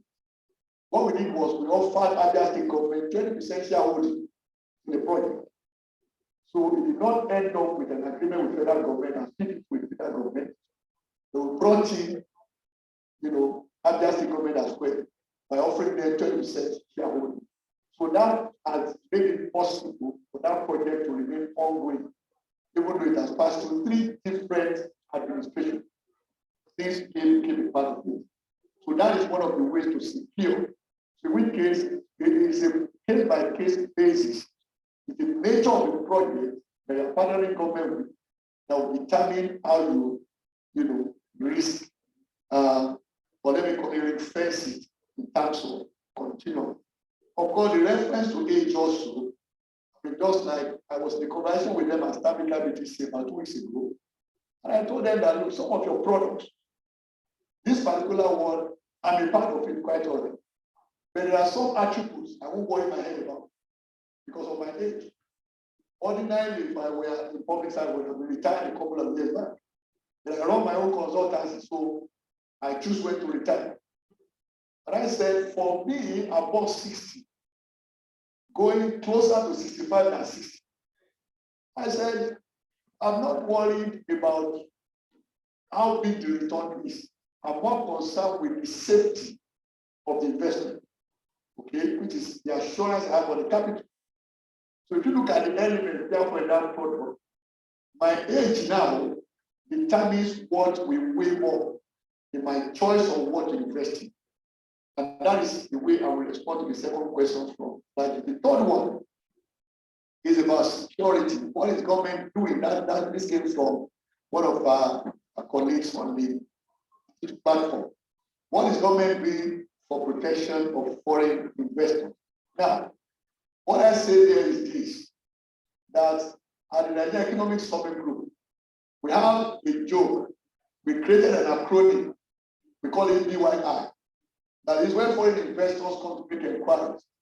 We tell them, bring your infrastructure. That's the meaning of BiAnnual. All right, which means for every project and the environment you have, if you truly design the project properly, you identify all the risks that pertain to that project. And for every risk element or risk issue, you also have a mitigant design. Where you don't have a mitigant, then you think about how to avoid the risk. I said, so in this particular instance, the issue of country risk for Nigeria to be security waste is not there.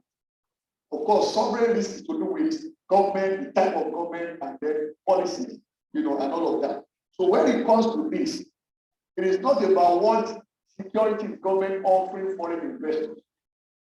And like I mentioned to Dr. Kubola when we sat down together, that you travel Lagos by the expressway today, the entire length, you find factories all over the place.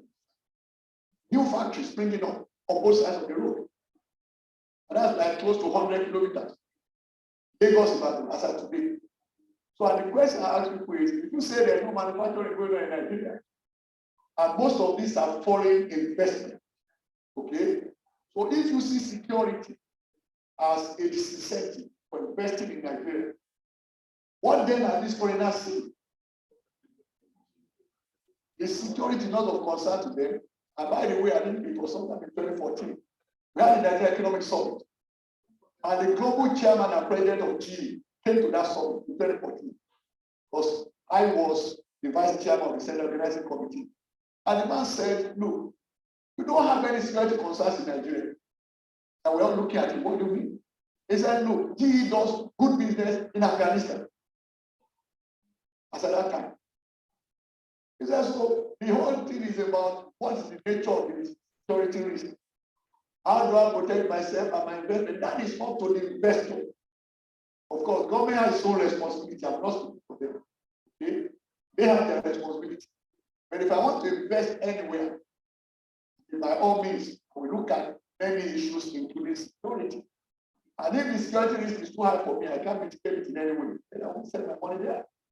It's a simple investment decision. So, and of course, the issue of, experts coming to Nigeria, to do electricity, and government officials, I'm not here to defend government. And neither am I saying that, there is no what you call UTT. In bank, we call something UTT. UTT is an acronym for under the table. All right? That's what it is, under the table. What we call what is in it for me.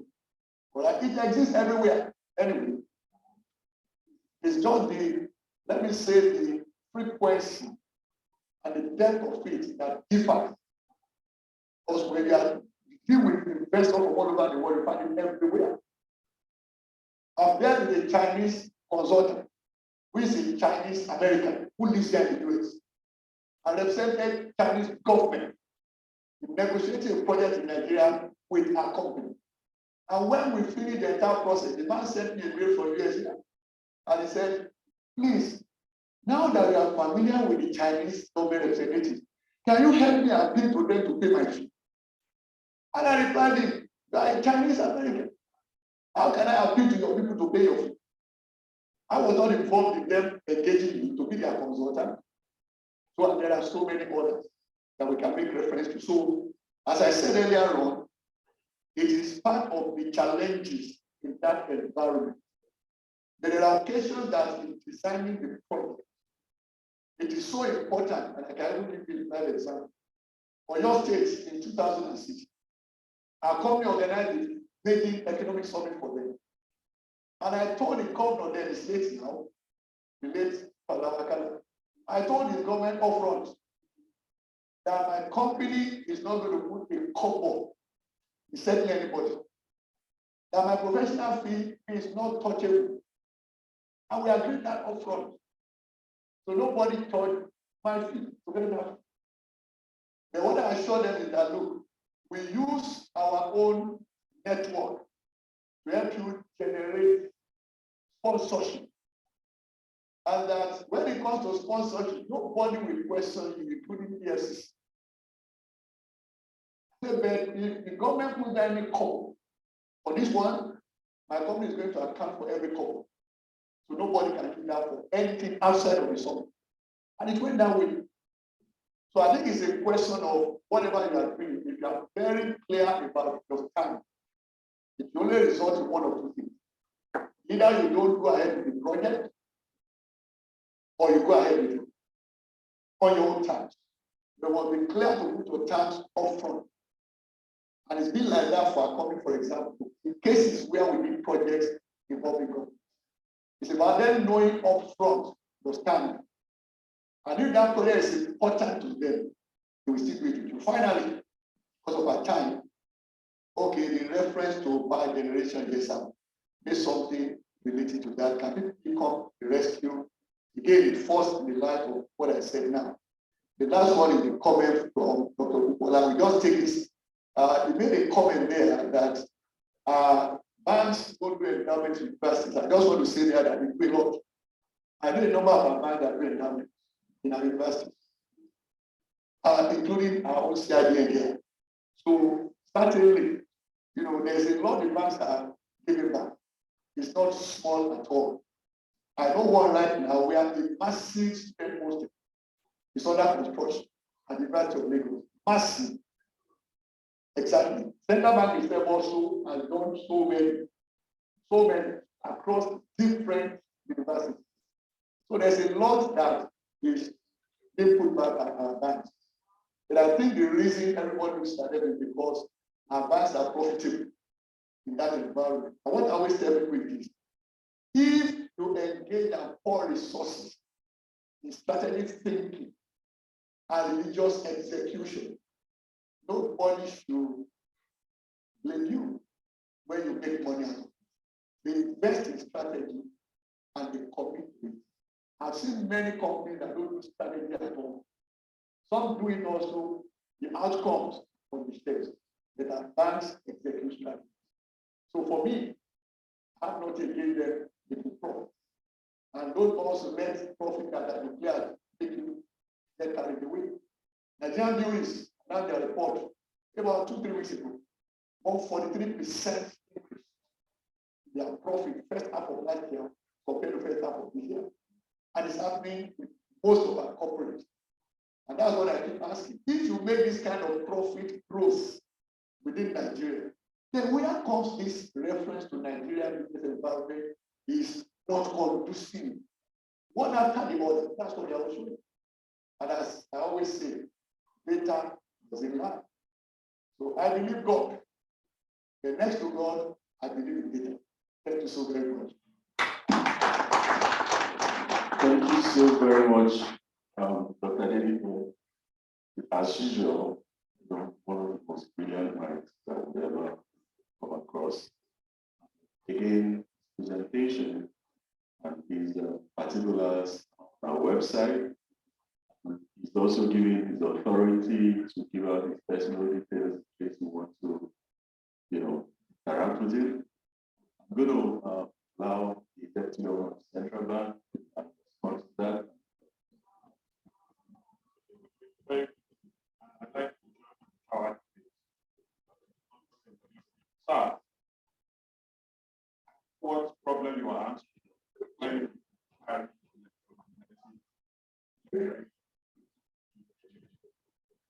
remember when I was said, as a part of the problem, we have answer to issues that are not Nigeria has about, I remember, about 5,000 megawatts of power that goes through the system. Nigeria has installed capacity of almost 14,000 megawatts. Most of the power we have is transfer and issue distribution. Adding to the capacity to generate, if you cannot solve distribution. The second bit is that since you have since distribution is the problem, you then help to bring distribution as close as possible to minimize the cost of distribution. That's what you have focused on. A lot of people who are doing out or estates today, and it is working. Plus, the Senate Secretary has made it easier for states to generate their own power. The point is that if we target right let's not follow or get carried away with what people say. Nigeria doesn't have power, so let's try and give them power.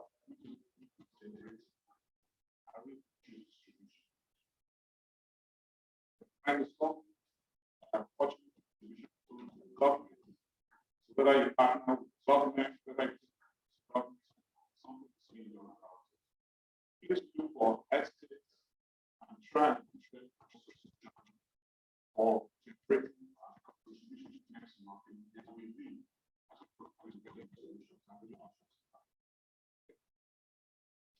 There was also the question of are we competing, therefore more or less advanced and not disadvantaged. China has rolled out its own equivalent of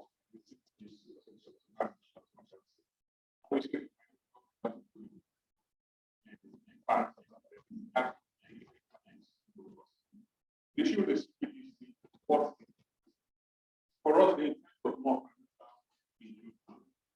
there are about 43 million people in Nigeria. By any computation that you have, we should have about 160% of the population should have there's a big gap, and the growing people coming into the bank fast.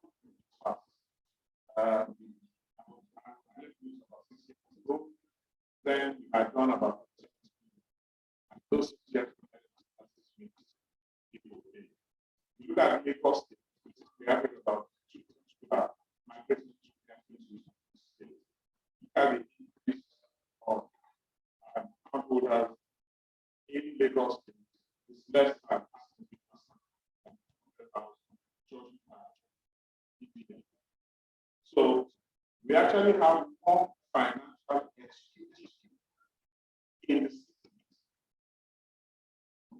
So when we talk about financial institutions, I want to start with the past. This is where the problem is. First, but we end up chasing shadows of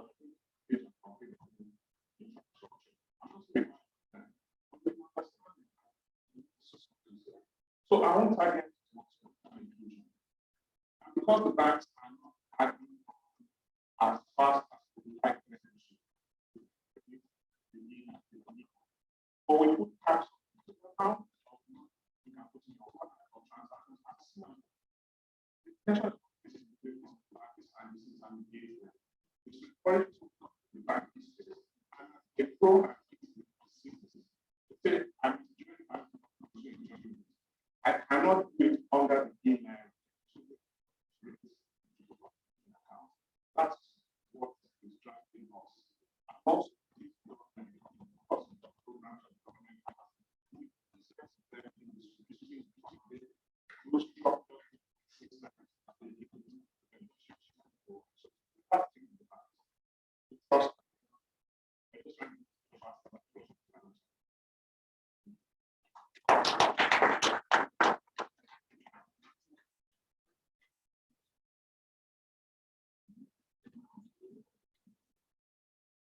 Okay, just briefly,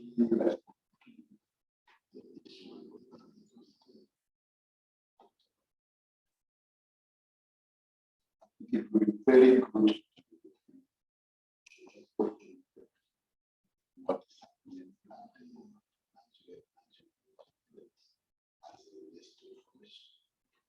so that from 5 to 5,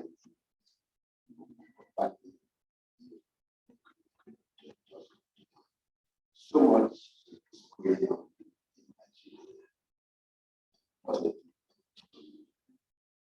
They're not giving up. Yeah.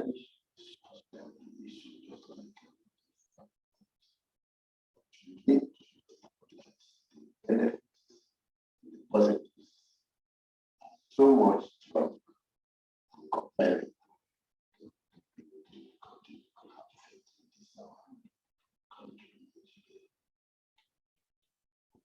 About and of course, second, tell you clearly that if you have and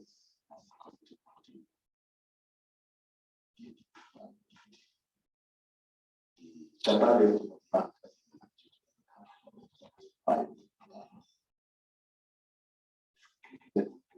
take us what that legal down now. This is universities that may not have the capacity to do that. And in that area, we put those people smart. We had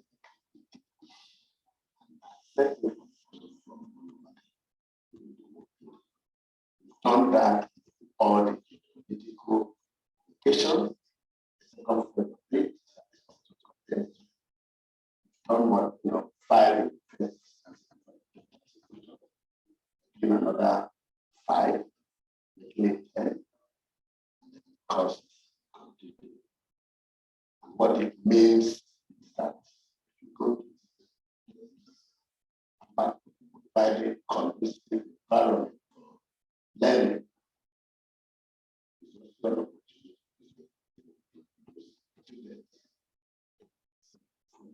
it also for that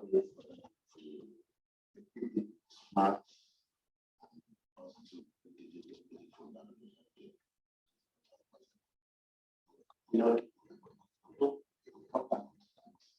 What how is also given by the financial linkage project, which is about even in those possible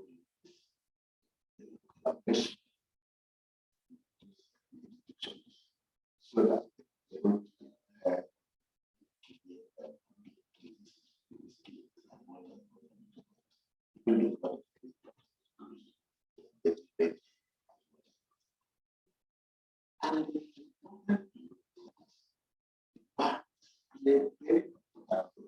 during the COVID,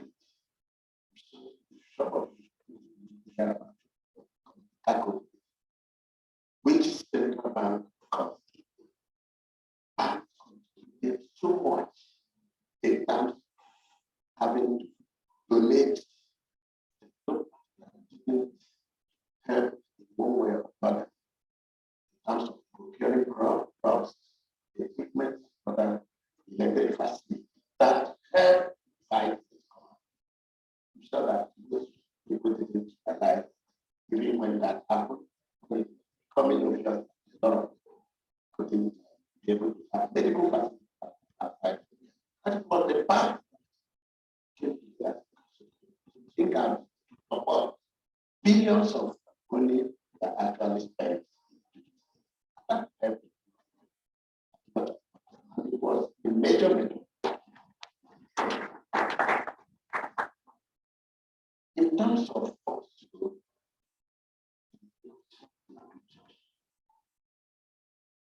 cost, that's essentially what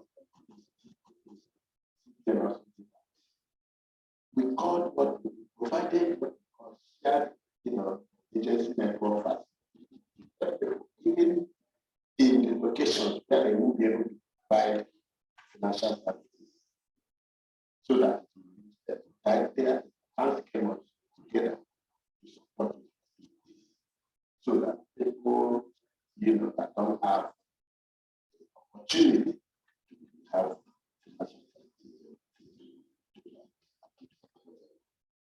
Get home today in Lagos, international theater, you will recognize. It's international theater, you will recognize. Pay a trip to that. Billions of money that invested in that to renovate that the top class, properly designed, air conditioned, and put there. And it is an initiative of banker. We see CIBN that cost the banking community have done that. If you get to that place now, very proud. All the facilities have been put in the project.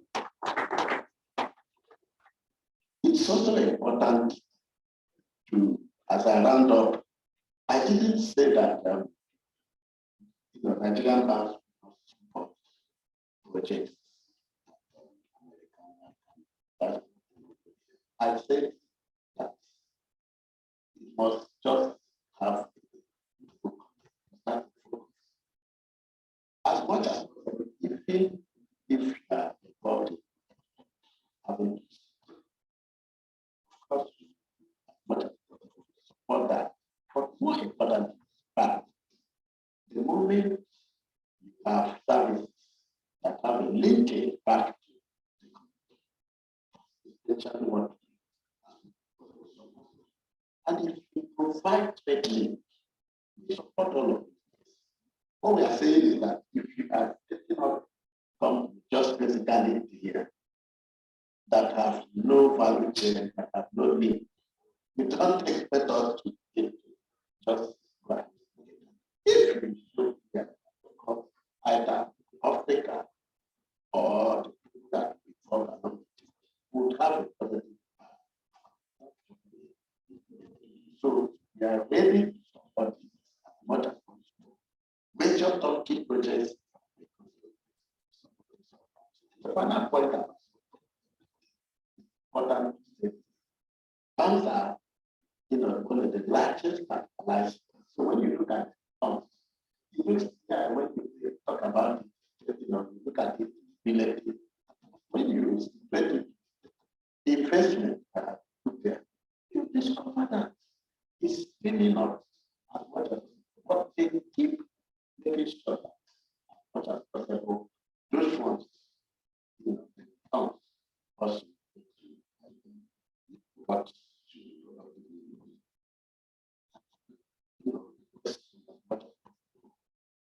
try as much as possible to pay attention to what is happening in the country. So much, support, even during the period of COVID, and also people that central bank has come up with a lot of platforms, both in the health sector, in the real sector support, actually, and for small business. The biggest thing is that if you come around and it's related to the kind of business that involved, definitely you're not going to be everything to everybody. The moment compelling and it provides line that so I think that if they maybe have further conversation, because that's the future. Finally, you know, we keep talking about the industry, but Indian Bank is one of the banks in the whole world where you can have an online rate. If you make the payment on the spot, you know, can be consummated and get an immediate payment, and whether it's credit or debit. That's not really happening. That's good. If I consummate a transaction now, as we are just it is their position. Online later. But don't make no mistake about it. It doesn't really happen here. And I can tell you this for sure. So now someone it's just ever because I can't they are, but I think that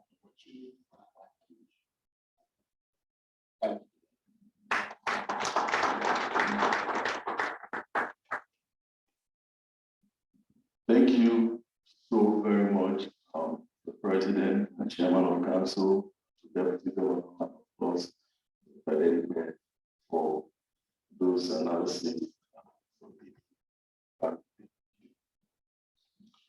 We would take our final presenter, who is going to be online. But before we do that, I just want to let everybody know on the way out, we stop like cautious desk. There will be people participation in this program. And there will also be inviting you back this evening for the dinner, which will be the highlight of this conference. So if you look at page 26, page 28, you shall see the list of fellows who have their best job this evening. To attain the designation of CIBN, and you see behind people's names, which is a fellowship of the Chartered Institute of Bankers. You must have been 10 years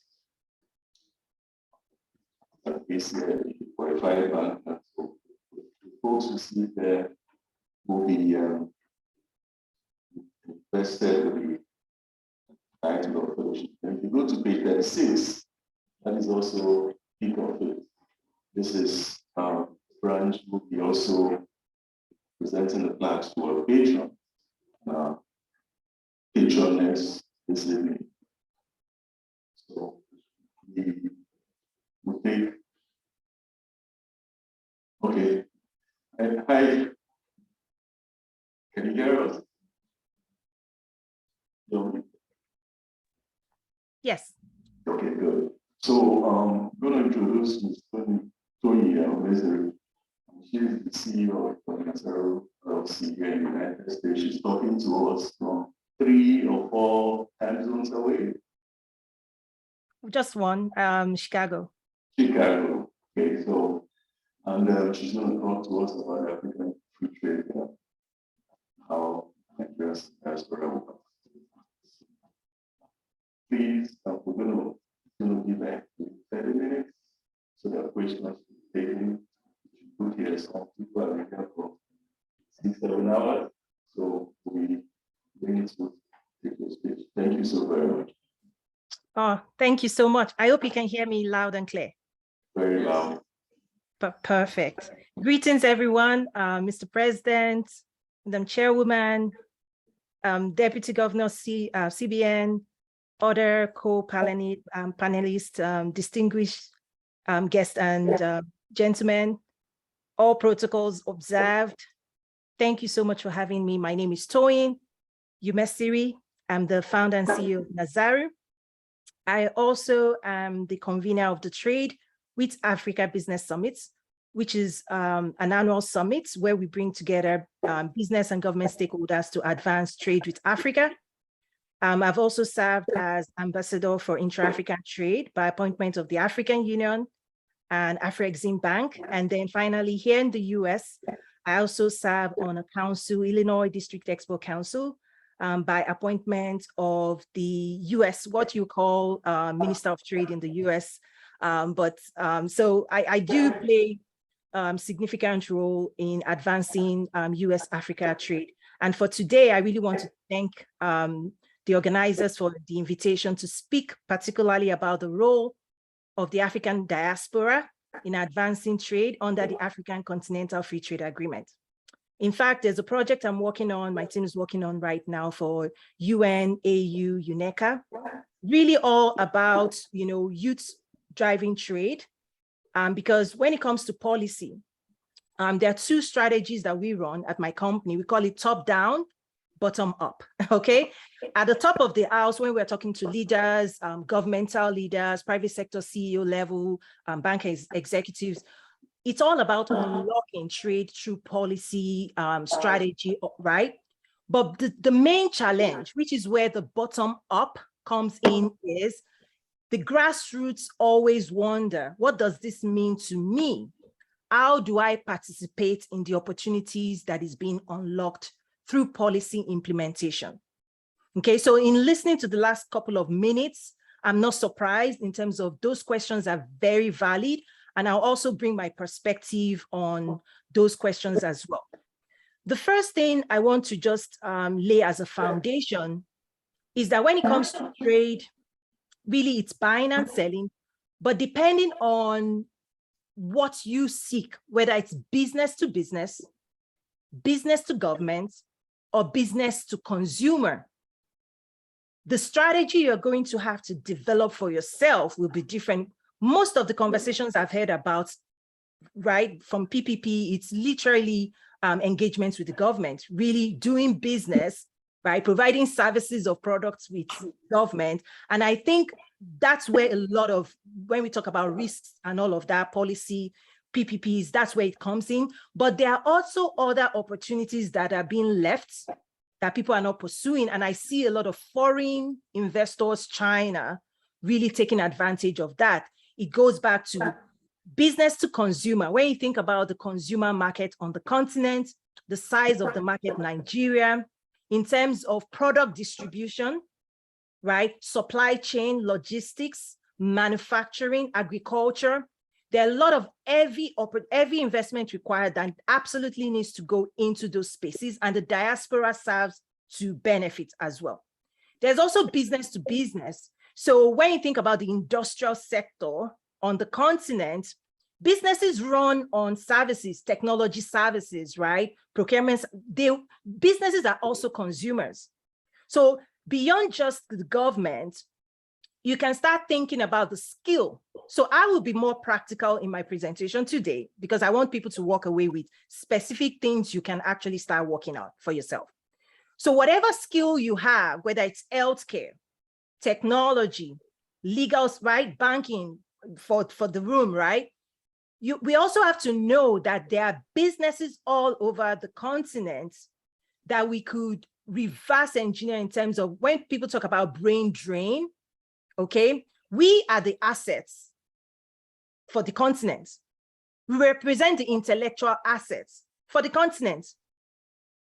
And we can learn ourselves, just like I shared. I'm running a project right now virtually for the United Nations Development Program. I'm bringing my expertise working for the biggest brands in the world. I'm bringing it to the table and I'm being paid for it. So that's another opportunity for diaspora in terms of businesses on the continent, multilateral institutions, governmental agencies, that you can offer your intellect, right? Your experience that you've acquired, right? Here in America, you can offer it as a service, right? And it can be absorbed and, right, commercial service. So that's another opportunity. When it comes to the African Continental Free Trade Agreement, in 2019, we had the opportunity of hosting the team that actually helped put this together. It's probably what I would say the most important trade policy right now on the continent. And when it comes to Nigeria particularly, Nigeria is a target market for the rest of Africa. So if you've been following the conversation around AFCFTA, what it really just means is unlocking trade cross-border transactions among African nations, meaning Nigeria buying, selling from Ghana, right? So Nigeria is a destination, right, for other African countries. They are right now mapping serious strategies of how to penetrate Nigeria with products and services from Egypt, from Morocco, from South Africa. Nigeria is a target market. But the opportunity exists for Nigeria as Nigerian entrepreneurs as well to understand that when you think about the size of the continent, the size of the entire continent is bigger than just Nigeria itself. So if you have a business, if you have a product, you can bring your expertise and your product, you can export to other African countries under the AFCFTA. Also, here in the US, as an example, under AGOA, if you're not familiar with AGOA, the African Growth and Opportunity Act, it's existed for over 20 years. It allows the importation of products from African countries in good standing into the US market without tariff, without taxes. It hasn't been leveraged. We'll talk a little bit about implementation. So there's policy, but the implementing side is the private sector, which requires skills. It requires competency in terms of supply chain, logistics, packaging to use all of these policies, right? Is that the private sector actually has to show up with capacity, right? Aggregation of supply and demand, and then be able to market products in new markets. The policies are in place. The gap is that the private sector needs to marshal its resources, coordinate itself, standardize its product to be able to compete across the continent. And today we actually have to do it extremely well because the competition on ground are foreign companies, right? So if you're going to go into cocoa and start producing chocolates, for example, you have the raw materials, but you have to now produce at a very premium level, at a very high quality level, because the African consumer is taste and quality conscious, right? The African consumer, you and I, we know, we love nice things, right? So for you to actually now, there's no longer an excuse to produce low quality, unless for consumers that have price sensitivity. Okay, the other thing I want to share is that using China, Nigeria as example, as a case study, trade unlocks commercial benefits for those who participate in trade. So as example, did you know that when it comes to China-Nigeria trade, who are the people buying and distributing Chinese products? Nigerians. Who are those running the supply chain from China to Nigeria? Nigerians. Who is offloading the containers when those things arrive in Nigeria? Nigerians. Who is consuming those products? Nigerians. Nigerians are building businesses on the back of China-Nigeria trade. And those opportunities also exist, for example, here in the US. For diaspora here in the US, you can serve as a catalyst, as a linkage, as a connector, because non-Nigerians should not know Nigeria more than you and I should, right? Is that if American companies seek to penetrate Nigeria's example, we should be the first that they're asking questions and consulting with. Right? They should be paying us for market intelligence. That's an opportunity for you and I.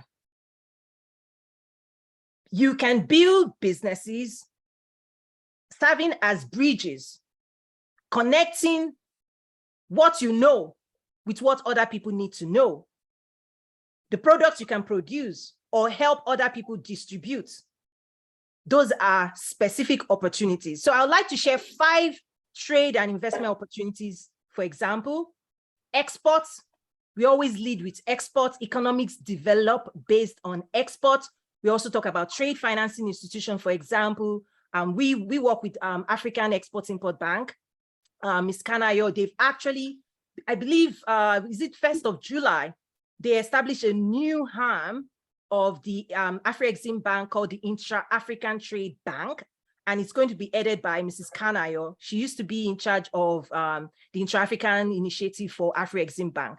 And President Orama is such a, I've worked with them before, I've served and done some work with them. And a few weeks ago when they held their annual shareholder meeting as well, we exchanged, I wasn't able to make it physically, but those are the things we need to be watching for. We also need to know about the Payments Pan-African Settlement System, which is also a platform to help with currency exchanges under the AFCFTA, because trade among African nations will grow.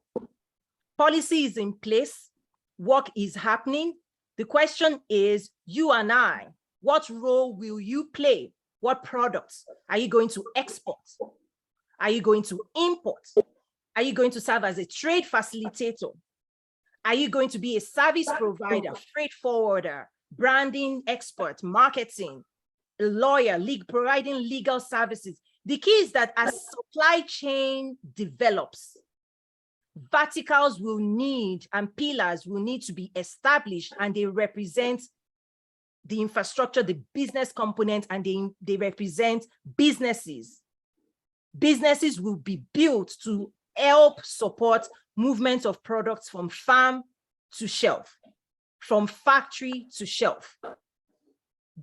Those are the underpinning support system that has to be established. So when we talk about infrastructure, we had add infrastructure, power, road, a lot of that. We talk about government, but we also need soft infrastructure. We need people who know what they're doing. We need collaboration. Nothing happens without collaboration. When it comes to the world of international trade, nobody gets to do it alone. Nobody gets to move a product from one location to another all by themselves. It's very expensive. So that's why we talk about collaboration, partnerships, building agent networks. So for me, I'll stop right there, because I would love for this to be interactive, because what's happening is that at the grassroots, the question is always, what does this policy mean to me and how can I participate? And the key is entrepreneurship, because we have to approach this from the lens of an entrepreneur. Value creation, value exchange. And I've taught before, part of my programs in terms of those who understand foreign aid versus foreign trade, is that the future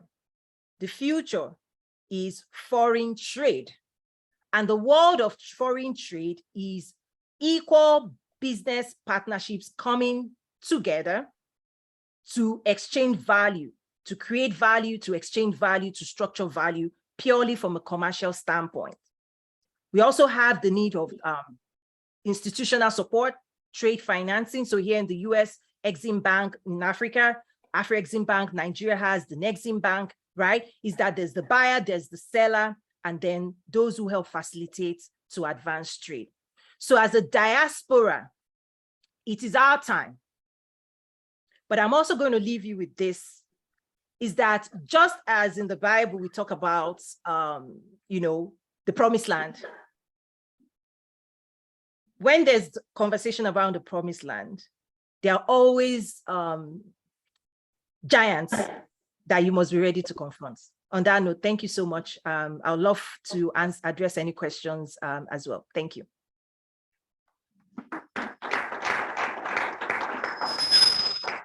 Thank you so very much again, Ms. Kumeteri. We have, this. Some people were talking about my brother about making generator that doesn't use oil. I didn't hear that. I think there's a microphone. There's one microphone that is better than the other. Yeah, this is good. I wasn't talking loud. Okay. Now, I was just taking the microphone to my colleague who wanted to import a generator that doesn't use gas or fuel or water, or just uses doodle shoe. So if you have any questions, she wants it to be interactive, and I think for so many people, everybody wants to invest at home. And I think the president and the deputy governor underline the fact.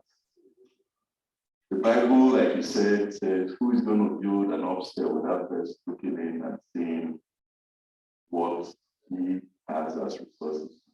A lot of people just want to. So, questions? If I may comment on the topic of investment while we're waiting, right? So to structure a deal, to build a business, there are different stakeholders and there are different skills required. Some people, it will be bringing their money to the table. They may not be the one doing the work, right? So investor mindset really is evaluating potential opportunities arrow high, right? An investor, if you realize that maybe, because I heard other people also talking about age dynamics, what level of risk, all of that. Part of, when you think about what Silicon Valley does really well, when we talk about venture capitalists and all of those things, right? I serve on the board of a company that's $1 billion. At the end of the day, okay, if all you want, if the role you seek to play is to serve as an investor, then what I would suggest you could be looking for are viable businesses that have leadership, strong leadership. There are many entrepreneurs right now, many business owners, that you injecting your capital may be what will take them to the next level, right? So if all you have is, I want to invest my money, I want to own shares in a company, that's a different conversation than you going to start your own company, right? Is that the investor mindset, educating yourself around how investors think and how investors invest and how they evaluate viable bankable projects. And then also for those on the continent, the advice for me would be, learn how to structure your company in such a way where you can bring in shareholders. That way you can attract funding. You can attract more funding to grow your business, because part of the challenge of entrepreneurship is capacity. There are many businesses that do not have capacity, right? Even when it comes to manufacturing, is that the way China keeps growing big is they come to the international markets, they attract big purchase order, they go back to China and they work with 50 manufacturers, they standardize. In fact, for example, I worked at the headquarters of Fortune 1, Walmart.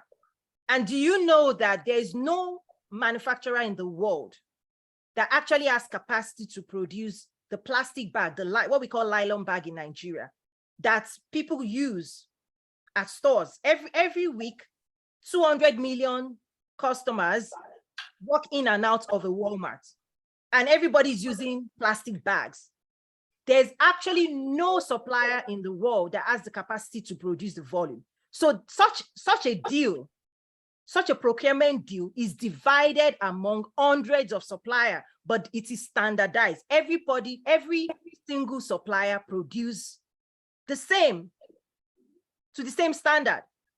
So those are some of the opportunities we also have in Nigeria, is that aggregating supply, right? Pulling people together, designing sector zoned area so that people can come in and say, produce this, and people wouldn't say, oh, I don't have capacity. For example, right here is an Adire product I produced. I don't know if you can see it, but it has trade with Africa. The producer did not have the capacity, right? But he called his fellow weavers. They pulled each other together. I'm sure he made the most money, but he also shared. right? In order to produce that capacity, we need to start thinking beyond just ourselves. We need to be saying yes to the world and then go back and figure out who needs to produce what. So again, investor, we need injection of capital into businesses. We need strong business entrepreneurship mindsets, businesses that are structured to really, from a shareholder standpoint, because here in the US as well, right, you have to attract capital.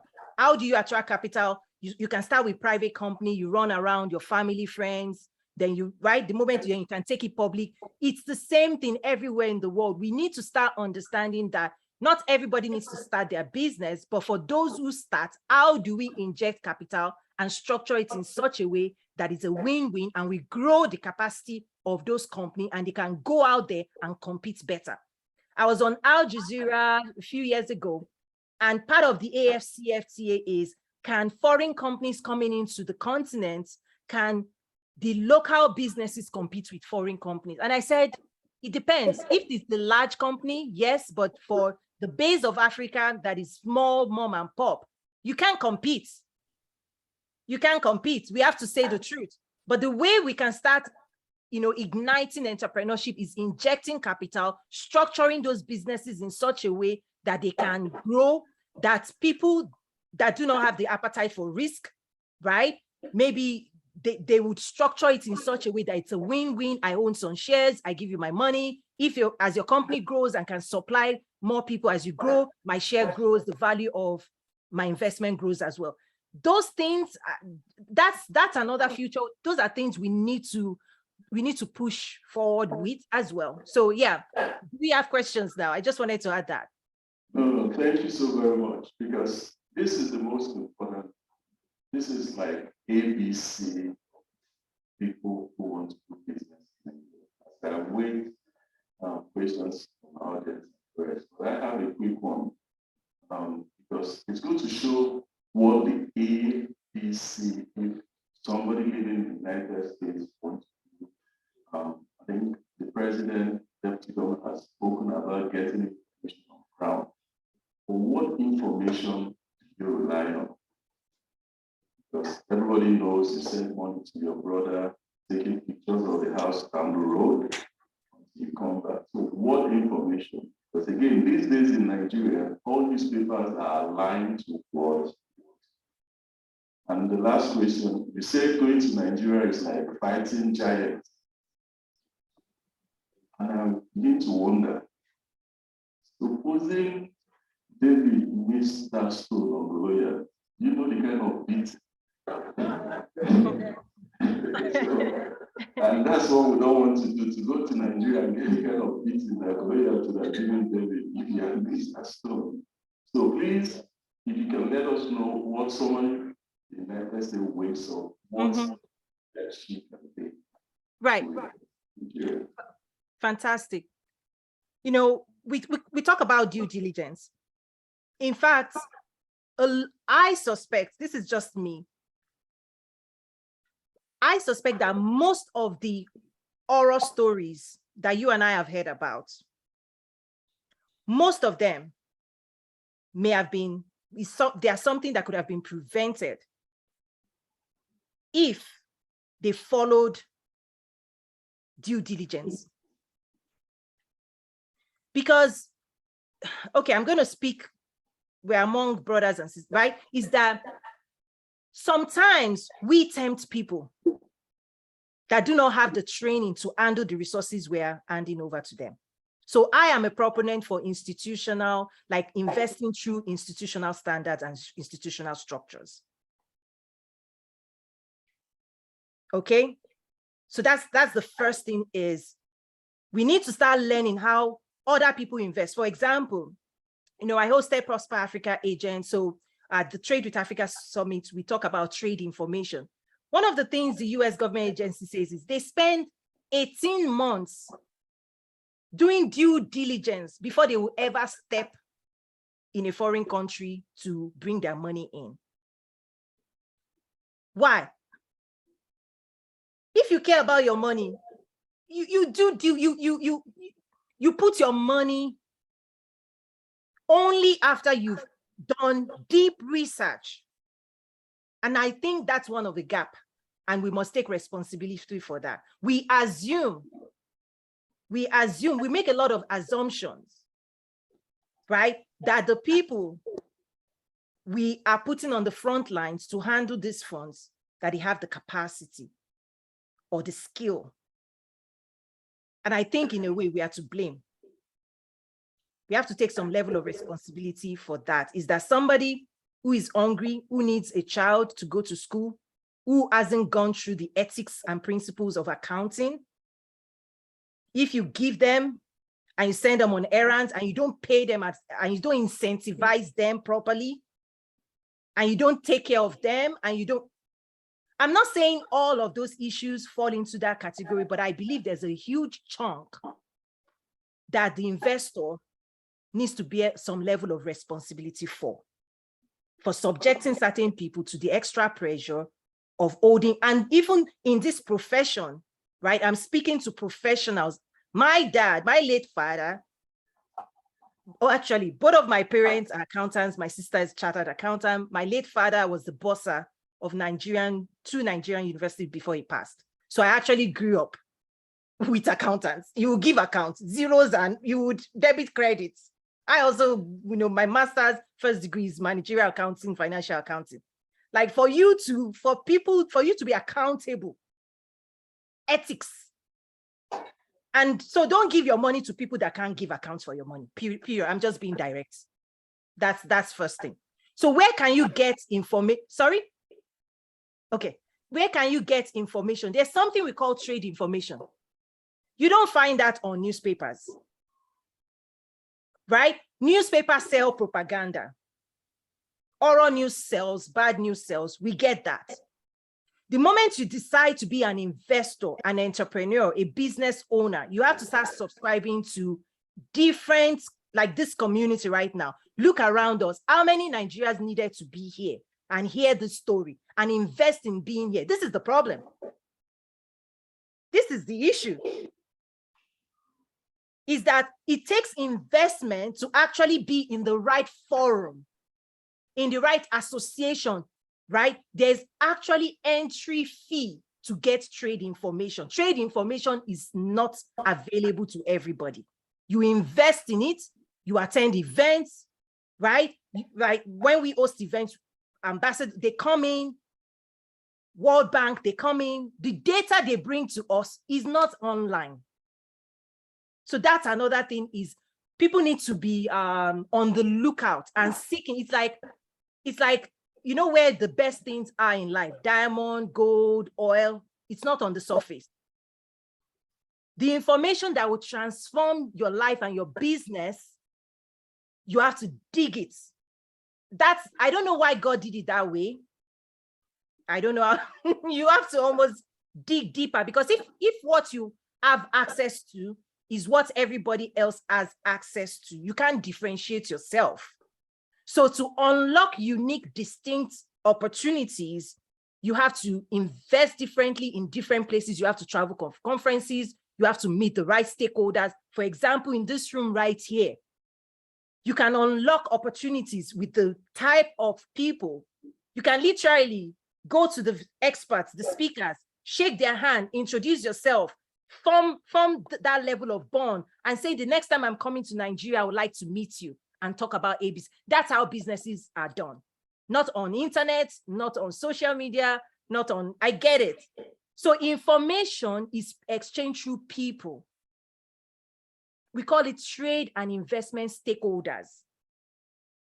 We have to be in community with them. We have to be in the same room with them. We have to be, it's like a marketplace. If you have products to sell, you don't stay in your house.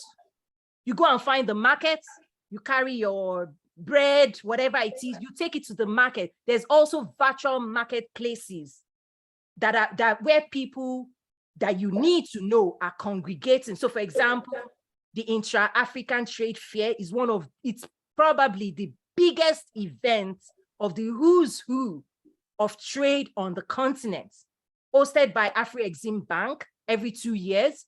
That is an event everybody should find their way to. Invest in it, fly there.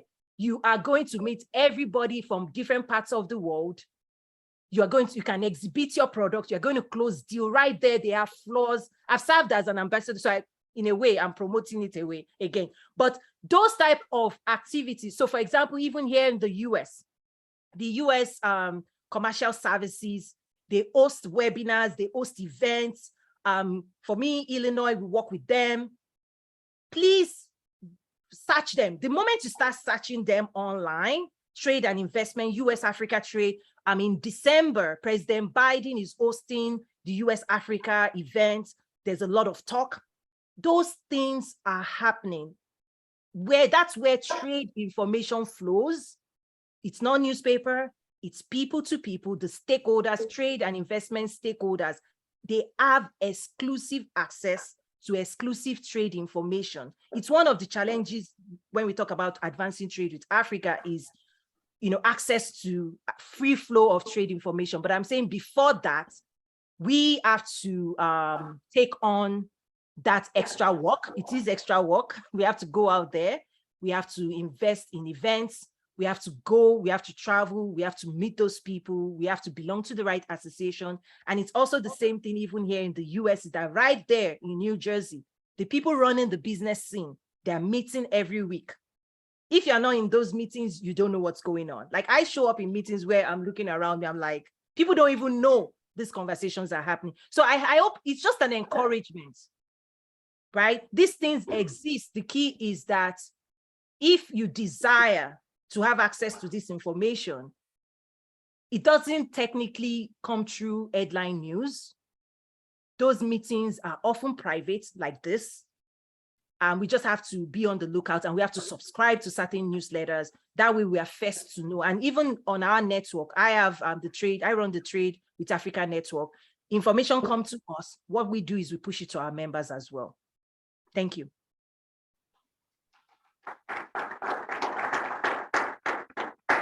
Thank you so very much.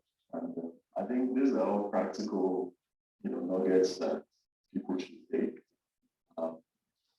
You mentioned Afro-Exim. A colleague of ours mentioned, is there any Afro-Exim conference for women?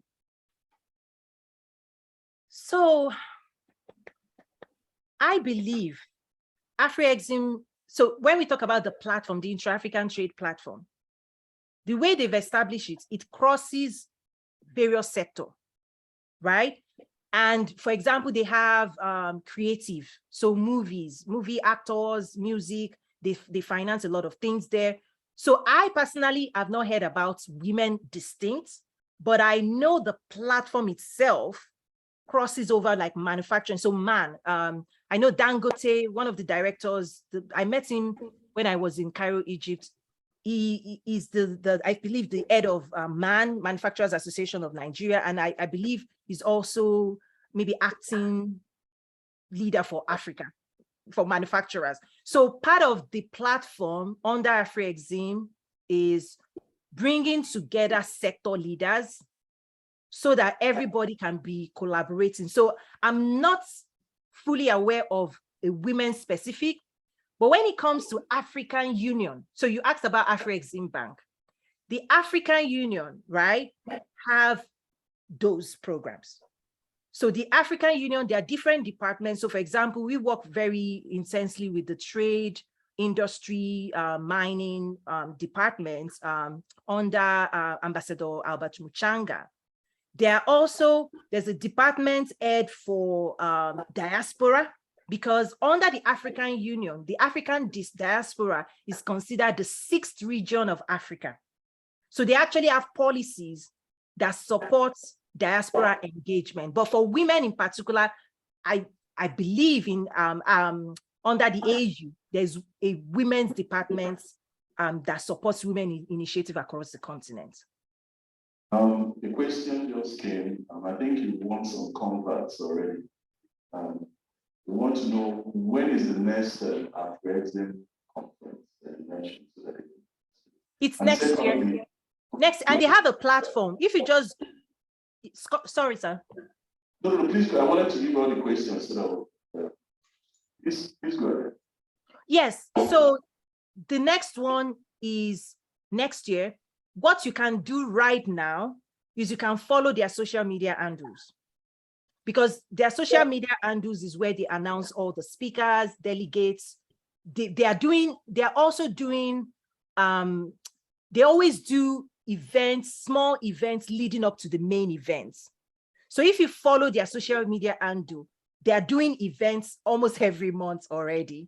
But the big event that is physical, where, I mean, the one I went to, oh my goodness, over 1,100 exhibitors in Egypt. It's the biggest event I've ever, it's massive, right? All across all African countries. So the easiest thing right now, immediately, is to search for intra-African trade fair. They're big on Twitter, they're big on Instagram, and just click follow, right? So anything they are doing, right? Also follow African Union, follow